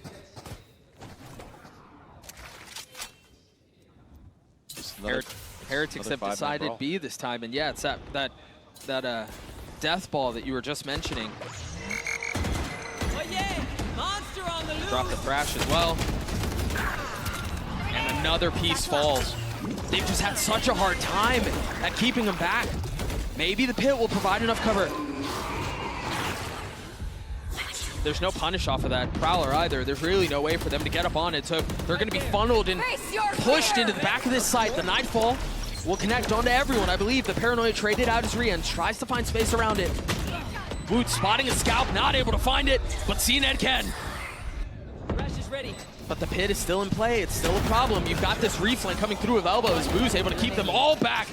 CNED's going to have to 1v3. He can't. It's just too much, Dre. 5-man death ball into that execution with the Thrash. It's smothering on the site. Mr. Fallen, he actually ends up breaking that Thrash, but Woot, he was a step ahead in spamming those tracers through the smoke. Saw him last minute as well. And then the proactivity on the post plan. I was wondering when Heretics were going to take that elbow control because you don't want to get smothered onto the site. That Viper's Pit allows for some funny things to happen out of that hookah area while your team is splitting from CT. Yeah, when you're trying to find any space that you can, it's just so miserable to deal with. So Foot back on a rifle and a Stinger.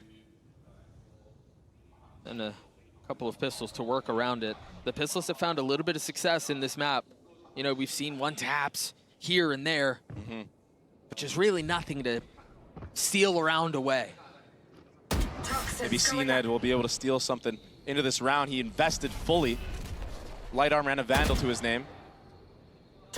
And a way slower approach from Heretics. They know that this is a round they should convert. They know that the economy of Foot is not quite there. What they don't know is what kind of monkey business is on the other side. So you're right. Much more cautious, much more trepidatious of an approach. They're just trying to prod around. Maybe look for duels and transition into an execute. Looks like CNED is moving on the map, so whatever Team Heretics did, it's kind of been to rotate, but the proactivity right now from Foot should be the cue for Heretics to speed up A, but the problem is they're running into 3 here and that Vandal. The Vandal that was on the way out. Woot never left the ground. That was the ult. What a disastrous start, and now they're gonna have to deal with the walls closing in behind them. Crunched in with nowhere to go. But again, the weapons prove to be the difference maker. Yeah, they can get Woot out of the sky, swatting him down. But how do you deal with everything else? CNED right now going into the next round. Oh, actually, he probably doesn't hit. He's found a little sliver. Patatek sees his arm. And the trade from Marines to close out the round. And really, I mean, it was just Heretics being diligent. They were aware of that walk down hookah. They heard that Gecko Flash coming out. Let's make them hurt. So Boo, controlling that flank while everybody else just needs to look forward. And yeah, Cena got this amazing entry after plucking that Gecko Flash out of the sky. But Patatek and Veggie Fishy, really nice play from them.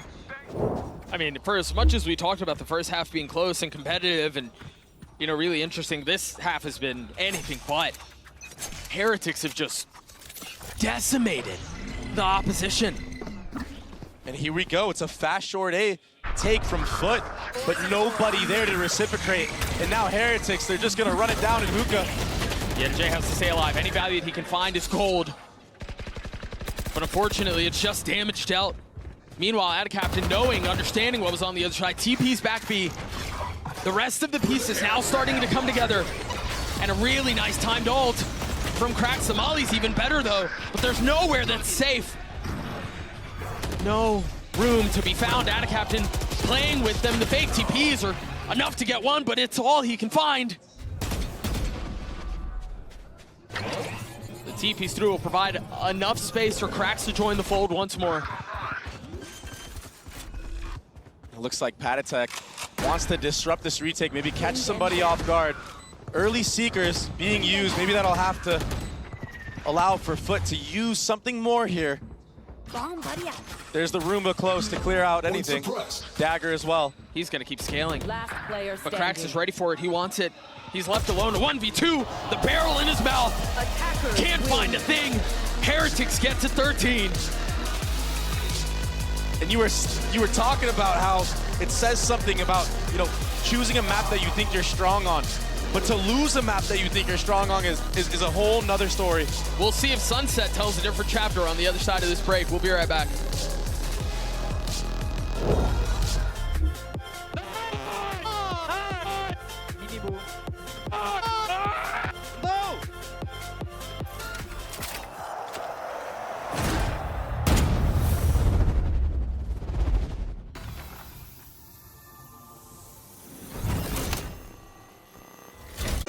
I made it to my happy place, got the sun in my eyes and a smile on my face, yeah. I made it to my happy place, it ain't rained in a while, woke up early today. I feel good, happy faces, I'm so happy that I made it to my happy place.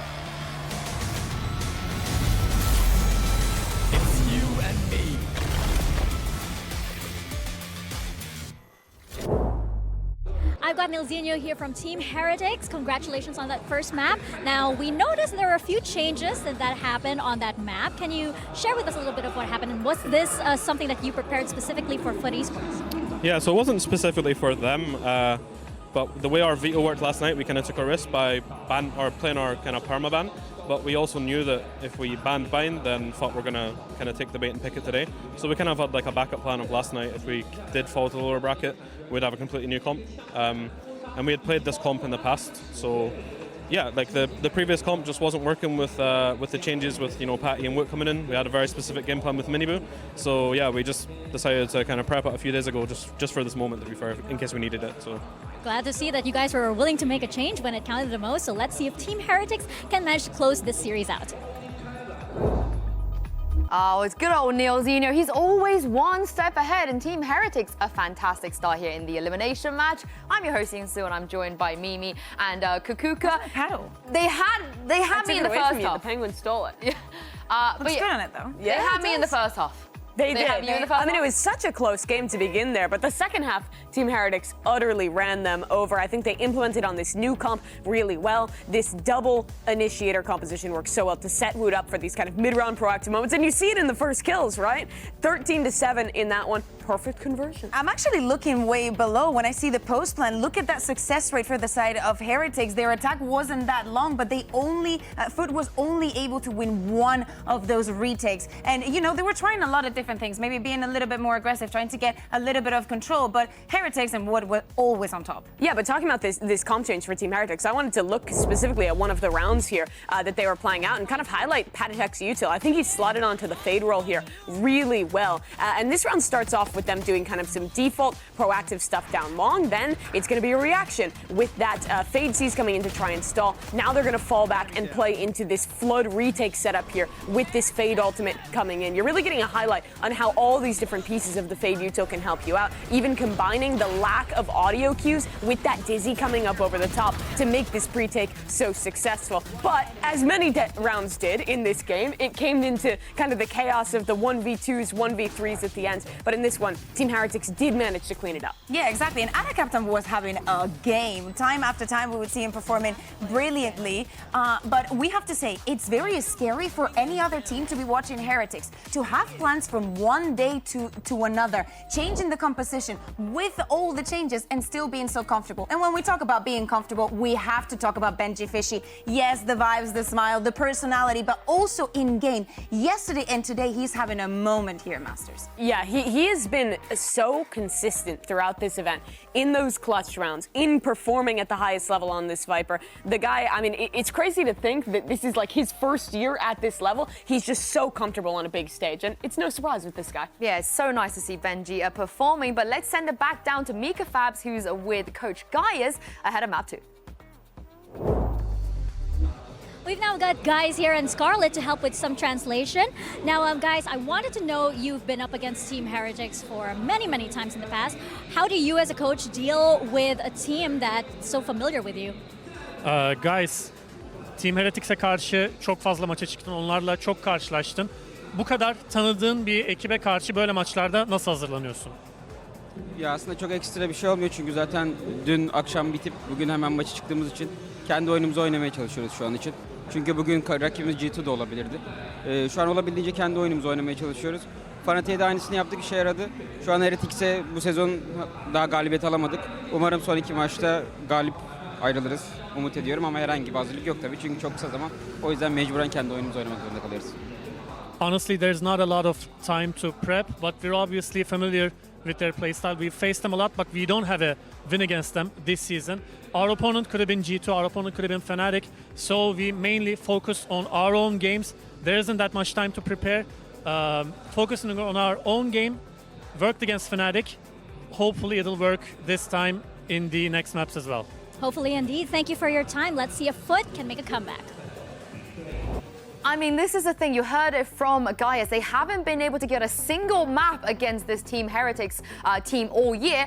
And my worry is they're going to have to try and do that for the first time ever on Sunset. Well, and when it matters the most, right? But as you say, in Sunset, out of all the maps, Team Heretics has proven that not only they know exactly how to play this map, they become so aggressive towards other teams that there is not a lot of preparation to do. And the confidence for this team has got to be high. After that choke last night, losing out on that Series 2 G2, they came back, they had a great comp change into Bind, have got a dominant win there, and now this is really the home territory. I think they've looked great on Sunset throughout this event, and again, Foot trying to get over that hump of their first map win, but it's got to be 2 if they want to stay alive. Yeah, exactly, but keep things into perspective.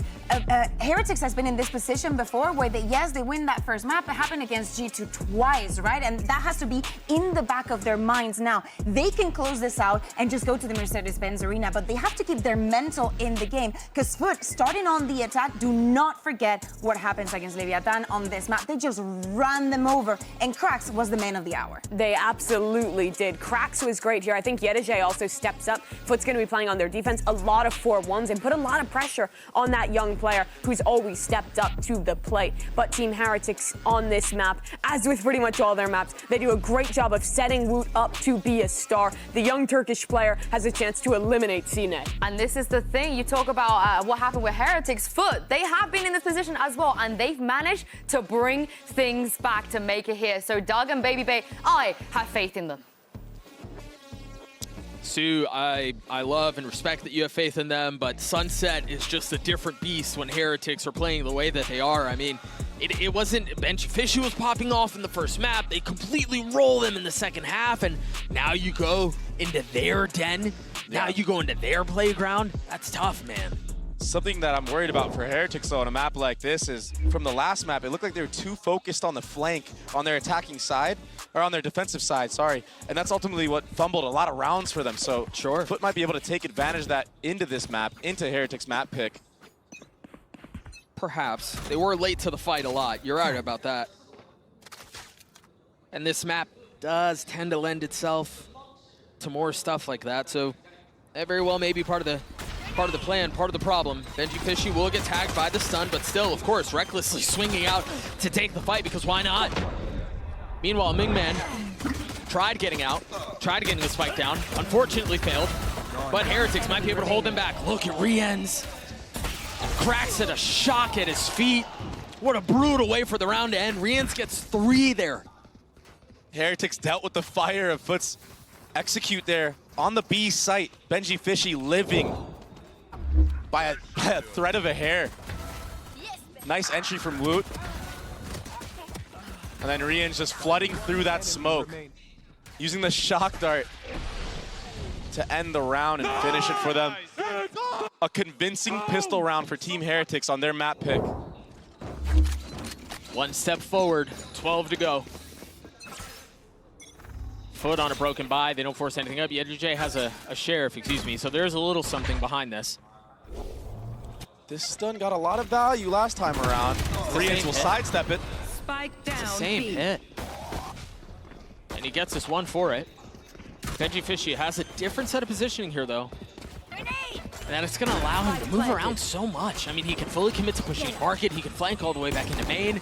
And that's exactly where Yedijay's worried about, concerned about. They've left 1 on site. What can Atacap get away with here? That much. They've managed to upgrade a weapon, too, into the hands of CNET. Instantly hits the ground. But they've gotten it down to 2s. They just don't really have the weapons. Mr. Fallen picking up the Bulldog, the flash over the top, but Benji Fishy on the swing behind it, the smoke, the only thing that's keeping them apart. 1 falls. Mr. Fallen, the only one with the weapon, but Patatek's gonna hold to defuse through all of that. Almost goes the way of Foot here, but just sticking the bomb was Rien's. And Patatek, he did a really good job of using his utility to set up Benji Fishy. I apologize, I believe that was Patatek who stuck the bomb. But yeah, I mean, it was chaotic. That's constant back and forth into that round. The Pistols thriving. CNET got an upgrade with the Bulldog. That's tough, man. You see for Heretics, they won that round. That's a Pyrrhic victory. Like, They don't have anything to fight back with here. They're on such a terrible buy. And that's why you see the outlaw buy once more for Yereje. He'll probably prod up top mid, maybe into market. Just that alone will gather a lot of space for Foot on this attacking side.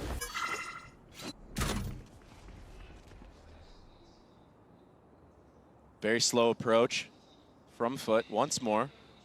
Depositing 2 players in B main. That will be the cue for Yereje to start walking up into this mid area, but this one-way camera, he's not aware of it yet. Here. He's getting so much info off this. He sees that there hasn't been another set of footsteps coming through. And he saw the cage, so he understands that's where the lurk is going to be coming from. Oh, CNED. What a miserable way to get caught like that. Benji Fishy now punishing and still understanding there's a flank. There's pressure coming in from the other side. Decides to tuck into the smoke and try to fight out main. Pays for it with his life, but damage has been dealt. This is the Sheriff round that felt like missed all the first half. And now Woot gets an upgrade with the Outlaw. Even if he gets a tag, that's a W for Foot. The Boo has been stopped.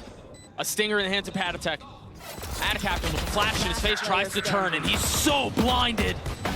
What can Mr. Fallen do? A 1v3 in the inferior weaponry. The tag on the Woot is brutal. The satchel to keep him back. It's gonna do its job. A MasterCard Thrifty as Heretics win the bonus. I mean, do you even call it a bonus? I don't know what that was. I guess it was, I don't know, Nico? That's crazy. I mean, all they invested was Sheriffs, but they were steady as a rock with them. Multiple players. Look at, oh my. I don't even think he saw him. He didn't see him. CNED didn't see him. And then the use of the satchels here to delay that peek from Mr. Fallen. Let's go! Go! They pulled a fast one on him, the young kids on the block. Suppressing. Early dagger connects on the 2 members of Foot, so that will be info gathered for Heretics. The reaction is a speed up in mid from Adacaptain, but nothing else gained for the side of Foot on this. No, I think at best, you're going to want to get CNED to find something, get a pick, right? Kind of open up the map a little bit. He's the only one with a rifle. The Sheriff's not settling there. They've gotten him really far out. They've gotten him really far up, and he's going to push into spawn. Has to peek ahead of this, though, because he knows he's been spotted, he's been had. He gets his one, but the rifle's not in a position to be scooped up here. But Cracks pushing it anyway. He might succeed. Yeah, he does. Could be the deciding factor into this round, into this post plant for a Foot. Mr. Fallen trying to set him up, supporting utility to keep him alive. Very cleanly done.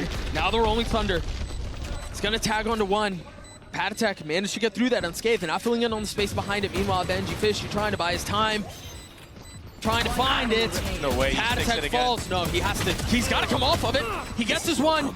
There's a challenge on the other side. The third. No. Oh, Adacaptain gets them there first and somehow stays alive. That was madness. And the hero buy for CNED, he just ran into that B site like a madman, pushing all the way to spawn, and he couldn't convert on the second. Patatek got the trade on him here, but Cracks was able to pick up that rifle and get some more kills going into this round. And Mr. Fallen, he was the star of the show for his team here, delaying that retake, keeping Cracks alive for as long as possible. So Foot on the board, Heretics on a broken buy. CNED one away from his ult. And Woot ahead of it, aware of it. Oh. They've cleared the Roomba, so they don't know he's there. Patience. That's the name of the game here. He knows he's baiting him into it, and he punishes. That setup was there from the beginning. He was so patient with it. The response from Foot is to take A main control, invest the Thrash into the round, but that KO ult gets him off of it. Foot have to be careful here. Not only has that part of the plan been snuffed out, but because of how things opened up on B main, they've lost the weapon. That's another rifle into the hands of Heretics. And on the other end of this, once this KO ult goes down, there's still a dagger that will connect onto 3 players. There it is. To burn the clock down even more.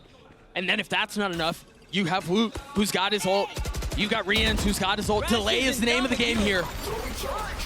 There's the Hunter's Fury. The paranoia out. Patatek trying to land the shots. Cracks falls. Woot invests his as well, but he's not able to find any success. They've got to hurry back and try to pick up the spike with 20 seconds left. They've managed to do so, and now the ult. Position given away. No element of surprise here.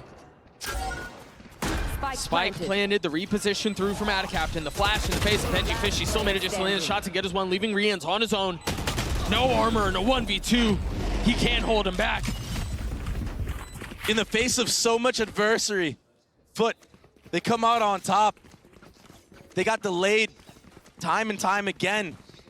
But it was that isolated pick with this Omen flash on a Patatek that was the deciding factor in winning this. Adacaptain just being fully enabled. And then the up-down right here to close it out. A lot of ultimates invested from the side of Team Heretics to try to win that one back. 4 on light armor for the defensive side. Patatek, the man on your screen. The only one without. Boo, he's playing such a passive little pixel angle here. Doesn't connect, but he gets the info. And he's gonna get out with his life. He did take some damage in exchange. It's a really nice flash there. That's such a deep smoke. I mean, that's a one way to stop them from funneling out of the other side, but he TP'd back into it. I don't think they'd be expecting that. Boo is a really nice spot here. Slows things down, buys his time. Now the retake attempt will come through. You see another smoke coming out from Boo as the drone ventures forth. They're all funneled in here. They've got to be careful. 3 on the site. Look at him tucked in, huddled up, now paranoid, and now dead. But there are layers to this, but all of the layers are crumbling. Every single one of them falling apart. Adacaptain will join his teammates. Utility for utility. It was that Omen flash from Boo. He saved it the entire round. It flew right across that default box and enabled Woot with the satchel to just clean up house. And this is a lot of the success that we saw Heretics have the last time around playing this map of Sunset. They're so good at retaking both sides of the map and then changing the pace and flooding after that. It's been a back and forth battle, but Heretics, they're running away with the lead just a little bit. I must wait a moment. Oh, that's aggressive. That's fast out from CNED. Very fast, but he's playing with fire right now. That one-way comes up to dissuade him. Yedijay will take all of mid-control off of that. The fault line certainly didn't help either. The paranoia is going to split the uprights, but you see Yedijay trying to fill in on the space behind it. Benji Fishy still tucked in his cage. He's not even the one who strikes. Now, finding his timing, but CNED, what a hold! He gets 3! But he's going to have to get them all. With the spike in hand, and over a minute left in the round, he can slow things down, I guess. But Heretics' positioning right now on the map is so good. Might work against them though, Doug, because they are very spread apart. But I imagine that Patatek, he's just going to keep jiggling from this top box, wait for that spike to go down, or maybe a tap from CNED. Yeah. I mean, their positioning right now is all about reconnaissance, right? The only way that they can safely get through this if they were to go all the way into lobby, into spawn, and then rotate back A. A lot of boxes checked here. A lot of map covered. 30 seconds left. I mean, as best as you can, given that you only have 2. But CNED, time's running out. If you're going to make a decision, you've got to do so soon. Quick last check of market to find that things are safe. The knife's going to tag him, and now they're on the prowl. Now they know where he is. He still managed to get the spike down. Gets the credits for it, sure. If nothing else, he has that much. He will be able to delay the bomb defuse. I say that as Patatek just spams him through the smoke. And the tracers give him away. I was going to say, I mean, he could have used that nade off the tap, maybe get a spam kill off of that when there's pandemonium on the actual site, people running away from the bomb. Disrespect being shown. from Heretics onto CNET. And it's Rians with that supporting utility once more. That dart to help Benji Fishy into market, isolate that kill, and enable him to focus on the site right after. And even the way Benji Fishy plays that, as soon as he sees the Omen TPing in, he takes a slight step to the left, tucks behind the cover so you know he's not going to get swung main, is able to isolate that as best as he can. Those little decisions there in the chaos are so clean for Heretics.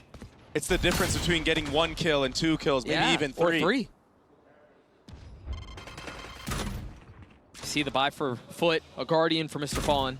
Camera taken out. That's a name we haven't said a ton. But he's quietly put together a decent performance. The only one on his team that's positive right now.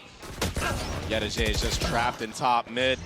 Not able to form that top mid for his team. And CNET, he will double satchel on the site. It's all up to Woot here. Here. Sure, bit too much. Can Benji Fishy strike from the exact same spot? The kid is electric, man. What are you going to do with that rocket? No one's going to swing you. Biding his time.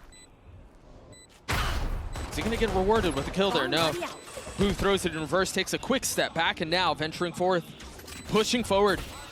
Foot have gotten the spike down. They've gotten 2 rifles upgraded to him as well. The paranoia was nice. Seeing it 1 for 1, though, it just isn't enough. Add a Captain Sheriff. It's going to be a tough thing for him to pull off. The spam comes through, he will fall. And it was that late flank as well, just to secure the round if need be. The discipline from Heretics once more showing. Not giving CNET and the Rocket anything. And understanding the gap, the timing that Yetajay took top mid. They were able to drone out, pinch him, and then just hunker down and secure the round win. And so Heretics will get to 6. The timeout will come through for Foot. Because they've won, I mean, they've won these rounds in bunches. They win 3, and then Foot kind of put this thing back together, and then another 3 come through. But Heretics on their map pick, they're looking so strong right now, Doug. And Benji Fishy wasn't even playing on the B site that time. He flanked all the way around. So now something more to be worried about for Foot.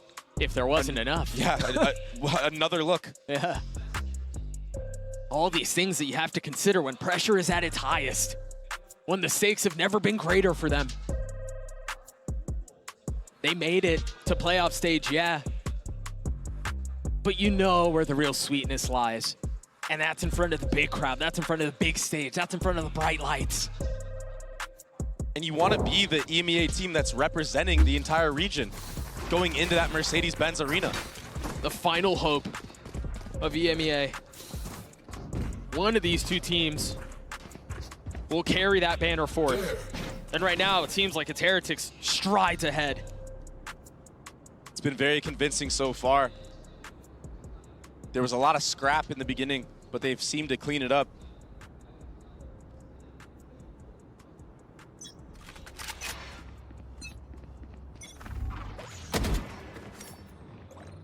As we head into this 9th round, Foot decide to go for a slow B main default. This time, no satchels invested from CNET.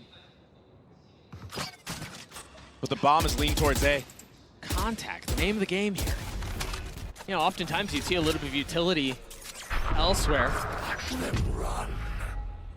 That's been enough to draw Boo to commit the TP to end B, but look at where the spike is. There's a lot that Woot's gonna have to figure out here, and he doesn't have the time to do it. A nice punish from Mr. Fallen, and now they're going to freeze the round. But the problem with this freeze here is that's going to allow Heretics to rotate back A. So if Foot do want to end here, all of the manipulating of rotations that they did at the beginning of the round, it's gone. He's hearing all of this. Patatek has full info as to what's going on now. And look at the positioning from Heretics. They're already here. Patatek might have regretted being here as he's dealt with. Boo on the snap, that's real clean, but you're gonna have to do more than that. Give me a corpse. Where is everyone? Someone give the man a corpse. Footsteps heard as well. Paranoia in his face. They know where he is. He can see the swing coming. There's nothing he could do about it. Rian's in a 1v3. Nothing found. Not a single kill. Foot get their 3rd. That was a very nicely called round off of the timeout. It was a fake from start to finish. Heretics bit. And Mr. Fallen with that entry and just being a bodyguard, protecting the president, who was PRX while he was in Thrash. That was it. Captain had a reflink to secure the round. That was a beautiful round for Foot. Yeah, but honestly, all of it falls apart if Mr. Fallen doesn't get that opener onto Woot. Yeah. So massive props to him. Big round from the breach, and now ult online too. And it's the same look. The spike was cheating over towards A last time. It wasn't in tow. But it's the same look. See Ned somehow dancing away. Has the swing. Avoiding the damage initially, but you cannot hide. Still a little bit more damage found. The spike's still not in hand. And just like that, Captain is in and out after trading. A site has to be given for Team Heretics and B site. Boo, a lot rests on his shoulders right here. Very reminiscent of the conversation we were having in the previous round, but it was Mr. Fallen who had the pressure. If Boo can find some space, yeah, maybe, but you've got to be paranoid of that. You've got to understand that you could be getting pushed elbow here. It's just a matter of time on when they turn around. Captain isn't turning. He's now turning! And now they've got the Hunter's Fury they have to deal with. Again, trying to find any target, trying to get any free tag, any free damage. Mr. Fallen was the hero in the previous round, and they're going to call on him to deliver once more, but he can't. He just can't. The proactivity from Boo. He knows he was the solo anchor. He took a timing down lane, wrapping all the way around elbow. That's no more smokes after he takes out Captain. And then the retake utility from Heretics. It doesn't matter what kind of numbers they have. It's always just so clean. Cena did a really good job early on here, actually, in the face of adversity, getting a kill. But it was this play that I spoke of. That was it. That Omen flash to secure the round with the KO. Molly. And Mr. Fallen had no chance in the 1v3.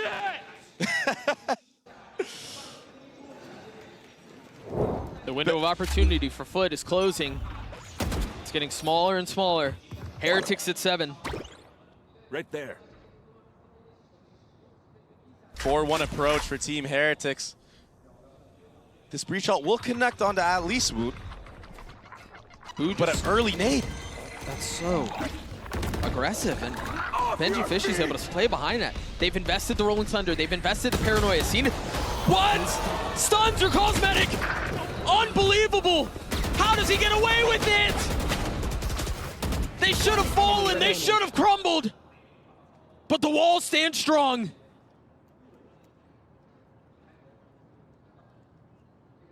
Right, what does Yetu do here? So insane. I mean, he can't do much. It's a 1v4, and with the disciplined approach that Heretics have had all series long. And the money's terrible too. He just has to save. And it really feels like that was it. That was the round you needed to secure. You needed that. 30 seconds You left. invested the breach ult. And you bought into it. This was a gun round. This was your best chance at a 7-5. It was the half. And all of a sudden, we're talking about the likelihood of a 9-3. My question was whether or not Heretics would hunt, because their money's in a decent spot for them to go after it, but it didn't seem like they were interested in moving. But now they've gotten active. Wow, my eyes are down. And I don't know that they're going to find him. I should be able to come out of this unscathed, and bring this Vandal into the next round. The only one close by is Boo, and they're just guessing at this point. Before the switch. Spend like there is no The protocols of Heretics, they're just too clean. I don't know, protocols, bro. He was fully stunned. What's a protocol in that? I just imagine he would get traded out. That's been the name of the game so far on this map, on this site. I mean, even Woot, I mean, he got hit by that Rolling Thunder, but he floods straight back in off the Dart of Rians and supporting utility. But you are right. I mean, if CNIT gets that entry, it could be a completely different narrative. Maybe a salvation to a disaster of a half. It doesn't seem like it's getting any better. Boo has been farming this over for free these last couple of rounds, by the way. He did it in the previous. There was no challenge. The only one who was close, who may have heard it, would have been Yeduje. This time he will get pushed back, but he steps back in and takes the head off a CNET. Sent into the next half. Not allowed to play the game these last 2 rounds. He continues to do his job. He continues to do what's asked of him, but now Mr. Fallen sitting on the other side of this one way. How do Foot get in? Right here. The tip of the spear has been blunted. There is no go anymore. There is no execute. And so maybe through utility, they're able to find a window, brute force their way into the site, pry the bars open. Right there. But it's tough, man. They're just locked in. They're locked out. You see the smoke coming through. There's a little bit of utility that'll help. Hadatek is in a pretty brutal spot here, but if he dances around and plays cards right, he's going to be able to be the last one left standing.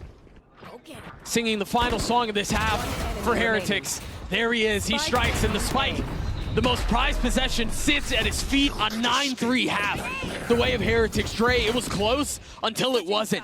That rollout on B, just kind of destroyed everything. And Boo, the step back into the punish. Such a good anchor on this A site all tournament long. 30 seconds left. Even when he's walking backwards, he's trekking. Stops on a dime, gets another to clean up. You're so good. The one word of caution I will give is that we've seen Heretics have a very big lead very recently. We'll see if they can hang on this time. Yinsu, what do you think? Doug, I'm going to pretend like you never said that and that never happened because it's a great start, a 9-3 half for Team Heretics. Yeah, Lightning doesn't tend to strike twice with those kind of comebacks. I mean, Team Heretics looked incredible throughout this one. I think proving again why this is a map that they have played so consistently and they're so comfortable on it. Woot, I think, had a great start to this game with this Sova KO composition. He had set up so well to perform. And it's so important to also notice where he lands in the perspective that the team has towards this game. Retake after retake, just the same thing that we were seeing on Bind. The utility is so important that it's safe, and someone has to be the spearhead for all of this, and that has to be Wood. Even when there's barely any piece of utility following him up, he is going to perform. He absolutely did in so many moments throughout this half, and that'll only continue once we get into their attacking side. But for Foot, this is really where they have to dig deep. If they lose this pistol round, they are in dire straits for the Circus squad, who has already put together their deepest run we have ever seen at an international event. I'm still looking at Cracks. I'm looking at Paditek as well. I want to see those initiators shutting down, and I want to see more of what we saw from Wood. We need to see from Zenit. It is the moment for him to step up if he wants to stay here and keep competing. I mean, this is the thing. This is an impossible comeback. It has been done before. The 9-3 curse, it exists. But the question is, though, can Foot do it? Are they going to be the second team in a row in this tournament to pull off a comeback against Team Heretics? Let's get the rest of this map underway and get back into game with Doug and Baby May. Much obliged, Sue. Yeah, there's no way that this happens again. There's no way they let a lead of monumental proportions get away from them. I mean, we saw them in the hallway after map 1, and they're like, yeah, no comebacks this time. We're not going to allow it. And I mean, they're going to have to put their money where their mouth is here. The key difference here is that this is their map pick. They're familiar with this. They have so many reps this tournament alone on it. Sure. That nade is gonna hurt. That does not feel good. There was nowhere for Paditek to go. Woot's gonna be a casualty as well. That's a really nice defensive hold so far. But who else but Boo paving the way. Answering back. Benji now walking onto the site. Crack's gonna take a 1v1, but Boo again, steadying the shots. In the face of a flash, manages to get another. Just when it seems like Heretics should be put away, they continue to chip a little bit. They continue to find an advantage here, an advantage there. They're just nuisances. They never go away. When you think you've got them done, it's heroics. And it's gonna require heroics if they want to get this pistol, if they want to get to 10. There's one. Uh-oh. Last player standing. Can Benji fish you 1v2? No. overwhelmed. Yedijay on the swing, but a fuse will come through for CNED. Foot needed the pistol, and they got it. It was a good start. It was a good trap in mid from Foot, and it got a little shaky, got a little dicey, but they were able to hone it in and get the trades onto the actual site and secure a pistol round win to start a comeback. That was that trap I was speaking of, nade into Gecko Flash, and even add a captain from Market. One enemy remaining. Very nicely played. They're still smiling. That's a good sign. Foot up to 4. An outlaw in the hands of Woot. The Des talked about how this felt like this is the moment that CNED needed to deliver in, excuse me. He needed to be, or needs to be, the leader for his team here. He needs to be a spark because Woot has done this entire series what CNED is needed to do. I mean, he just lit a fuse right on Ada Captain's head, and now that's the smoke's gone from the round. And more Patatek cleaning up the tag from Woot. A nade to push back Yedijay. And the entire map now is a playground for Team Heretics. My camera is They may have more options than they know what to do with. And what's tough is there's no win for on the other side, so CNED has to rotate back B because of the possibility of a flip. They're spread so thin. It's a luxury they don't have in being able to stack here. The problem with this, though, is that even if they get picked off, they're going to lose these weapons. The upgrades are only going to get better for Heretics. The situation only getting more and more dire for Foot. Yes, CNED needs to deliver. Yes, there's a lot of pressure on his shoulders. Yes, there's a lot of eyes on him. But this? A 1v5? And now they know where he is? It's impossible. Heretics get to 10. That might be the dagger. They invested so much into that. That wasn't like a hobbled together buy. It wasn't stingers and things like this. Woot. That entry onto the smokes player and then the tag to allow Patatek to secure the round, basically. And you're seeing it on the faces of Foot. That was the round you had to win. The one that gets away. No point in thinking about that, though. They're going to have to make wine out of water if they want to pull this off. Literally looking for something out of nothing, and unfortunately for them, that's what they found there, nothing. They tried to set it up. They tried to make a trap play.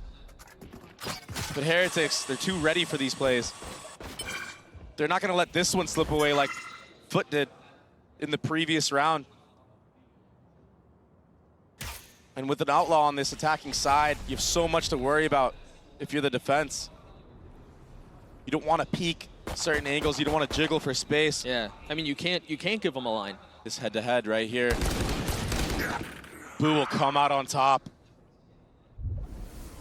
And now he's just going to probe into the A site. Trying to salvage anything is Foot with the flash in again.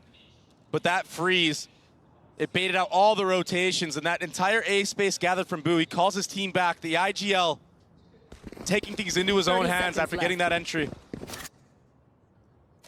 Foot came into this tournament as the #3 seed from EMEA, but in the eyes of many is the best team to come from that region. There was a lot of hope. There was a lot of excitement behind this squad, and they roared out onto the stage. Don't get me wrong. They looked good. People understood why. Yeah, these guys can compete. These guys are pushing for hardware. Player standing. But it seems like they're going to take a bow out of Shanghai with a whimper. This has been one of the most one-sided maps we've seen. Meanwhile, Heretics, as they get a flawless round win, as they get up to 11, now just 2 rounds away.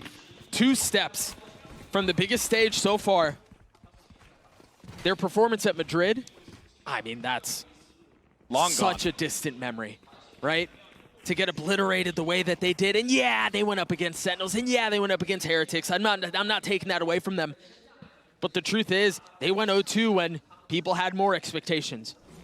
People wanted more from these young kids, and it seems like they've matured and they've grown in such a massive way.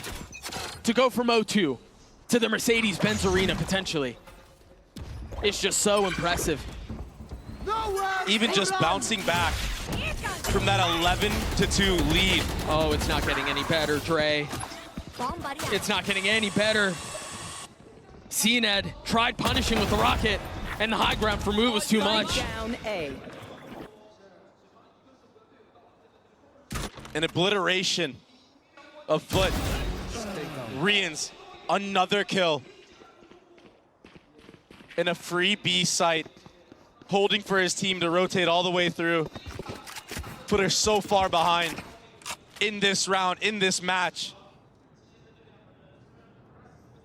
Right there. A perfect representation of what's gone on this series.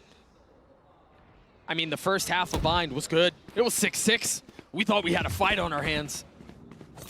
Grenade. That was the last swing that we saw come out from Foot. Cracks and Mr. Fallen will again be called upon to deliver heroics, to deliver magic. And Heretics, I mean, they've been in the face of this before. Again, surely they don't make the same mistakes that plagued them just 24 hours prior.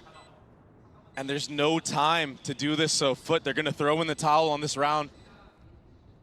Bring those guns into the next, and they're gonna have to perform an even greater miracle than what G2 did yesterday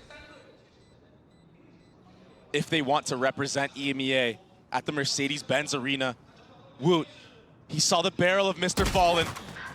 He will get taken down. Yeah, cleans him up, puts a crosshair right on him. So both rifles will look like they will be carried into the next.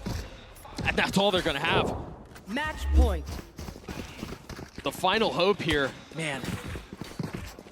It's so tough when it feels like nothing is going the way of a team. They're trying to be proactive, right? They're trying to set these traps. They're trying to take the initiative, but they're just getting punished. Yeah, you're not even seeing the same pop-ups from Heretics that you normally see. You don't see them out of their seats. You don't see them going nuts.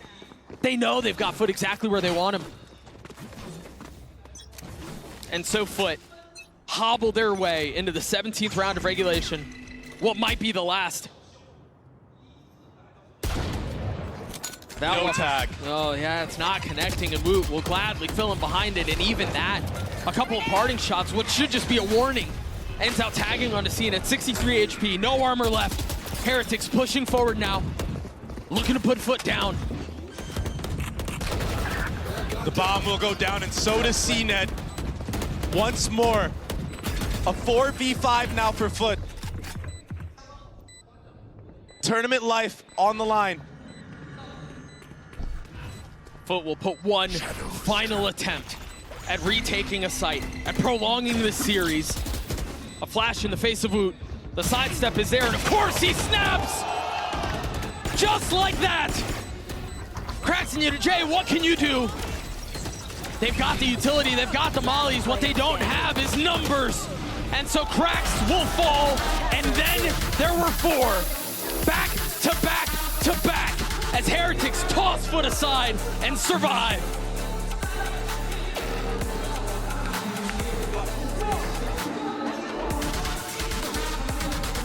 From being 3 rounds away to the Mercedes-Benz Arena, they booked their ticket there today.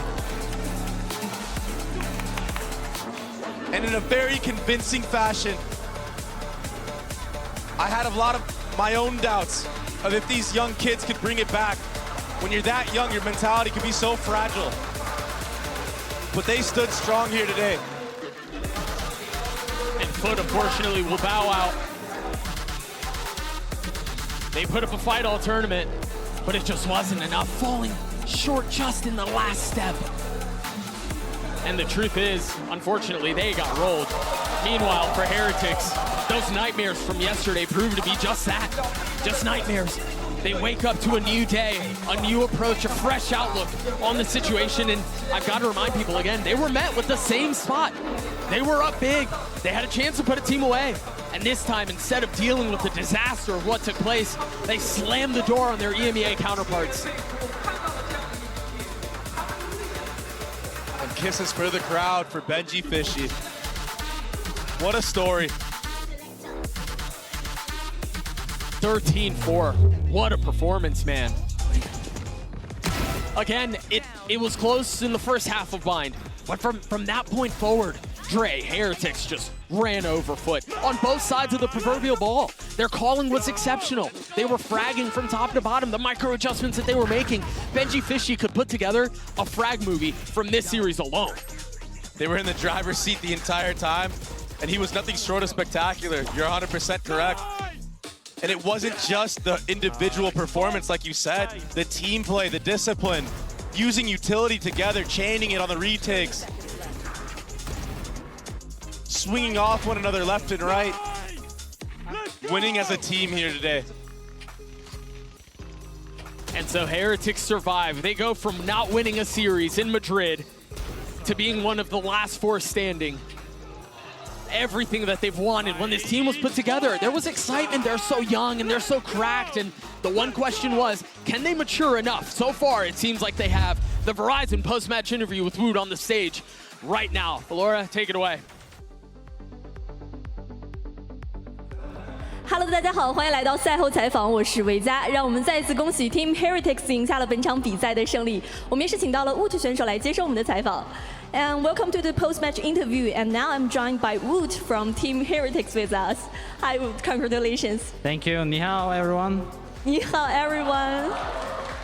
首先也想问一下 Wood 选手，因为他们现在也是拿到了最后一个通往梅赛德斯奔驰文化中心的机会，想问一下他此时此刻脑海中在想些什么 ？Now you're able to play in Benz Arena. What thoughts are going through your mind right now? It's like a dream. I'm so happy to qualify for Mercedes-Benz Arena, also top 4 in the world. I'm proud of my team. We didn't prac good, we didn't prac enough. We just come with standing, we played for fun, and we are still top 4. Imagine how we're gonna play with the mini boo. Just this. I'm waiting for mini boo. 他说：“其实他们现在真的非常非常开心，这一切对于他们来说就像是做梦一样。他们现在成功进入到了上海大师赛的4强，对于他们来说，真的这一切非常非常的开心。而且可能这次的比赛他们确实没有那么多的时间去准备，但是也达到了一个很好的效果。而且这回可能没有 mini 布和他们一起来参与比赛，他们很想念他，但是也相信之后他们会在一起打出更好的成绩来。那接下来第二个问题可能想问一下，因为其实在这次的上海大师赛，Wood 选手也是转变了位置。” 想问一下他在队伍里打决斗的感觉怎么样？同时对他来说这个转变轻松吗？You've changed your role in this Masters. So how's the feeling of being a duelist in your team? And was it a smooth transition? It was hard when I was start pracking in duelist with team because you need to more comms, more fundamentals. But I think I adapted well. I'm just trying to do my job in the team. I don't want to do any extra. I want to just win with my fundamentals. So I adapted well, I think, but I don't want to play that much entry.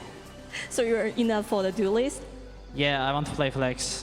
OK， 他说其实对于他来说，这个决定一开始所有的准备工作可能并不轻松，因为对他来说，如果转变到决斗，需要更多的基本功，需要更多的配合，所以也需要更多的练习。在这个过程中，确实没有想象中的那么容易，但是可能他觉得他自己做的还是非常不错的。然后最后呢，他可能也是觉得他还是不是很喜欢决斗这个位置。我问他，我说那你是不太想打决斗了吗？他说可能他自己更喜欢一个自由人的位置。那我们也可以期待一下Wood选手之后的发挥。那我们今天的赛后采访呢，到这里也先结束了。And that's all for our interview. Thanks you for joining again. Sorry? That's all for our interview. Thank you for joining again. And see you guys in Benz Arena. Okay? Yeah, see you. Wine everyone. 最后也是说了一句我爱你，非常可爱。那我们今天的赛后采访到这里就先结束了。接下来让我们梅赛德斯奔驰文化中心见。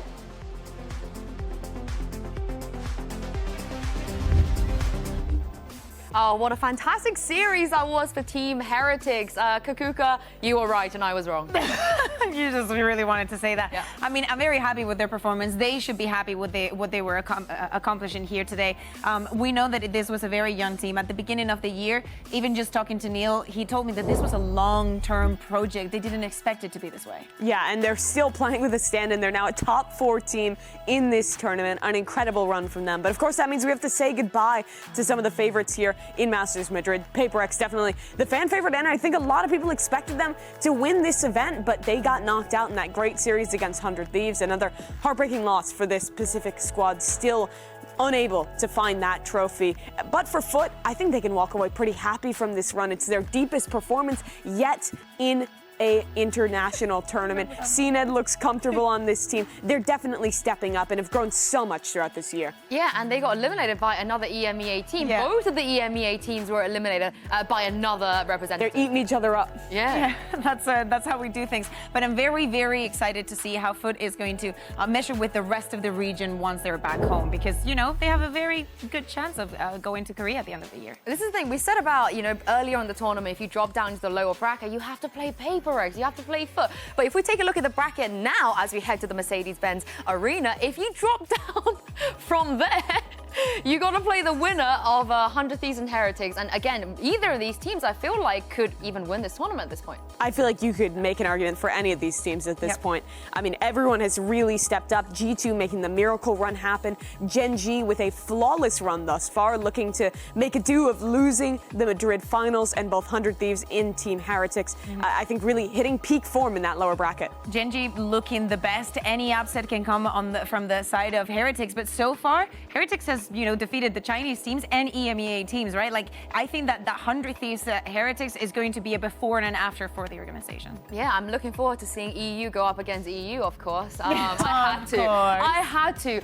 But yeah, this was our last day here at the VCT CN studio, and we're moving into a bigger venue for the final 3 days of competition, the Mercedes-Benz Arena. Of course, you guys just saw the schedule. You know what's coming up. But before we round everything else off, there's one thing we need to do. What's that? I believe, Mimi, we have a birthday girl in the studio, right?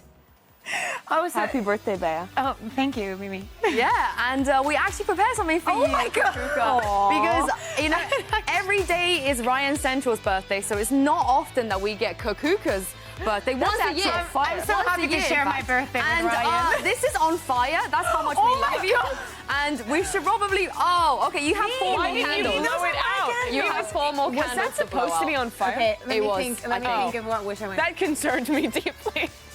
What, did you wish for a Heretics win for the tournament? I guess that we will know in the future. Okay, we will know. You're not going to tell us I'm your very wish. powerful. My wishes are very powerful. In case you guys at home wondered, it's also Mika's birthday tomorrow, so make sure you send her a lot of love on social media. We are going to be away for a few days, but the next time we'll see you guys will be at the Mercedes-Benz Arena. Everybody have a lovely rest, and we'll see you then. It's your cake. It smells like it smells like we're going to die. Hopefully we live. Back at Chance, Boostio had the formula to take down this PRX team, but what happened in the past does not matter anymore. It's elimination today, and PRX have a very, very tough job ahead of them. Cryo. Johnny on the spot, accurate with the aim. 3 kills for him, 3 rounds for 100 Thieves. We'll just be fighting him straight up. It's something, the counter spam here from his Asuna. Absolutely gorgeous. The follow-up, even more beautiful. Swing coming in, the Tink is there, but the kill cannot be found. It's all on EU. Finds one, finds himself a second. Time bought, the push forward, and Mind Freak confirms the kill. Really spotted, but Mind Freak able to find one, but Bang putting down something. Bang putting down Forsaken. Jing trying to swing out of his cove, and Cryo says absolutely not. It's happening again. It's like Ascent, it's in 100 Thieves. Kick off this series, 13-5. A dominant start on their map pick. Austin able to find one, Forsaken dead. Jing swings through, however, and finds them both. Paranoia at the ready, set. They're all in, but Forsaken, guns down 3. Cash hasn't been built up super well for them. In perfect position, Boostio still gets the shot. Denies the ace. Hearing a little bit of noise, the Thrash gonna be coming in. He tries for the timing and he finds it.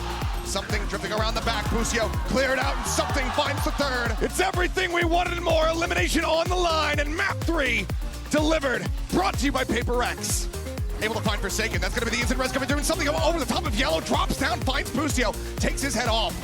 Tucks in, swings, looks for the third, finds it. Something coming online. Spotting him out, has to tuck back. They reswing, they line up. Asuna collects them both.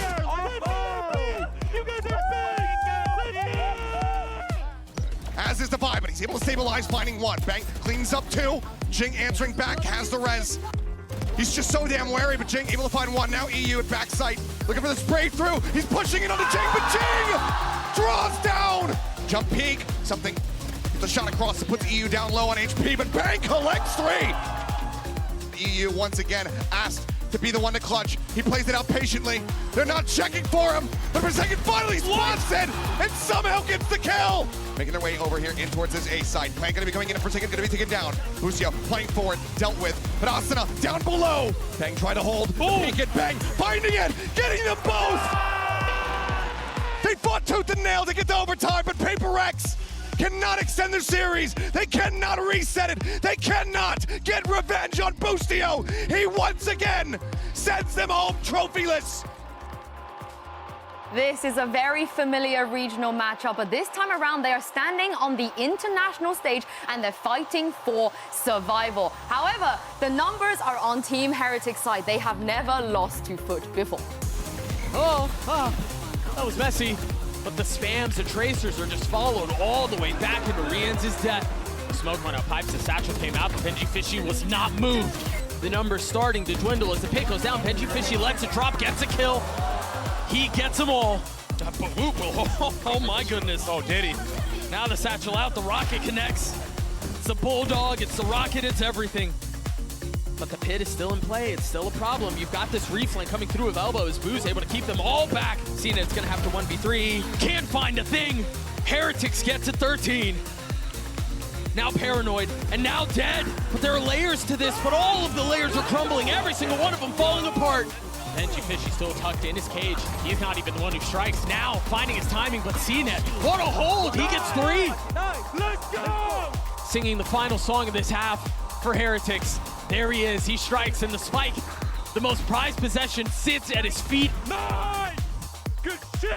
And then there were four, back to back to back, as Heretics toss Foot aside and survive.